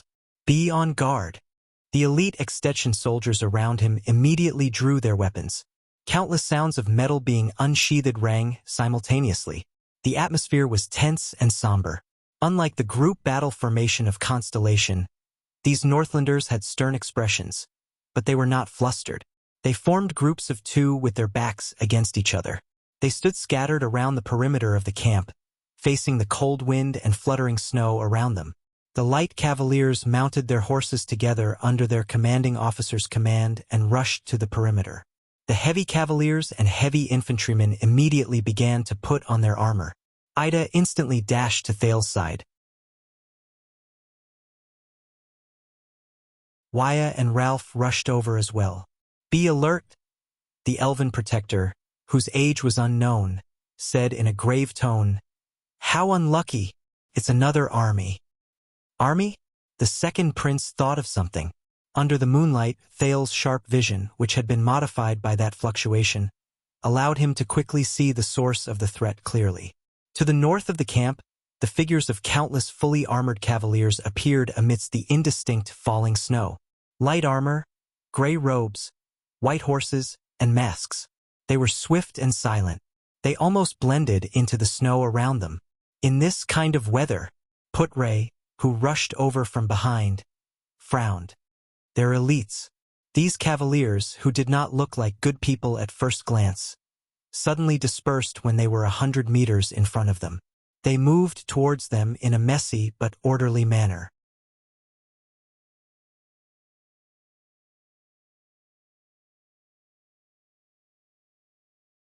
Chapter 118. Beside his ears. Endless noise and uproar filled the air. Unknown roars and shouts erupted from the crowd. Before his eyes, the man flashed a warm smile, grabbed his shoulders, and leaned against his body while trembling. He moved his head to his ear and whispered gently, "Good job. Don't worry. Good job. Don't worry." In the deep darkness, he suddenly woke up from a nightmare. The wounds on his body seemed to have come alive in an instant, and at the same time, an unbearable pain erupted. His face contorted, and he suppressed the cries of pain in his throat. First, he focused his attention on sensing everything around him. The wind and snow howled in his ears, and a stench assaulted his mouth and nose. A few low cries of livestock came from a few steps away. He raised his trembling left hand with difficulty, and as expected, he touched an old bumpy wall made of rough bricks. The power of eradication surged. In the pitch-black darkness, his surroundings gradually appeared in his senses. This was the place he fled to after he dragged his heavily injured body and sent a message to the Brotherhood's informant. It was an ordinary livestock pen in the Northland countryside. It had a simple but thick thatched roof, a rough handmade fence on one side of the wall, and a muddy ground mixed with water, snow, urine, mud, and his own blood. Safe. The blood mystic is not nearby. Only then did he let out a low, painful groan. 2 puncture wounds, 6 lacerations, 2 bone fractures, abrasions, contusions, and muscle strains are countless. She's clearly a girl with a beautiful smile. He thought of the blood mystic and smiled bitterly. Why is she so hot-tempered? I just wanted to use the legendary anti-mystic equipment to poke a hole in your real body. When he thought of this, he touched the 2 weapons beside his hand. Lance, he sighed in pain. I've been tricked by you again. Not far away, a herd of thick-furred pigs, 2 big and 6 small, gathered together uneasily. They kept each other warm while trying their best to stay away from the new uninvited guest. A black dog stood outside the fence, bravely guarding the border of its territory, and let out a low, warning growl at him. The falling snow outside the house gradually subsided. His perception was able to extend out of the circle and touch another wooden house with a thatched roof. There were 4 people sleeping soundly inside. 2 were relatively calm, while the other 2 were young and restless. Next door was a stable, and inside it were 2 slightly different breaths. They should be 2 strong horses unique to the Northland. He smiled in the dark, thinking of the days when he was busy and had to live in different countries. Obviously, this was an ordinary northern family of 4. One of the horses was a plowing horse, and the other was a horse used for military service and hunting.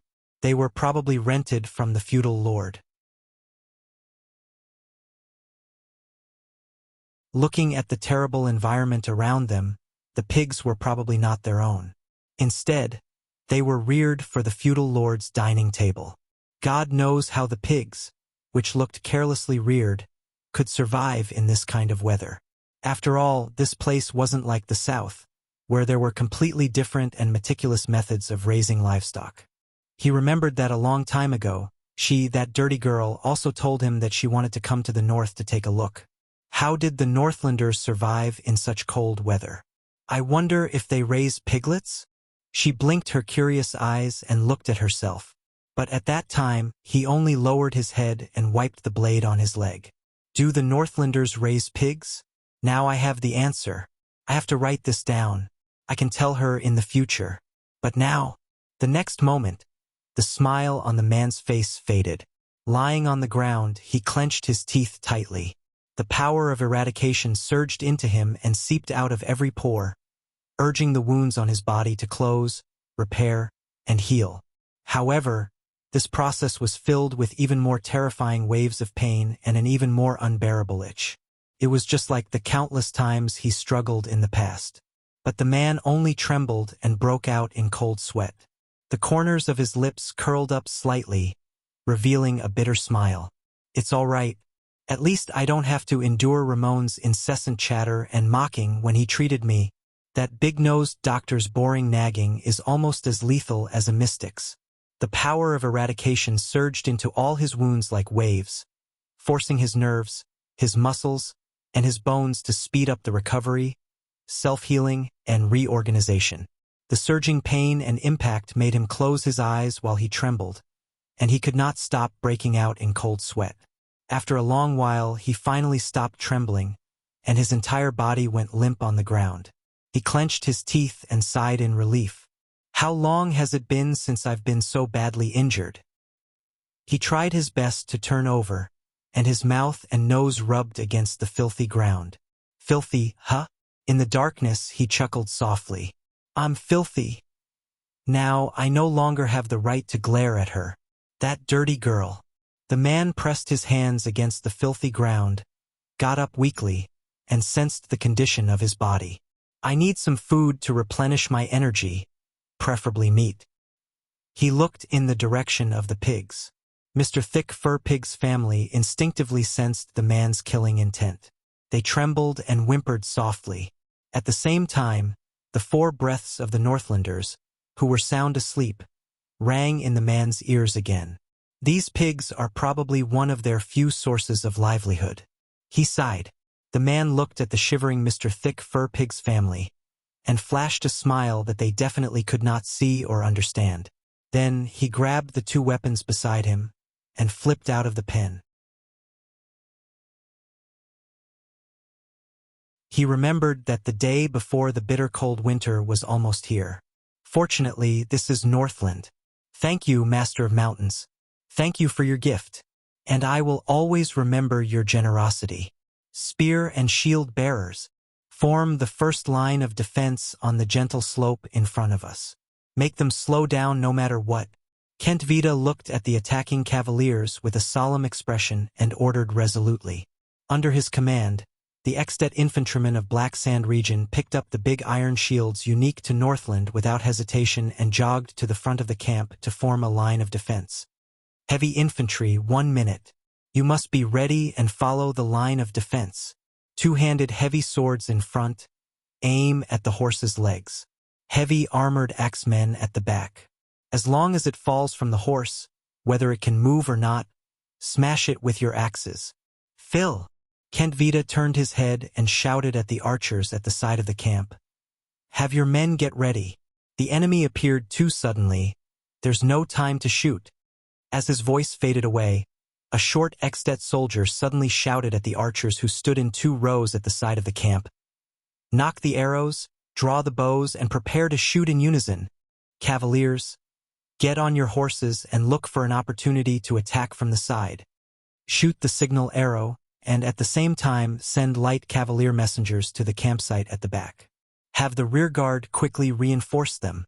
In comparison, the Constellatiates, who were heavily protected by the Black Sand region army, were much quieter. Bad weather, strong wind, difficult to control. This was Ralph's sign language. As expected, it caused Wyatt to frown again. I knew it. There's going to be a war again. Ramon gritted his teeth and chattered in Thale's ears. Nothing good will come out of following you. You're a prince and a piece of cheese that attracts flies, and I'm really just a normal doctor. He tried his best to retreat to the back and stay away from Thales, but he did not leave the protection range of the main group. The cunning doctor, Wyatt Casso, who was watching him coldly, pressed his hand tightly on the hilt of his sword and snorted in dissatisfaction. Thales ignored the doctor. With a stiff expression, he looked at the cavaliers who were flanking them with complicated emotions. It was not that he was too apathetic in the face of threats, but ever since he left Eternal Star City and headed north, he had experienced too many inexplicable threats. So much so that when he encountered a similar situation again, his first reaction was no longer shock and nervousness, but a long sigh. What is it this time? Can't they just let me reach Dragon Cloud City safely? But Thales forced himself to think of something logical. Black Sand Region's army of more than 2,000 soldiers had been vigilant along the way, and they had been careful in their journey. Why would they not be vigilant against this group of uninvited guests? Putre said that the people opposite them were elites, but the escorts around him were also elites of Black Sand Region, so there should be no need to be too worried, right? Then, a familiar voice traveled from afar among the group of masked, light-armored cavaliers in gray. Soldiers, lower your guard. It was Tolja. Thales heaved a sigh of relief. The Fire Knight of Black Sand Region, one of the 5 war generals of Extet, who had set out to investigate, appeared from among the cavaliers opposite them. He stopped beside the campfire at the outermost perimeter. These are King Nuven's personal guards. They are the troops he sent to receive the Prince of Constellation's diplomat group. Old friend, it's not that I don't believe you, but nowadays, it's never wrong to be more cautious. Viscount Kentvita drew his sword from his waist and walked to the front of the camp under the protection of a group of soldiers. Is there anyone from the king who can testify? Kentvita suppressed the unspoken words in his heart. There might even be traitors among the Archduke of Black Sand Region's subordinates, right? The cavaliers in gray reined in their horses and stopped in front of the camp. Thales could not help but notice that their steeds were quiet and steady in the face of the cavaliers' rude reins. They did not even whinny a lot. These cavaliers lined up in a line and stood neatly an arrow's throw away from the camp, displaying superior mobility and discipline. Elites, huh? A masked man with brown hair and a white cape rode out from among the cavaliers. Tolja followed behind him and rode all the way into Black Sand Region's camp. I've seen these people when I was traveling before. The vice diplomat beside Thales took a deep breath when he saw the figures of these elite cavaliers clearly. Based on their attire, they are indeed the king's personal guards of Extet. Thales rolled his eyes and breathed a sigh of relief. Fortunately, they should not be enemies, for now. Beside him, the attendant from the Tower of Eradication, Wuxia, was obviously stunned. You mean the White Blade Guards? Wuxia whispered. The White Blade Guards, who are comparable to the elites of the Royal Guards of Constellation and are known as the Dragon's Imperial Guards? White Blade Guards, the King's personal guards, the Dragon's Imperial Guards. Thales stored this information in his heart and observed the development of the situation cautiously. The masked man rode in front of Kentvita. He first cast a glance at the Archduke of Black Sand Region's most trusted strategist, then looked sharply in the direction of the Constellations.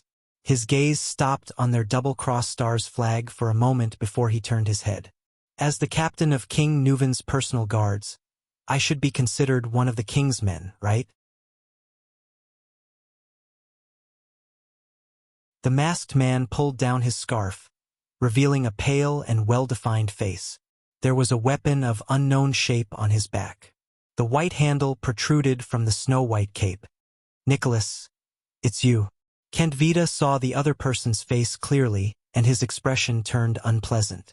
The pale-faced man in the cape snorted coldly. He nimbly dismounted from his horse in front of Kentvita and threw a scroll with wax seal into Kentvita's bosom. I brought the White Blade Guards to welcome the Prince of Constellation. If you have any questions, go and see the king's warrant. With a frown, Kentvita tore open the seal. I met them during my scouting the White Blade Guards. The Fire Knight behind the cloaked man, Lord Tolja, immediately dismounted from his horse. With a tense expression, he said, "It seems like King Nuven really values this Constellation diplomat group." After Kentvita finished reading the warrant, he sighed and sheathed the sword in his hand. At the same time, he gave an order to the army of Black Sand Region. "Stand down. Let them in."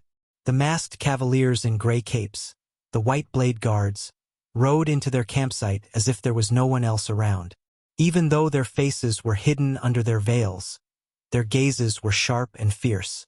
They glared fiercely at everyone in the campsite, whether it was the extensions from Black Sand region or the constellations at the center of the campsite, mobilizing an army of nearly 2,000 soldiers to protect this prince. The man in the white cloak walked towards the direction of the Constellation diplomat group. He looked at the situation around the campsite and snorted coldly. Lampard is really a generous archduke.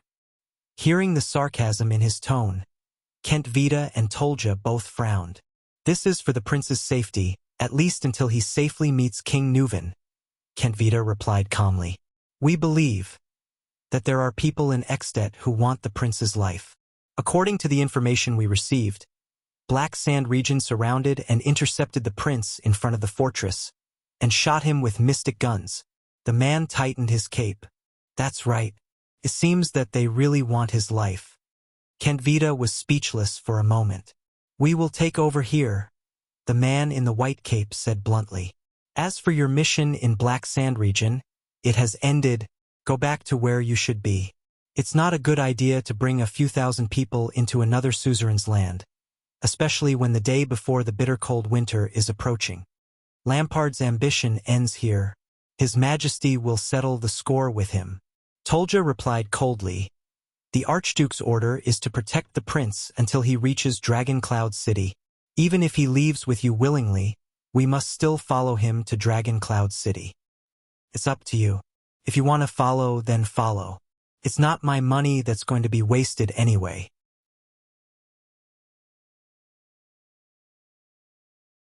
The man knocked on the white handle behind him and said nonchalantly, Next time, Tolja, let's spar again.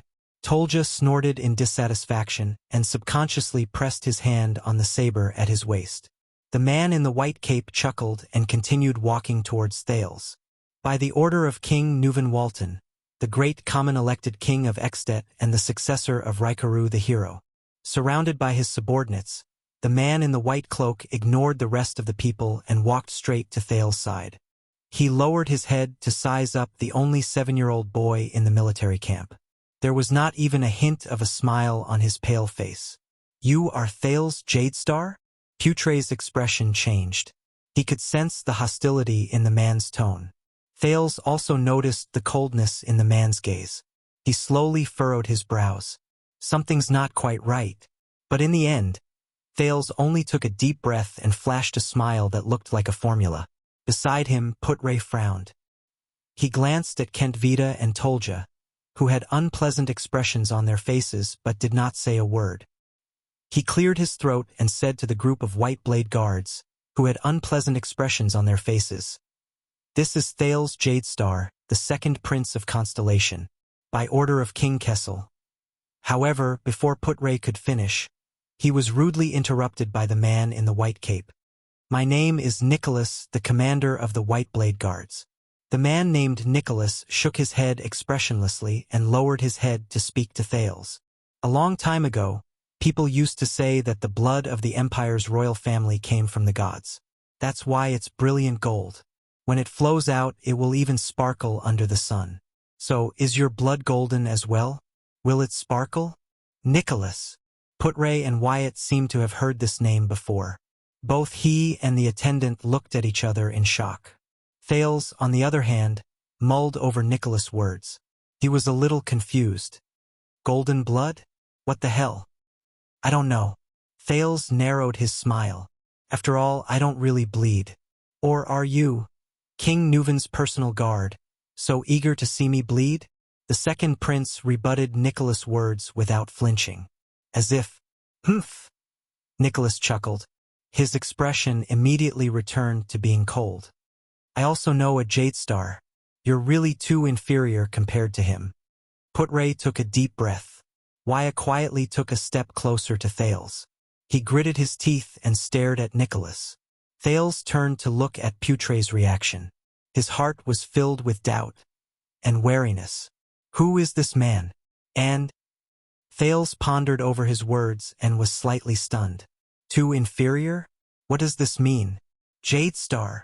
The second prince furrowed his brows. He sized up Nicholas' attire and remembered his identity as the king's personal guard. He asked cautiously, "May I ask if you're talking about Meteor Jadestar, my eldest uncle?" "No, I'm talking about the sword of reversing light." Nicholas narrowed his eyes and extended his left hand to point at his right shoulder. His face was even paler. 12 years ago, he stabbed me in the shoulder and almost cut off my scapula. Thales's expression changed. Another person who personally experienced the war between Constellation and Extet during the Bloody Year. It seems like he suffered quite a lot under Horus Jadestar's hands. He glanced at Kentvita and Tolja from the corner of his eyes, then at the Extetians around him. From attacking the supply line, attacking the 3 archdukes of Extet's battle line, injuring Tolja, snatching the motionless bow, and in the end, his soldiers even killed the former archduke of Black Sand region. The grudges between Horus and the Extetians seemed a little too colorful. The sword of reversing light, Horus Jadestar. Just how many similar legacies did his second uncle leave for me in Extet? Thales could only cough softly. He maintained his unchanging smile and nodded. "It's a pity." Beside him, Putre furrowed his brows tightly. Thales also noticed that Tolja, who was behind Nicholas, exhaled softly.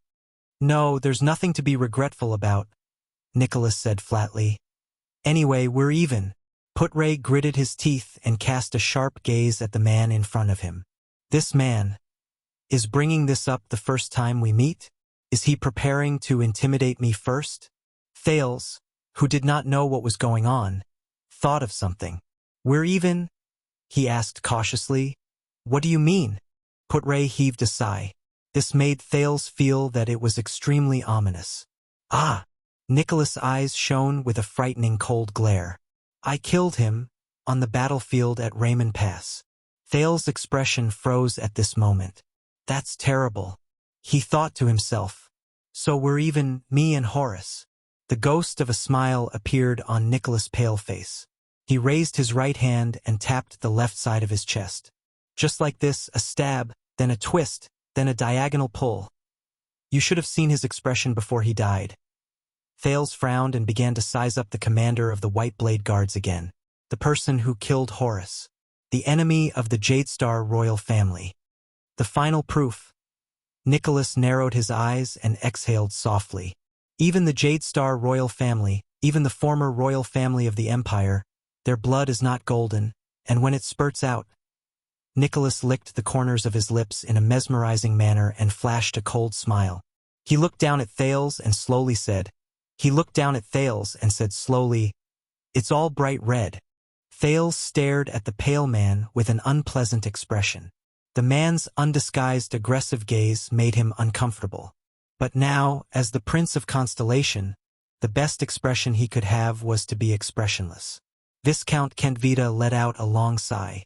He shook his head gently and took a step forward. "This is Lord Sori Nicholas, one of Extet's famous 5 war generals. His Highness, the Prince of Constellation," shook his head slightly and took a step forward. "People call him?" Kentvita looked at the unpleasant expressions of the Constellatiates and raised his eyebrows in resignation. "Star Killer." Nicholas stared at Thales with a burning gaze, like a hunter sizing up his prey. Thales felt a slight chill in his heart. "Star Killer? Let's save the meaningless pleasantries, citizen of the Empire," Nicholas said slowly. "From now on, we will escort you to Dragon Cloud City." Thales was stunned. "Of course." The second prince looked at Nicholas and nodded slightly with complicated thoughts. "If this is King Nuven's wish." However, his heart was extremely perturbed. King Nuven actually sent such a person to welcome me. Thales suddenly had an ominous feeling about his future in Dragon Cloud City. Putre took a step forward sternly. "Wait, according to the rules and etiquette, the envoys from our side must meet with the Extension welcoming party in a formal manner that is befitting of their status." "You talk too much." Nicholas rudely cut off the vice diplomat's words. "I don't have time to waste." In the next moment, Thales saw Nicholas' expression turn serious and the cloak behind him flutter. "Please believe me. This is for your safety, your highness." "Sorry, Nicholas, the Star Killer." The pale-faced man snorted coldly with a cold smile. He gestured at the uncertain Thales Jadestar with his chin and ordered the white blade guards behind him. "Tie him up." "What?" Thales widened his eyes.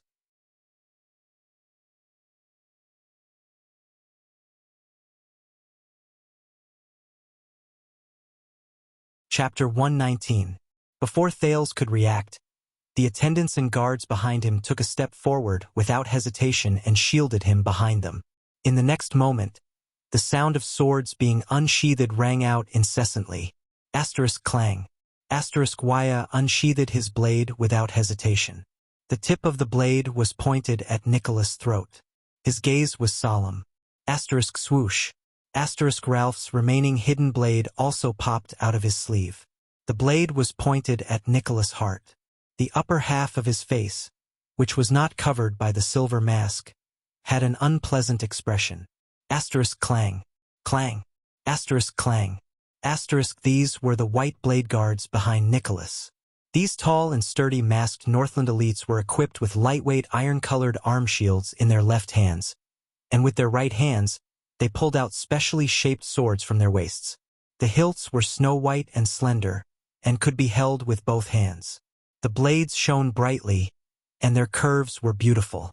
They did not look like the rough and forceful Northland style. Their movements of pulling out their swords were orderly and heavy. Their gazes beyond their masks were murderous. At some point in time, they had spread out in a semicircle and surrounded the Constellation diplomat group from three sides. The remaining dozen or so soldiers of Constellation, such as Janet and Willow, pulled out their weapons without hesitation and stood at the front line to confront the white blade guards. Judging by their movements and the look in their eyes, these are true elites. Our royal guards are nothing more than this. Aida's voice traveled into Thales' ears. They are even more powerful than the Black Sand region's army. Even if they were to go up against the vampire's Sacred Blood army, they would probably not be inferior. Thales stared in disbelief at Nicholas, who had a cold smile on his face. "What's going on? Tie me up and bring me to Dragon Cloud City?" It was not that he did not anticipate what he might encounter in Extet. In fact, it was very normal for King Nuven, who had lost his beloved son, to be angry, ridiculed, and humiliated him. Even if the Jadestar royal family and the Walton family had the same interests when it came to avoiding a war between the two kingdoms and restraining Black Sand region's ambitions. But Thales did not expect that this humiliating welcome would begin before he even reached Dragon Cloud City. "Do I really have to let them tie me up and bring me to Dragon Cloud City?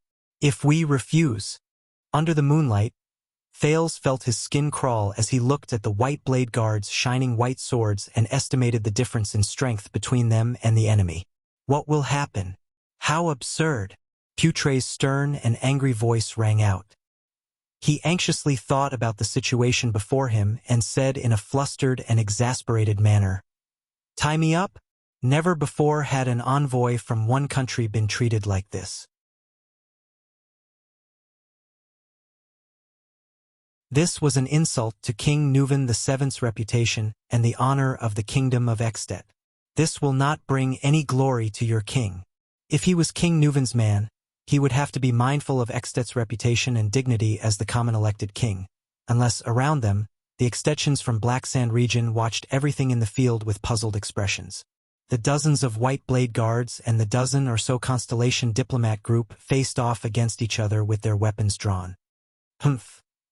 The corners of Nicholas' lips curled up to reveal an ominous, cold smile.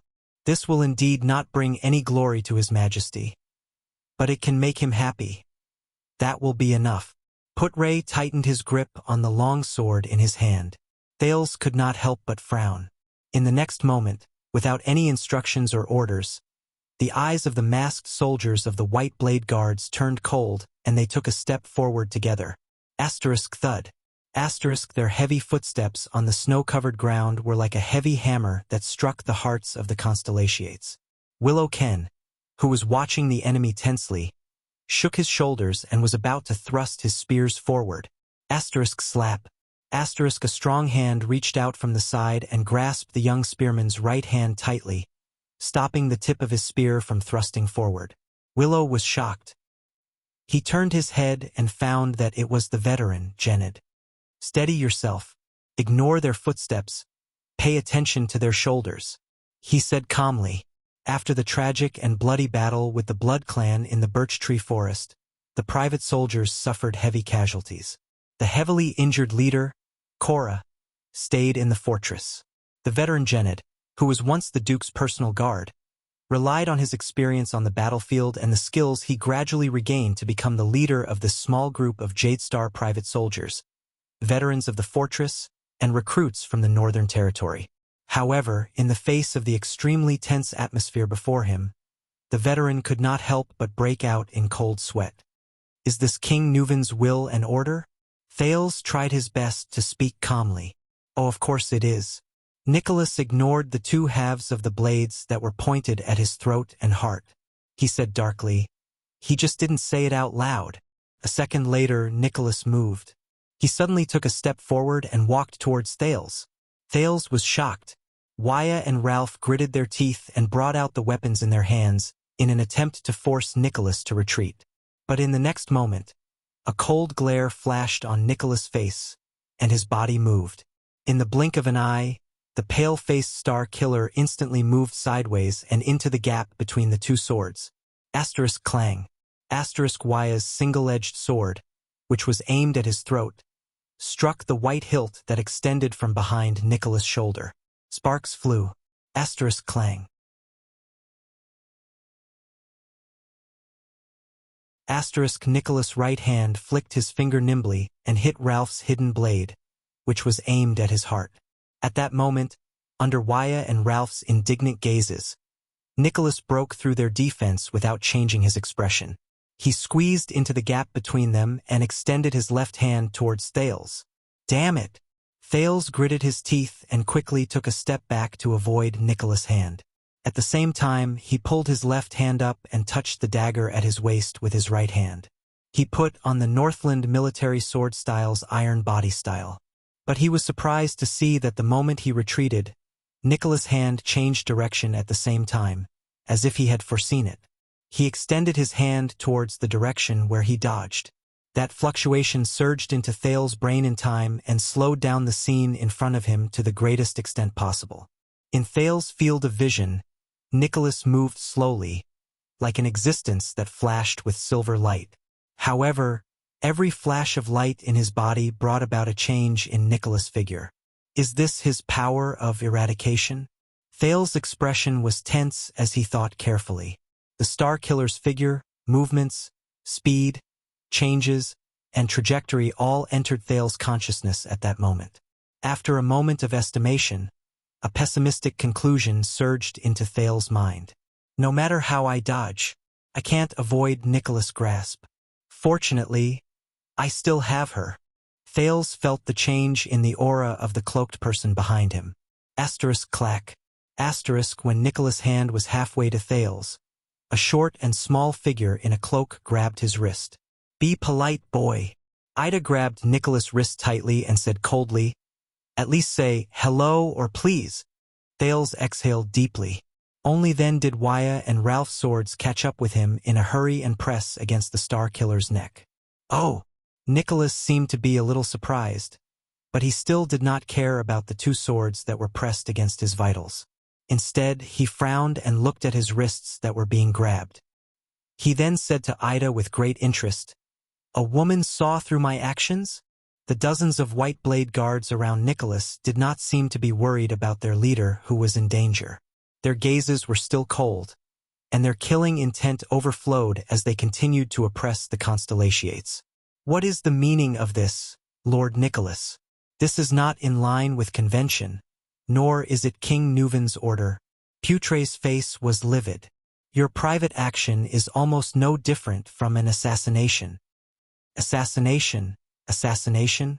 Nicholas muttered the word in a low voice. He raised his head and his expression became extremely terrifying. Are you talking about what you Constellations did to our Prince Mariah in your country? Assassination. Nicholas glared at Thales with eyes burning with anger. He enunciated each word clearly. What you did to His Majesty's only son, to the Prince of Extet, to the heir of Dragon Cloud City, to my student?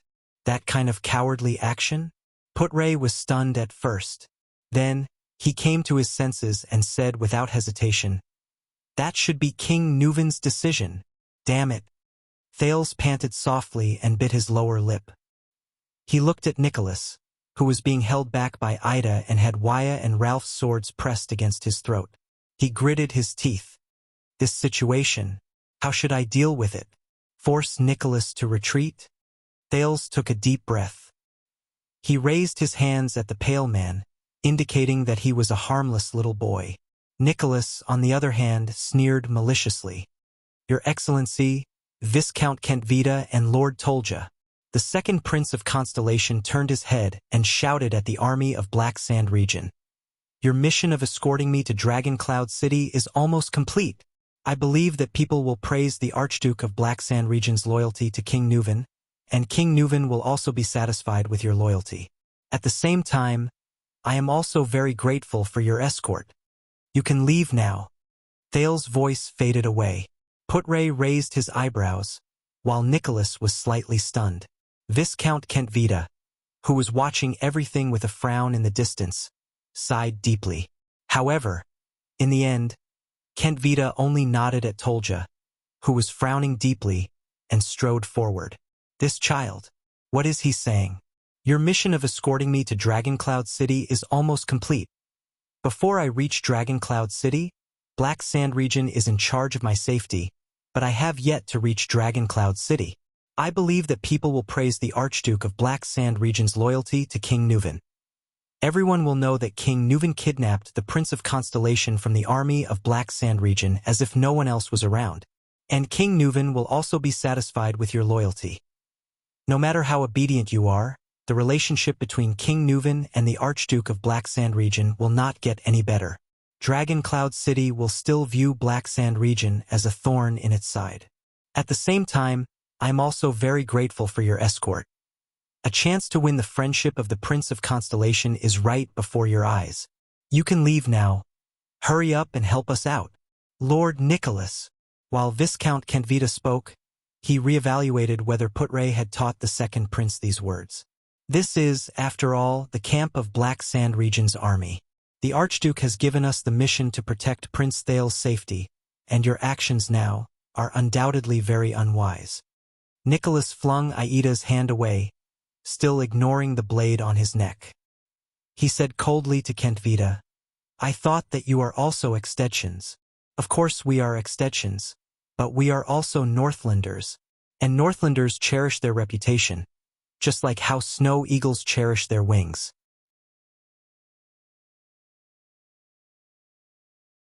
Kentvita walked in front of Nicholas and looked at the two parties who were at each other's throats. His gaze paused for a moment on Thales and Putre. Your Grace, I believe that King Nuven did not give you the order to kidnap the prince and bring him to Dragon Cloud City. Behind him, under Tolja's signal, the soldiers of Black Sand region slowly surrounded them. Nicholas fixed his gaze on Kentvita. Then he flashed a faint, cold smile. What if I say no? The man's face turned even paler. What will you do? The Viscount of Black Sand region? Will you let your army get rid of us, His Majesty's personal guards? Is that so, warriors of Black Sand region? Nicholas swept his gaze across the surroundings. He glanced at the elite regular army that the Archduke of Black Sand region had specially allocated and smiled softly. Thales' heart sank. This is bad.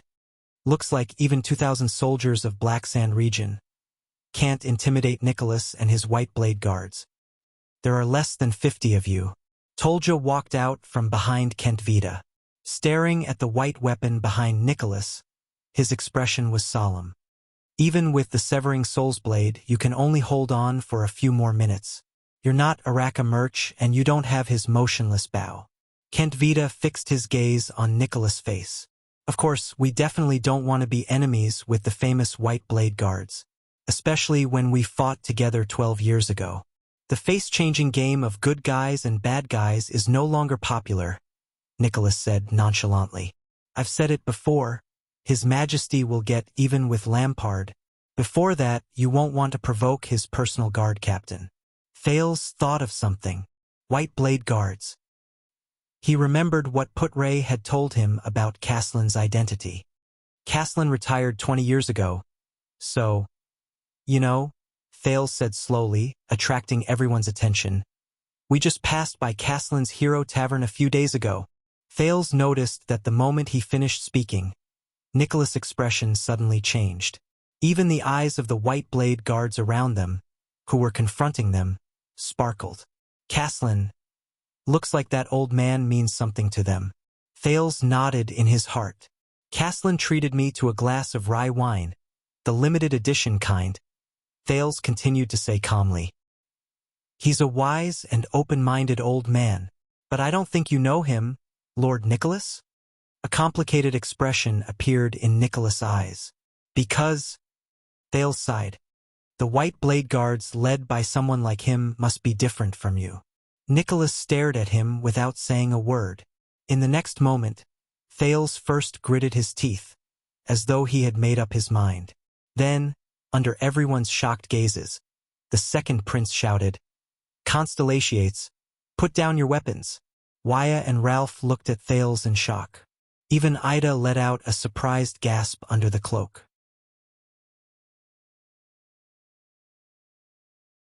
The Constellations looked at the White Blade Guards around them, who were glaring at them fiercely. They looked at each other in bewilderment, not daring to believe the prince's order. Only Putray looked pensive. Kandvita and Tolja frowned at the same time. Nicholas stared at him with an indecipherable expression. This is an order from your second prince, the heir to the throne of Constellation, Thales repeated with a firm expression. Putray was the first to sheathe his sword and take a step back. Then, Genid sheathed his sword without hesitation. Wuxia glanced at the prince in disbelief. Under the latter's unquestionable gaze, he gritted his teeth and withdrew his sword from Nicholas' neck. Then it was Ralph, then the fifth, the sixth, until all the Constellations sheathed their weapons. Under everyone's watchful eyes, Thales took a step forward, past Wuxia and Ralph's protection, and arrived in front of Nicholas. You should have done this a long time ago. Nicholas lowered his head and looked at him expressionlessly. The earlier you submitted, the less pain you would have suffered. Enough, Your Excellency. Thales interrupted him coldly. I don't know why you insist on bringing me back to Dragon Cloud City with you tied up. Whether it's a new grudge or an old one, whether it's Prince Mariah or Prince Horace. Thales suppressed the trembling in his voice. But before I complete my first mission, I will only answer to King Nuven. Nicholas stared at the second prince of Constellation in astonishment. This will be a conversation between the future king of Constellation and the current king of Extet. Thales took a deep breath. But before that, you want to humiliate me? Who is about to talk to King Nuven? There is no doubt that your actions are tarnishing King Nuven's honor. Does a father who has lost his only son no longer need to care about his own honor? Ask yourselves, White Blade Guards, Northlanders. Thales turned to the White Blade Guards around him. His personal guards, the White Blade Guards, the Dragon's Imperial Guards, humiliatingly tying up a 7-year-old child and bringing him to Dragon Cloud City. Let everyone know the magnanimity of Extet's common elected king, Raikaru the hero's successor, and the ruler of the Northlanders, King Nuven VII. The gazes of the White Blade Guards became unfocused beyond the veil covering their faces. Caslin told me that whether it is the history of the Empire or the symbol of the dragon, these are not important. What is important is whether the Northlanders can still persevere and live their lives well. Thales turned around and spread his arms. He raised his head and stared at Nicholas with a steady gaze. Over the past few days, we have eaten the Northlanders' food and drank their wine. According to Northland's customs, we are now King Nuven's guests. We are guests in the land under his rule. Now we are finally about to reach his doorstep.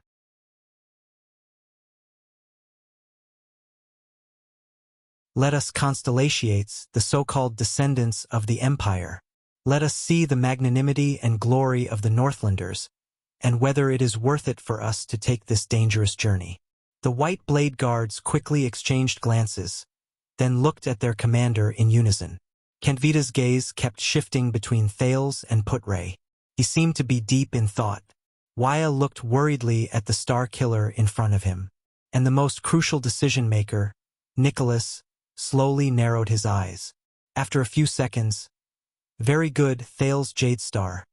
He looked at Thales and smiled faintly. "You and your uncle are not that far apart." Thales was stunned. "Put away your weapons, my brothers." Nicholas looked at Thales with a complicated expression. "Let His Majesty decide who our guest belongs to, even if his hatred for us runs as deep as the sea." Upon receiving the order, the white blade guards sheathed their swords in an orderly manner. Thales finally breathed a sigh of relief. The people of Constellation, including the two commanders of Black Sand region, also breathed a sigh of relief. At this moment, alert! Outside the camp, the soldiers of Black Sand region once again let out an alarming shout. Everyone's attention was instantly drawn to the area outside the camp. Under the moonlight, a new group of cavaliers appeared before their eyes and headed towards the camp. Kentvita narrowed his eyes and asked Nicholas, "Your companions?" Nicholas did not answer him. The sound of hooves could be heard from outside the camp. It was a dozen cavaliers.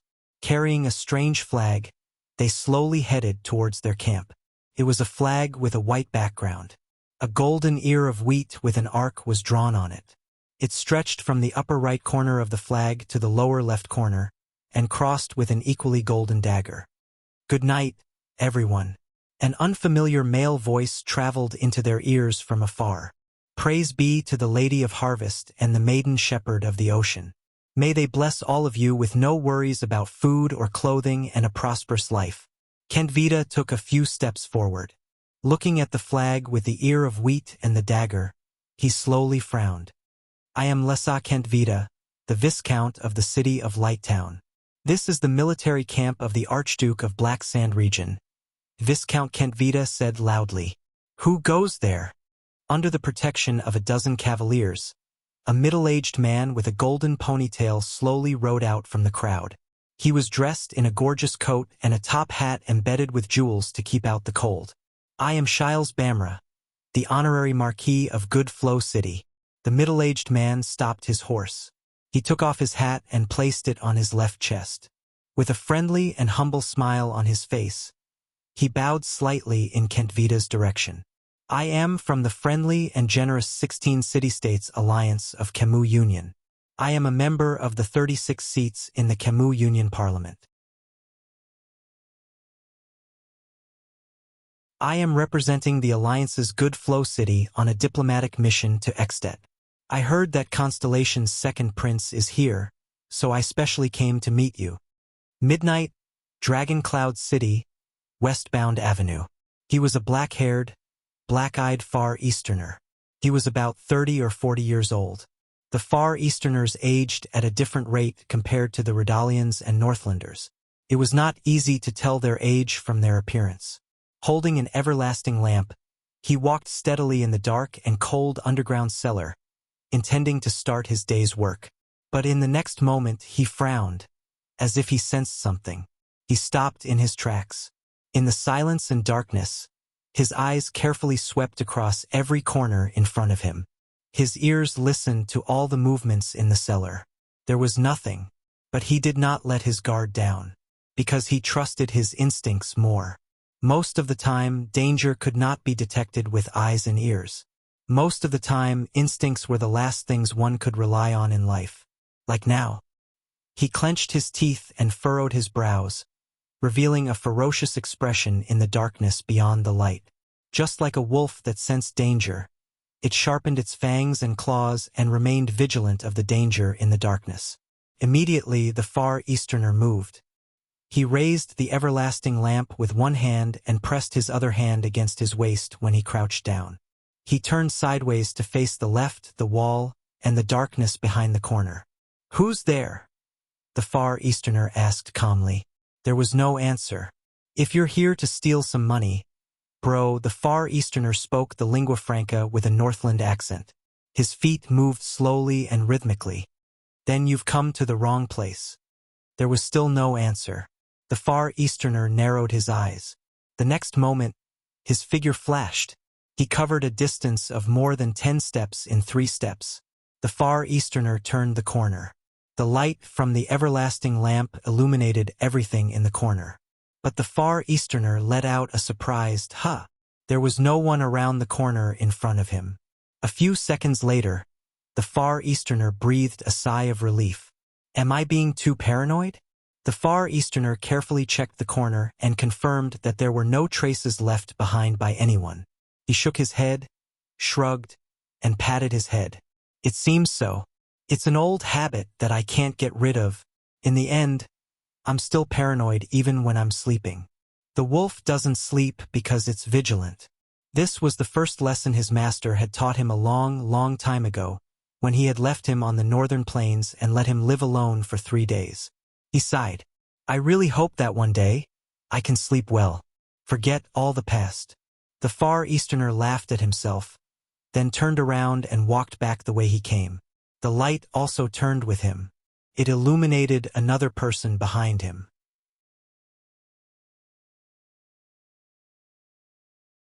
A person who suddenly appeared.